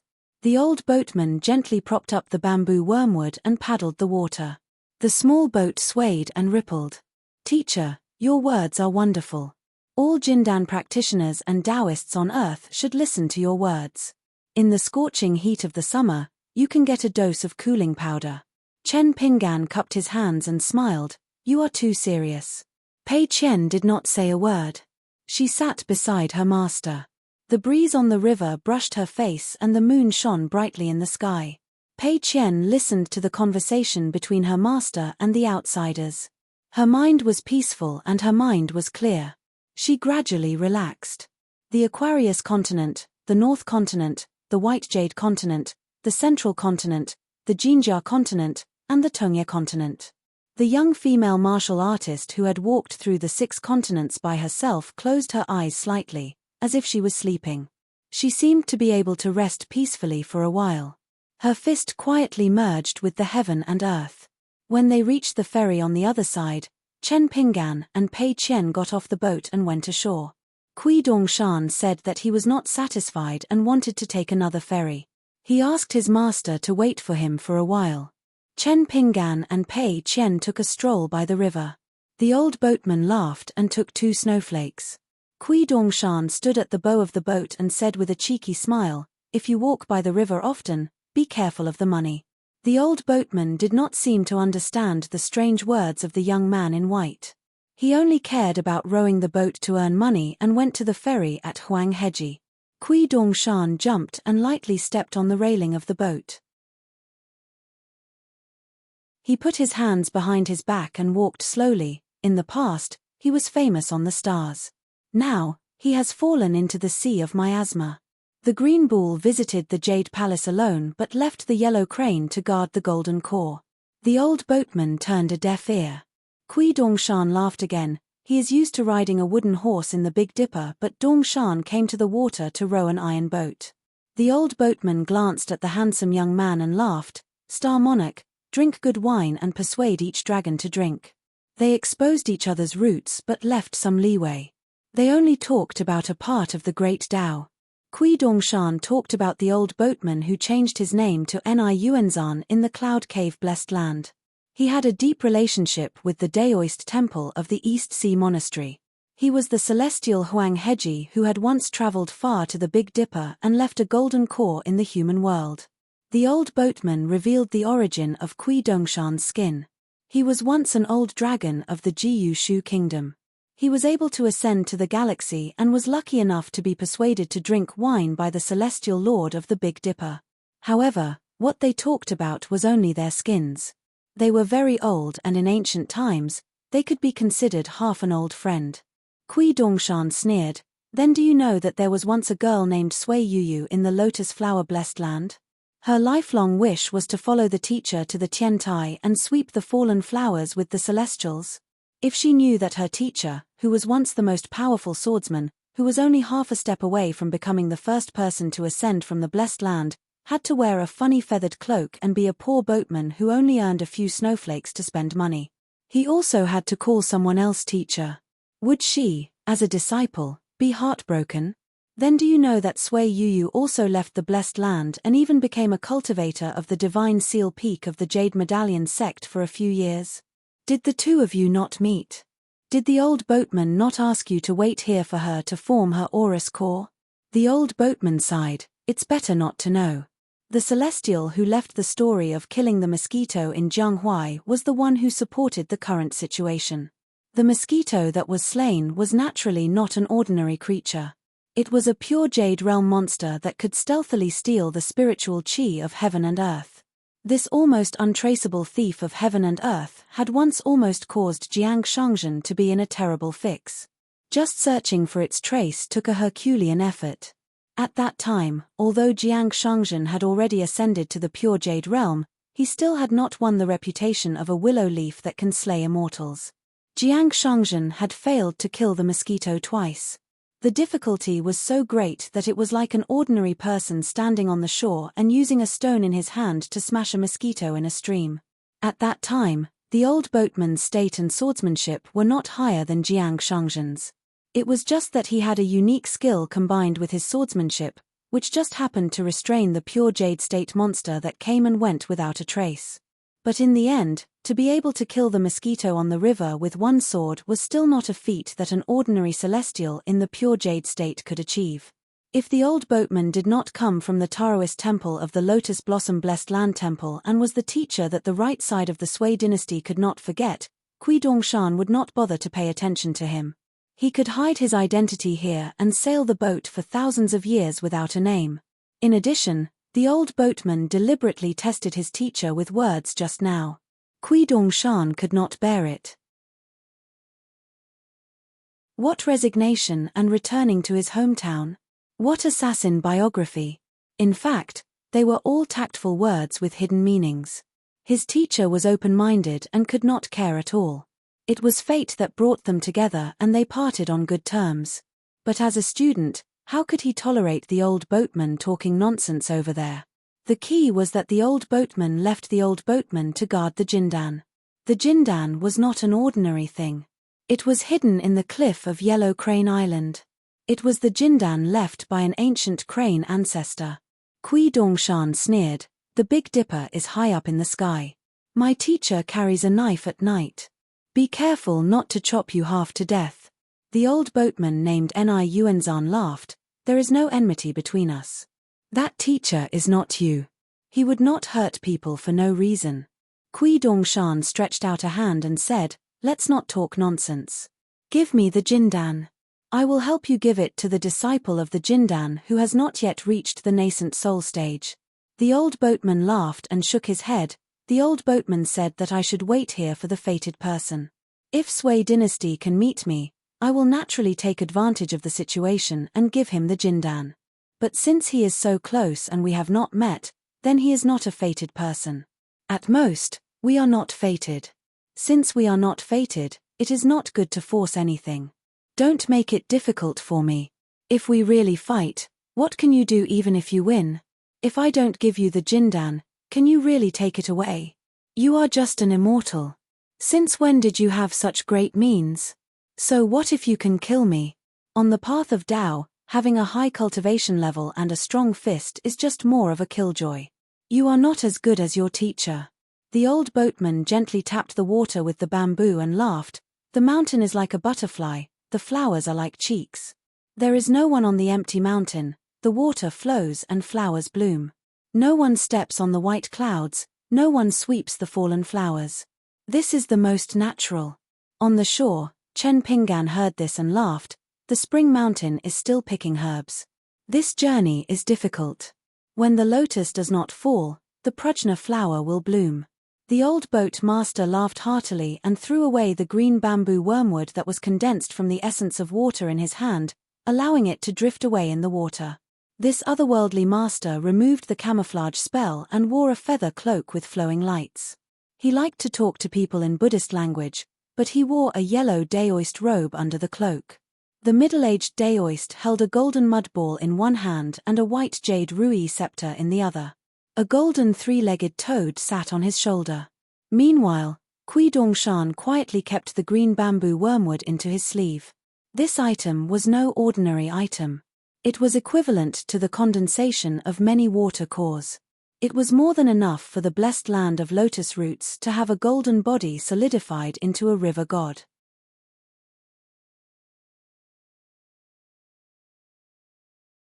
After the daoist kept the golden pill, he said to Chen Pinggan, "We will meet again if fate wills it." His figure flashed and disappeared like a corpse of an immortal. The crane cloak on his body floated and fell onto the boat. Kui Dongshan could only help to keep the feather cloak that was equivalent to an immortal's shed skin. He would keep it for hundreds or thousands of years. On the shore, Pei Qian asked softly, "Master, did you see through the roots of this boatman at a glance?" Chen Pinggan laughed, "No, I boarded the boat to cross the river only to apologize. However, when I went to the yellow hedgy viewing pavilion, I inadvertently glanced at the river surface. The river water was surging and the boat was swaying non-stop. Senior's acting at that time could not be considered too perfect. Senior is after all an otherworldly expert. He did not want to do it deliberately. Otherwise, it would not be difficult for the boat to capsize and fall into the water." Pei Qian immediately sighed. "Master is indeed used to the Jianghu. He is 100 times more experienced than me." Chen Pinggan flipped his hand and smacked the chestnut. At the Great Wall of Sword Chi, after many years of thinking, he still felt that the atmosphere of Luopa Mountain was led astray by Pei Qian and Kui Dongshan. On the river surface, Kui Dongshan lay on the bow of the boat and shouted, "Mr. Senior Sister, wait for me." He used his two big sleeves to paddle the boat. On the yellow hedgy viewing pavilion, after Chen Pinggan and the other two left, Jiang Shangzhen turned to look at the people who were watching the show and waved his hand, "Disperse, disperse, all of you, disperse." As for the yellow hedgy snail shell Immortal Mansion's mirror flower, it had been sealed by Kui Dongshan and Jiang Shangzhen at the moment Pei Qian crossed the river and ascended, causing many female fairy cultivators to be aggrieved. Jiang Shangzhen realized that his words were useless. He could only say to Yi Yunyun, "Sister Yi, can you say something?" Yi Yunyun cupped her fists in that direction. Those who came out to watch the show immediately dispersed like a tide of birds and beasts. All the cultivators who walked out of the mountain and water gate of the snail shell Immortal Mansion quickly returned to their mansions. They had to give face to Huang Yiyun. They did not dare to not give face. Moreover, to be able to meet the great master Yi Yunyun in the Cloud Cave Blessed Land, today's show was already not small. However, 3 people walked out of the yellow hedgy mountain Immortal Array in the opposite direction of the crowd. They walked towards the viewing pavilion. They were the first disciple of the martial saint of the Tongyi continent, Wu Qiong, a golden body realm martial artist, Guo Baimu. The remote travel realm martial artist of the Cloud Cottage of Mount Pu and the young female cultivator in the dragon maiden dress daoist robe.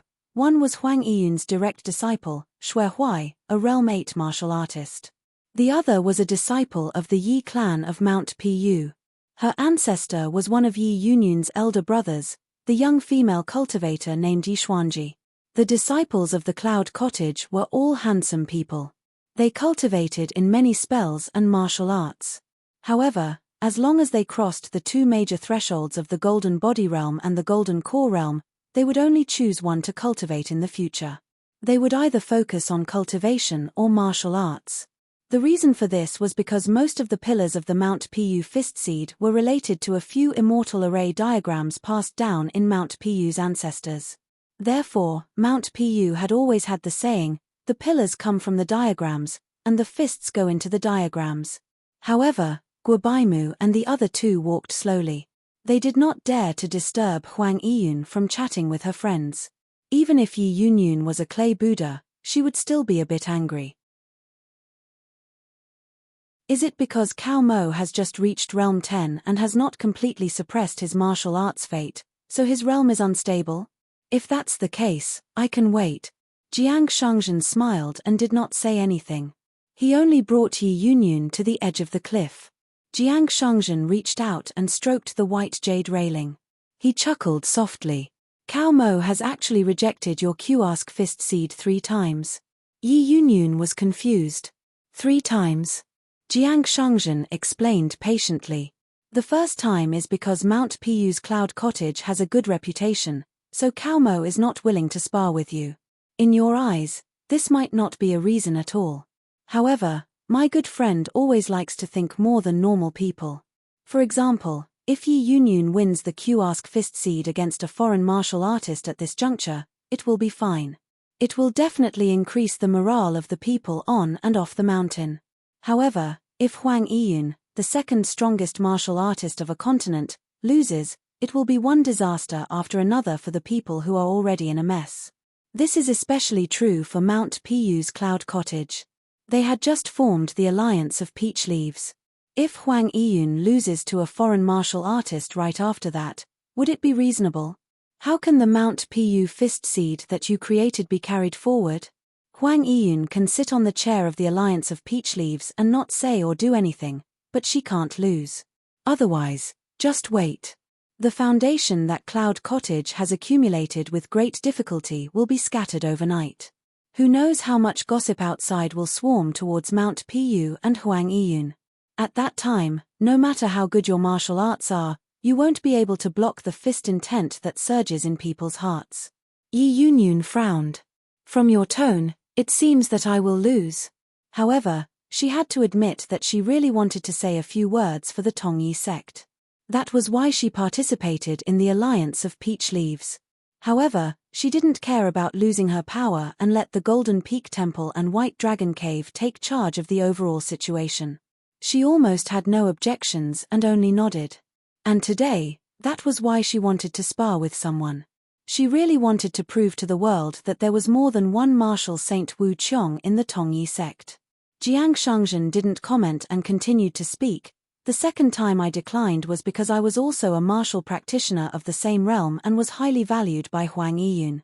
In Cao Mo's eyes, it was actually very ordinary, really very ordinary. Especially since both of you have made it clear that you won't fight to the death. Cao Mo was even less interested. This friend of mine is very pure when it comes to sparring. There are only 2 kinds of sparring. One is when a martial scholar 2 realms higher than him helps to feed his fist. The other is when he fights to the death on the battlefield. As for the rest, it doesn't benefit his martial arts much. It can even be said that it doesn't benefit him at all. Especially after the battle at the Great Wall of Sword Chi, the young hidden official, the not-so-young mountain lord, didn't have many people of the same age who could compare with him in terms of fighting. Jiang Shangzhen leaned on the railing and a pot of moonlight wine appeared in his hand. He held it with 2 fingers and shook it gently. The fragrance of the wine spread out. The last time was when he called himself a junior to you. That's why there was asking for advice on fist theory. The first time he declined was out of consideration for you and the Cloud Herb Hall. The second time he declined was because he wanted to make himself comfortable. A pure martial practitioner who has learned fist techniques can not only spar with others, but also can refuse when others spar with him. The third time he declined was a reminder that he shouldn't do it more than 3 times. Yi Yunyun frowned slightly. Is he still a pure martial practitioner? How did he reach the martial practitioner of the same realm? Jiang Shangzhen smiled but didn't say anything. Isn't it? How is it? Aren't they all martial practitioners of the same realm? And he reached the 10 realms of martial arts with martial arts fate. Yi Yunyun sighed and said something from the bottom of her heart. No matter what, after hearing so much from you, this Cao Mo should be a person worth befriending. A person who could make Jiang Shangzhen act so stubbornly to speak for her was definitely not simple. When she sparred with others, she was first rejected by Cao Mo, who was her master, many times. Then she even said something harsh to a junior, Zheng Qian. Yi Yunyun naturally felt a bit aggrieved. As for Zheng Qian, Yi Yunyun had heard of him. A young martial practitioner who was extremely dazzling on the battlefields of the Gold Armor continent and the Aquarius continent, lost 4 rounds with Cao Ci on the city wall of the capital city of the Great Duan dynasty. It didn't sound very good. He lost 4 rounds in a row. But which martial practitioner in the world didn't look askance? Although Cao Ci was easygoing, she definitely wouldn't accept anyone's challenge. Not to mention that Cao Ci was willing to accept 4 rounds in a row. The reason was very simple. Cao Ci had already regarded Zheng Qian as someone not far behind martial arts. So Yi Yunyun couldn't help but ask curiously, isn't this Zheng Qian from the Thunder God Temple of the Snow Mountain continent? How did she become Cao Mo's disciple? As for some rumors on the mountain peak, saying that Zheng Qian was actually Cao Ci's junior sister and the last disciple of the female martial god Pei Bei, Yi Yunyun knew that was not the case. Jiang Shangzhen said with a smile, Sister Yi will naturally know in the future. My friend Cao Mo is an extremely interesting person. Don't worry, take your time. Yi Yunyun said, if you act like this, won't Cao Mo bear a grudge? Jiang Shangzhen leaned against the railing and said with a smile, I'm not a matchmaker. Cao Mo won't mind. Yi Yunyun said, I'll have to trouble old sect master Jiang to speak nicely. Our relationship is actually just SOSO, really SOSO. Jiang Shangzhen laughed heartily. To be able to talk with Sister Yi for so long, this is just SOSO, very extraordinary. As the 3 people gradually approached, Jiang Shangzhen stopped talking to Yi Yunyun. He leaned against the railing and took a sip of wine. Xue Huai cupped his fists respectfully and said, Master. This level 8 martial artist was a scholarly old man with a thin face. He wore a silk headscarf on his head and had an ancient air about him. If one didn't know their identities, they would mistake him for Huang Yiyun's ancestor. Yi Xuanji reached out and grabbed Yi Yunyun's arm. She seemed to be acting coquettishly and said softly with a smile, Grandmaster Grandmother. Guo Baimu cupped his fists and said with a smile, Greetings, Senior Yi. Yi Yunyun nodded to Guo Baimu and then tapped Yi Xuanji's arm with 2 fingers. The young female practitioner had no choice but to let go of her arm. Whether she was the head of the Yi family in Mount Pu or the Grandmaster of Cloud Herb Hall, Yi Yunyun could be considered an elder who didn't smile much.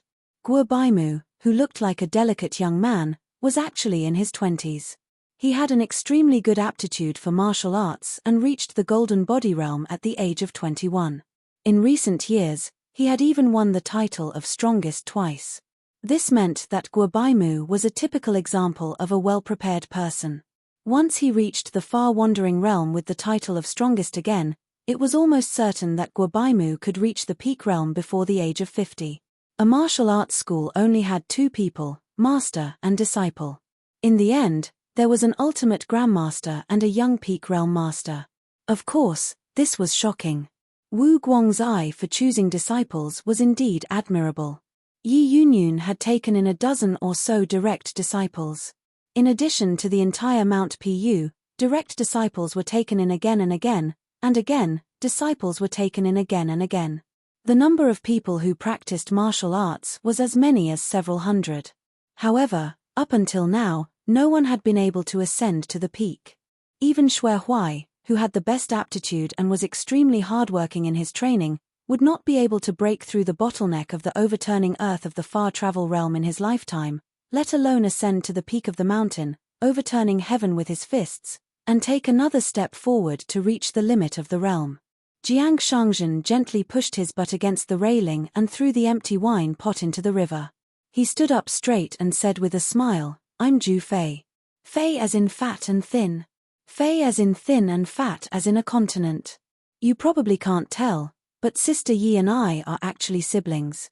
When Jiang Shangzhen introduced himself, he didn't even look at Xue Huai and Guo Baimu. He just stared at the little girl. Xue Huai was expressionless.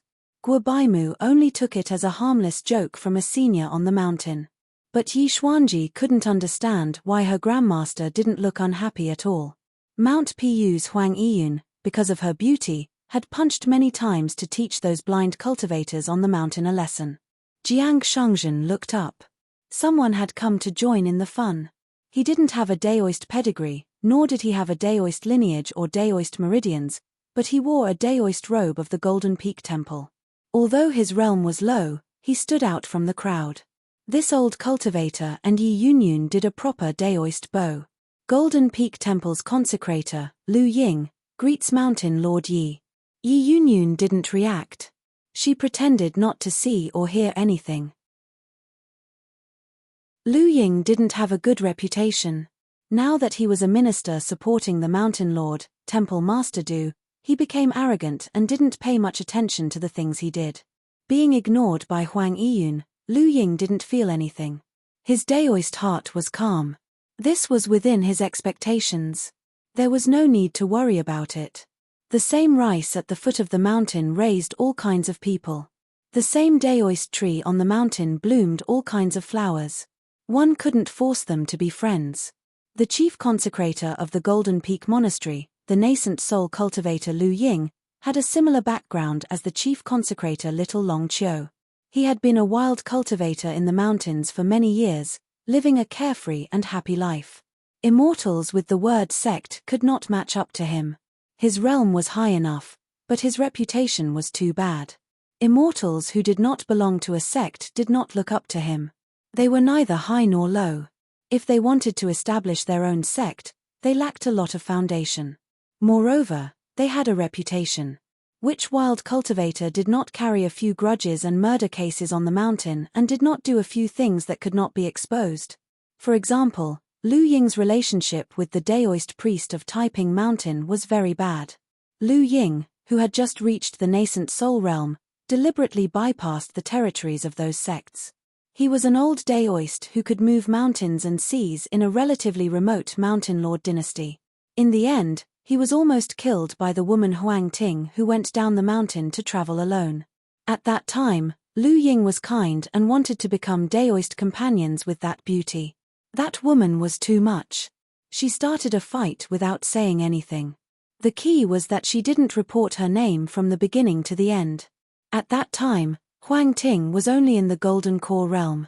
She fought with the enemy using spells. In fact, it was hard to say who won or lost. So in the end, Lu Ying found out that the woman was actually a sword cultivator. How could there be such an immortal master who didn't like to put on airs? In the end, Lu Ying was lucky enough to escape the calamity of a continent sinking. Seeing that the Golden Peak Monastery's Du Hanling was a hero and was bound to rise, Lu Ying decisively sought refuge with the Golden Peak Monastery. Du Hanling was also willing to spend some resources, allowing Lu Ying to obtain an extremely important position as the chief consecrator. Lu Ying was hell-bent on running around for the Golden Peak Temple. Lu Ying had a good relationship with Yin Miaofeng, whose Daoist name was Daoist Baozhen.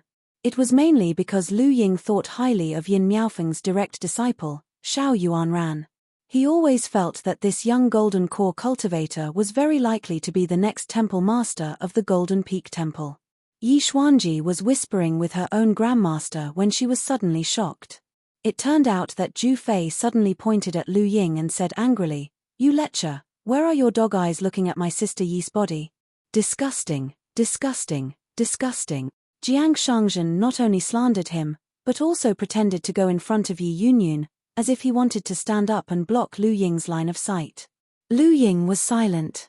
He didn't explain anything to Huang Yiyun, nor did he get angry with that guy with a hole in his head. Daoist elders were nascent soul cultivators. They were sage-like and had good self-restraint. Guobasi frowned slightly. Although the delicate young man had an ordinary impression of Lu Ying, who was trying his best to befriend him, this Zhu Fei in front of him was talking nonsense and sowing discord. In the end, it was more annoying. Sometimes, a sentence or two from the cultivators on the mountain could kill someone. Jiang Shangzhen glanced at the young man and said, "Young hero, you're still too young. You don't know the sneaky eyes and dirty thoughts of some old men." Yi Xuanji blinked. This Zhu Fei with a strange name dared to speak so brazenly in front of their grandmaster. He was really impressive. But Zhu Fei said that Lu Ying was an old man. Then what about Zhu Fei himself? If they weren't of the same kind, how could he speak of his experience? Jiang Shangzhen seemed to have a telepathic connection and immediately said to the young lady with a smile, I, Zhu Fei, have never hidden my feelings when looking at women. If they're not pretty, I won't look at them. If they're pretty, I'll look at them more. My eyes are open and my heart is open. I'm very different from this licentious person who can strip people's clothes with his gaze. Miss Yi, you don't know how crafty this lecher's gaze was just now. It's fine if it's like looking at a mountain and disliking flat ground. But this guy has a strange hobby. His gaze went all the way down like a waterfall and in the end, it clearly stopped a little longer at Sister Yi's feet. Yi Xuanji was speechless. You, Zhu Fei, can even see that. Aren't you of the same kind? Yi Yunyun still stayed out of it. She knew clearly what kind of person Jiang Shangzhen was. Lu Ying finally stopped being a coward and said with a smile, Fellow Daoist Jew, don't joke around. Meeting on the mountain is fate. It's good to cherish it. If he was still a cultivator from the mountains and lakes, he could say whatever he wanted. The mountain was big and the world was small. It was fine as long as he didn't meet them in private. But since he was the chief of the Golden Peak Monastery, he had to give the immortal master some face. After all, he was now outside and to a large extent represented the face of the Golden Peak Monastery. Yi Yunyun ignored Jiang Shangzhen's nonsense. She also didn't want the group of people to be led into a ditch by Jiang Shangzhen. She patted Jiang Shangzhen's shoulder with the back of her hand and asked Guobaimu, when will your master return to Tongye continent? No matter how frivolous Lu Ying was, he didn't have the guts. As a nascent soul cultivator, he dared to covet the beauty of an ultimate realm martial artist. It was tantamount to courting death. Since Lu Ying showed up and saluted, he was well behaved. Yi Yunyun knew that Jiang Shangzhen was trying to find something to talk about and deliberately slandered Lu Ying and the Golden Peak Temple. Guobaimu answered, previously, there was a flying sword message to Sword Immortal Shujun Master is now a guest of the Liu family of the White Peak continent. The letter didn't say when he would return. He went to the southernmost old Yuzhou and traveled to the blessed land of the Cloud Cave of the Jade Gui sect. In addition, there was the Mirage City of the Great Spring Dynasty in the middle and the Golden Peak Monastery in the north. This was the route that the cultivators of Tongye continent chose. It was almost a must-pass through these three places. Yi Yunyun nodded and said with a smile, when your master returns to Tongye continent, the two of you can come to Yunkao Hall as guests. Guobaimu smiled brightly and said with cupped fists, I will. Senior Shuer has already given me a lot of pointers on this trip down the mountain. When the time comes, I will be bold enough to ask Mountain Master for advice. The young man's delicate face wasn't too handsome. It was just that when he smiled, he looked especially confident. It was hard for the elders not to like such a young man. Jiang Shangzhen lowered his voice and said, Sister Yi, the way this young hero Guo looks at you is also strange. He doesn't have any evil intentions. It's just the kind of admiration between men and women.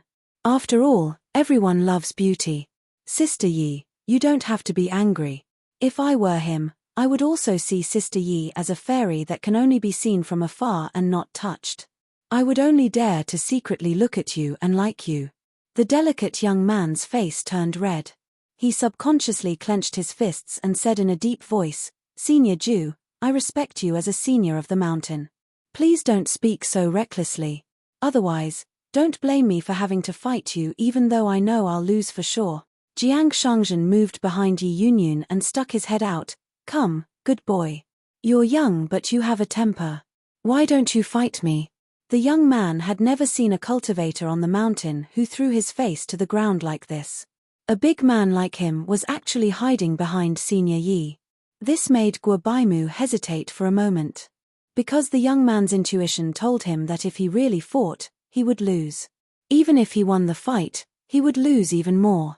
Lu Ying was happy to stand aside and watch. He felt relieved and sneered in his heart. Good boy, you have guts. Provoking me is equivalent to provoking the Golden Peak Temple. You still dare to provoke the martial sage Wu Qiong's first disciple? Don't you know what kind of temper Wu Qiong has? As a pure martial artist, His swordsmanship was superb. His bamboo sword was as powerful as a sword immortal's flying sword. He was also good at spear arts. It was the foundation of Wu Qiong's martial arts.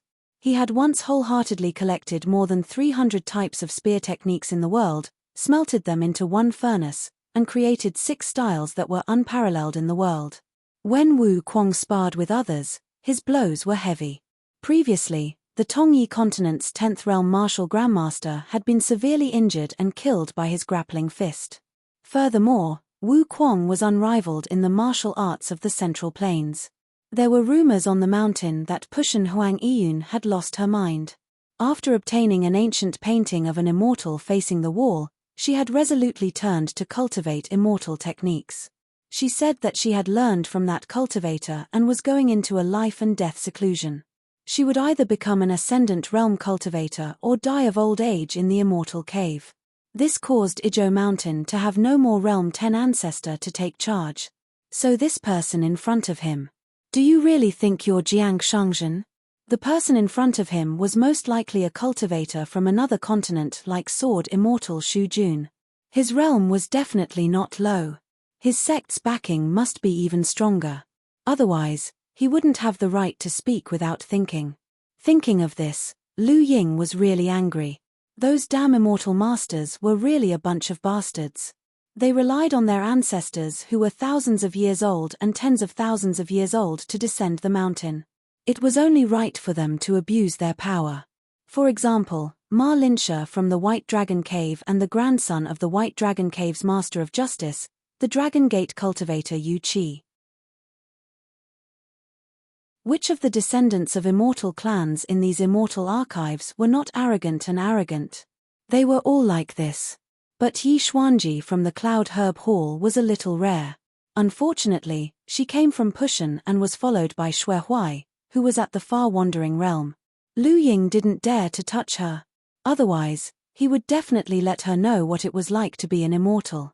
Yi Yunyun punched backward. It hit Jiang Shangzhen's forehead.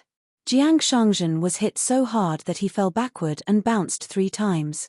Not only Yi Xuanji and Guo Baimu, but even Lu Ying was a little surprised. How did she know Huang Yiyun? Yi Yunyun didn't even turn her head. She said, if there's nothing else, I'll go back to Mount Larojun. Jiang Shangzhen quickly struggled to get up. Yes. It's a rare opportunity. I have to talk with Sister Yi. Just a few words. I promise I won't disturb Sister Yi's business. Yi Yunyun said to Xue Huai, you can continue to practice. Xue Huai, who had been silent all this time, said through telepathy, Master, the matter of the Blessed Land Rouge painting? Do you need me to discuss it with some of the ancestors of the Jiang family? Yi Yunyun said, I have my own plans. Xue Huai didn't dare to say more. They turned around and walked back to the snail shell mansion. Jiang Shangzhen patted his green robe and shook his sleeves. I've lost my face. Sister Yi, you've made me suffer. Yi Yunyun walked to the railing and said, Jiang Shangzhen, what do you think of the Golden Peak Temple and the White Dragon Cave? Can they really help the Tongyi continent? Jiang Shangzhen laughed. Du Hanling can be considered an ambitious and ruthless person. With the style of the Mountain Lord and the ferocious tiger, he is hailed as the Mountain Lord, which is somewhat appropriate. Not only does he have the help of the Great Spring Empire, he also has connections with the big shots of the Aquarius continent, and even Wei Ying had informed him beforehand. He is a smooth and slick person, so he will definitely rise. As for the White Dragon Cave, it is far from being a flood dragon. It is like a koi fish in muddy water. It can only swim left and right, and once it comes out of the water, it will reveal its true form. Yi Yunyun was deeply worried. She asked, Cloud Herb Hall is too deeply involved with them. Is it wrong? Jiang Shangzhen leaned on the railing. Languid, he said, every place has its own opportunities. Every situation has its own situation. What was right yesterday may not be right today. What's wrong today may not be wrong tomorrow. Yi Yunyun said, Jiang Shangzhen, give me a definite answer. I'm not a cultivator like you. I don't like to talk in a roundabout way. She took the initiative to come to the Jiang clan Blessed Land this time for 3 things. First, to pay respects to the old sovereign Zun Yuan, to let the cloud cave blessed land cherish the flower god mountain. Lastly, to ask Jiang Shangzhen about this matter. Jiang Shangzhen put his hands behind his back and looked at the mountains and rivers in the distance. He said slowly, Yi Yunyun, have you ever thought about why I had to bring you from Mount Larojun to Yellow Heji? Yi Yunyun said, I'd like to hear the details. Jiang Shangzhen pointed to the distance and then tapped the white jade railing with his finger. He said, want to see 1,000 miles and reach a higher level. The 10 realms have 3 floors. Vigorous, pure, and divine. Looking into the distance, overlooking the human world, magnificent mountains and rivers, this is called vigorous. You and Pei Xiong of the Lei Gong Temple in the Baijin continent and the old man Wang Dongsu of the Beiju Luzhu were all lucky enough to stand on the 2nd floor. However, your vigorous foundation was too weak. You staggered to the 1st level of the pure realm. Pei Xiong was the most useless. She crawled to this level with a stooped body.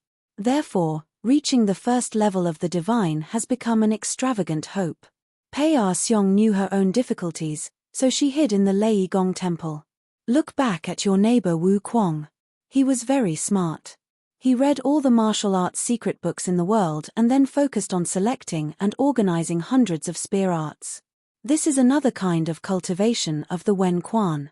It not only broadens one's horizons, but it also has to be bolder. He wants to open up a path to the top for all the spear practitioners in the world. What about you? You got a painting of an immortal facing the wall from Yi Wu and Yi Xian. You want to pick up the cultivation method again. You want to break through 2 realms from the Golden Elixir realm and reach the upper 5 realms. You want to use other people's help to break through the bottleneck of the pure realm? Have you forgotten what old Zun said to you? Martial artists are not pure. Even if the ancestors give you food to eat, you will only eat less and less rice, and the path of martial arts will become narrower. Just now, you, Yi Yunyun, still have the face to ask Cao Mo if he is a pure martial artist and how he reached the limit. To be honest, he is not here and did not hear what you said. Otherwise, you would have made him laugh to death. He would have thought that you, Huang Yiyun, returned with a great victory in the Wen Quan. When Yi Yunyun heard these words, she was not angry at all. Instead, her expression became more serious. She heard every word and remembered it in her heart. Jiang Shangzhen smiled and said, asking a tiger for its skin is like pulling chestnuts out of the fire.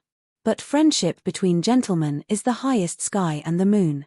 My good sister Yi, alas, yesterday's matters are yesterday's matters. As for what will happen tomorrow, you have to think about it carefully. Old Zun has high hopes for you. He really hopes that the Tongye continent, which has little martial arts luck, can produce someone who is better than Wu Kuang. It would be best if it was a woman with a good fist and a good person. Back then, when the 3 of us went to Yunming Peak together for the last time, old Zun held your hand and said a lot of meaningful and heartfelt words. For example, he said that you must go further on the path of martial arts than Pei Wan. Those were old Zun's drunken words, but they were also heartfelt words. Yi Yunyun frowned and said, did he say that? Yi Yunyun really could not remember. It was because old sect leader Zun had said too much when he was with her. Moreover, Yi Yunyun was a venerable one, so she did not have the nerve to complain about that old senior's disrespect at Jiang Shangzhen's side. Yi Yunyun did not remember what Zun Yuan said. At that time, he pretended to be drunk and held her hand, but Yi Yunyun did not forget.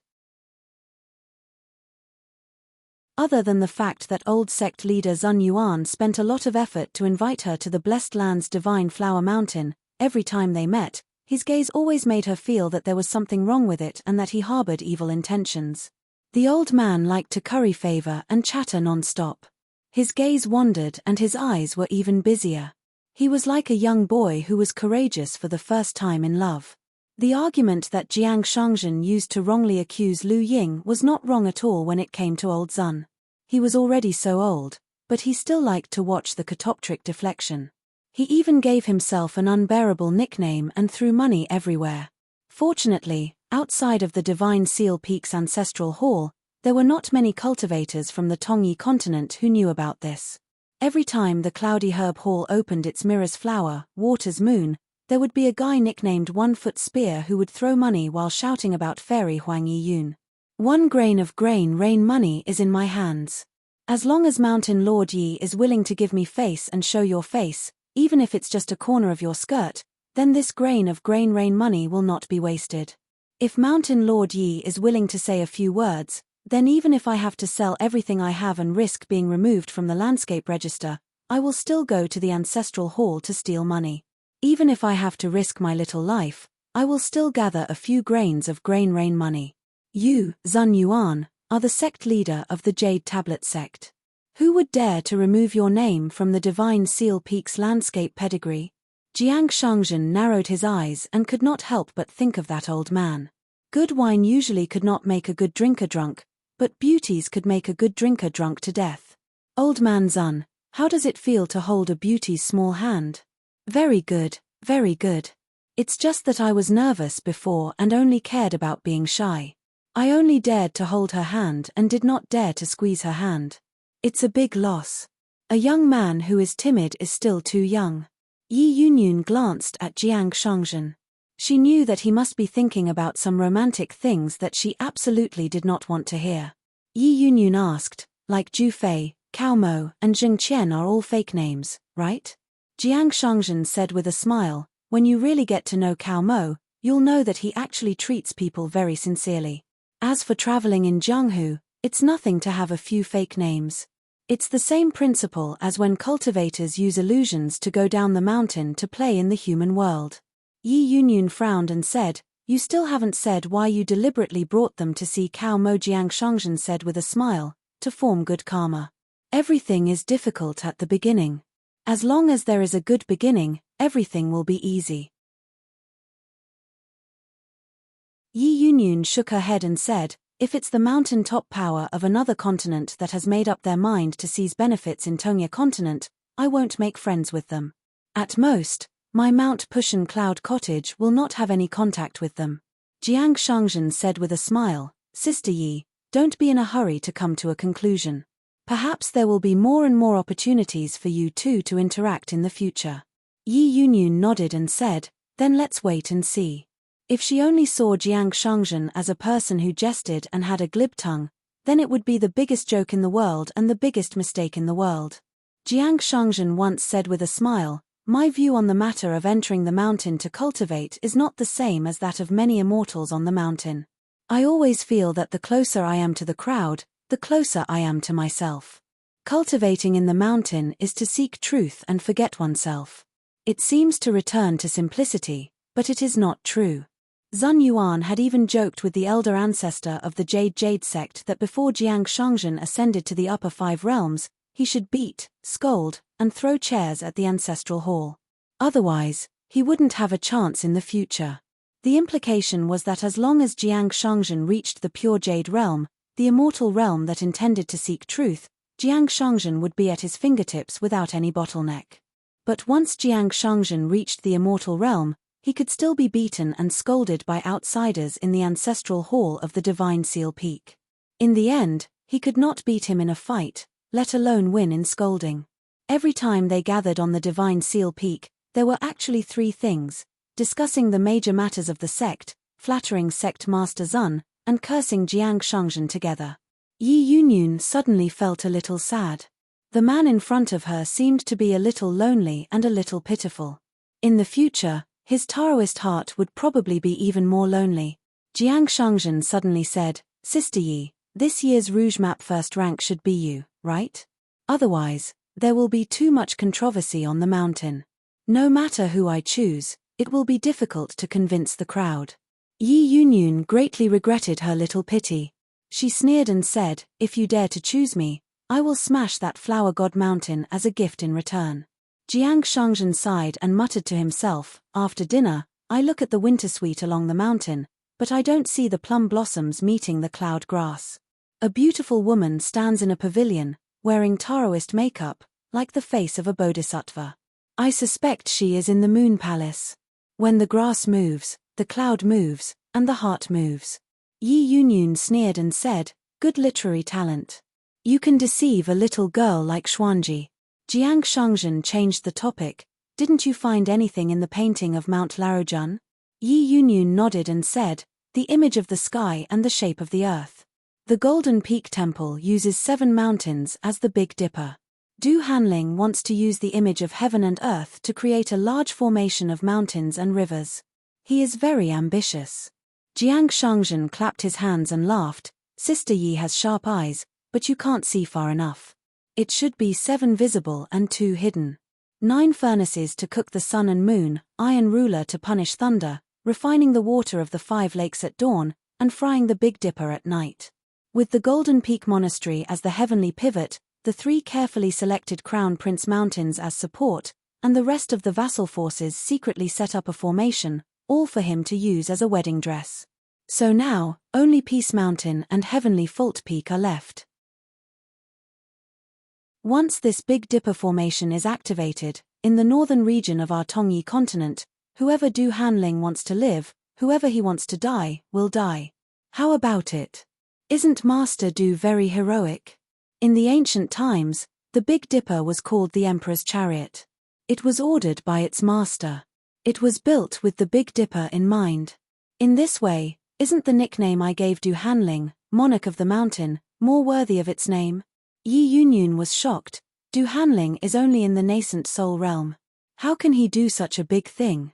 Jiang Shangzhen smiled and said, it is because he is only in the nascent soul realm that I admire him for having such thoughts. Moreover, Jiang Shangzhen was not the only one in the world who was good at suppressing borders. Once this formation was activated, even if it did not include Mount Taiping and Mount Tianqiu, it would still be a complete Big Dipper formation. When the time came, Du Hanling, who was in the pure jade realm, would be equivalent to an immortal who came out of nowhere. Once Du Hanling successfully completed 7 appearances and 2 concealments, maybe in the future hundreds of years, he would be able to turn an immortal old temple master into half an ascendant realm. The Golden Peak Temple was originally a branch of the Daoist lineage, but the temple master, Du Hanling, deliberately concealed the orthodoxy. Therefore, whether it was the immortal Han Yushu or the temporary nascent soul Du Hanling, they were both smart people with foresight. Unfortunately, they met him and Chen Pinggan, who was very likely to choose the location of the Luo Po Mountains sect in the north of Tongya continent in the future. As long as Chen Pinggan left Yunming Peak, the first thing he did was to go to Mount Larojun and take a trip to the myriad miles of mountains and rivers painting. Then, it was not very likely, but inevitable. Jiang Shangzhen asked, where did you get that immortal facing the wall painting? Yi Yunyun said, I carefully checked its authenticity and the ins and outs of the painting. There was no problem. Jiang Shangzhen narrowed his eyes and said, believe me, then there must be a big problem. Next, you have to be especially careful of the guest of Mount Pu, or even a certain direct disciple. Remember one thing, don't casually spar with Wu Guang. It's not that Wu Guang has a problem, but after the Wen Quan, according to Wu Guang's habit of attacking without hesitation, you will definitely be seriously injured. At that time, Mount Pu will have a big problem. At that time, even if Wu Guang doesn't have a problem, it will become a problem. Then, it won't be killing 2 birds with 1 stone, but 3, 4, 5, 6, 7. I originally planned to explain the reason to Cao Mo after the Wen Quan match with you, and then secretly follow you to Mount Pu. When you are recuperating, I will help you keep an eye on the Cloud Point cottage. Yi Yunyun asked in a deep voice, is it really that dangerous? Jiang Shangzhen nodded. The world is far from being truly peaceful. The next 100 years will be the time when heroes and ambitious people rise together. On the way to Yunding Peak, Kui Dongshan roughly explained his own views on the placement of the 9-sword immortal embryos in Luopa Mountain. He would teach Yu Qingjong swordsmanship. Zhu Lian, the old chef, would take the little chef Cheng Chaolu and teach him his cooking skills and fist skills. Minister Changming would take Naren's Jade Archive as his direct disciple. Miu would teach He Jiu swordsmanship. Sui Yu would take Yao Shaoyan as his first disciple. Yu Xie would follow Kui Wei to practice swordsmanship on the sword-worshipping platform. Bai Xian would be given to Cao Qinglang, and He Xiong Ting would be given to the headmaster, Zhong Qiu. In short, this group of children should not be too young, but their seniority should be too high. As soon as they arrive at Luopa Mountain, they should become the direct disciples of the mountain master. They should cultivate on the mountain as the third-generation disciples of the Hall of Ancestral Masters of Jise Peak. After hearing this, Chen Pinggan nodded and said, "That's the tentative plan. Whether it will work or not depends on whether both sides hit it off. The matter of apprenticeship has never been a one-sided matter." Kui Dongshan was greatly impressed. "Sir, you are wise." After learning that Pei Qian had accepted a first disciple who had yet to be officially acknowledged, Chen Pinggan asked with a smile, "Is martial arts easy to teach?" Pei Qian was rather embarrassed. "Little Arman is probably slightly more attentive than me when I was learning martial arts and copying books back then." Kui Dongshan gave him a thumbs up. "All I have to say is that the first senior sister's self-awareness is truly something that no one else can match." Pei Qian smiled and waited. The Great White Goose was one of the rare few who could finish writing in more than one account book, similar to Chen Lingjun. Now, that guy was bold enough to declare that apart from his hometown, there was no one in the entire northern mountain region who could defeat him with a single punch. However, when he thought up to there, Pei Qian became rather gloomy. For some reason, the Dragon Spring Sword sect had moved out of the Dragon Province, to the north of Dallas capital. When they arrived at the hidden private estate of the Jiang family on Cloud Necklace Peak, Kui Dongshan opened the restrictions of the mountain and water, and the three of them entered through the door. Chen Pinggan discovered that it was actually a completely different world. It was not even the same place as his residence in the Sea of Bamboo. Bai Xian and the others were currently crouching on the ground, rummaging through a small mountain and helping Naren Yuji choose inkstones. As soon as Kui Dongshan appeared, Bai Xian immediately jogged over. "Brother Dongshan, it's the middle of the night. I've been waiting for you. Hurry up and lie down on the bamboo chair. Don't tire yourself out." There were 2 bamboo benches under the eaves. Kui Dongshan had prepared them for the mister and himself out of boredom earlier. As for the other small bamboo chairs and stools, Cheng Chaolu and Yaro Xiaoyan had helped him forge them. The craftsmanship was crude and horrible to look at. Kui Dongshan swung his hand. "Go, go, go. Go to sleep." Naren Yuji crouched where he was, unwilling to go. It's difficult to tell the quality of these famous inkstones apart. It's so difficult. It's making our eyes ache. Pei Qian smiled. "I'll help you differentiate them later." Naren Yuji grinned. Pei Qian looked at this little money grubber and smiled slightly too. Chen Pinggan added, "Let's pay another visit to Inkstone Mountain later." Naren Yuji immediately got up. "Master Cow." Chen Pinggan immediately understood and smiled. "All the inkstones are yours." Naren Yuji's eyes lit up, but he deliberately yawned and pulled Yaro Xiaoyan back to the house to have a private talk. Cheng Chaolu moved a little slower and was slapped on the head by Bai Xian. Bai Xian said, "Little fatty, where's your cleverness in learning boxing? Don't delay Master Cow and Brother Dongshan's rest." After the children left, Chen Pinggan moved a small bamboo chair and sat down. He put it in the middle of the bamboo recliner and said to Pei Qian and Kui Dongshan, "You just lie down. It's better to sleep. There will be more things to do later, but don't worry. Take a rest first." Pei Qian was about to speak, but Kui Dongshan winked at him. Finally, he and Pei Qian lay down on the long bamboo chair. Chen Pinggan sat on the small bamboo chair in the middle. Kui Dongshan crossed his legs and stared at the round moon in the sky. Pei Qian gently folded his hands on his body and whispered, "Master, when I wake up, you'll still be there, right?" Chen Pinggan nodded. Pei Qian whispered, "You're not lying?" Chen Pinggan smiled and said, "Do you want to eat chestnuts?" Pei Qian closed his eyes and fell asleep slowly. He fell into a deep sleep. Kui Dongshan also fell asleep soon. Chen Pinggan put his hands in his sleeves. He hadn't kept vigil for a long time. The old master was right. The most difficult thing in the world was to have nothing to do today. Since he was so lucky, he could continue to practice swordsmanship and boxing tomorrow. You're tuning in to the Celestial War YouTube channel. Don't forget to subscribe and join us on this journey to catch the most captivating stories.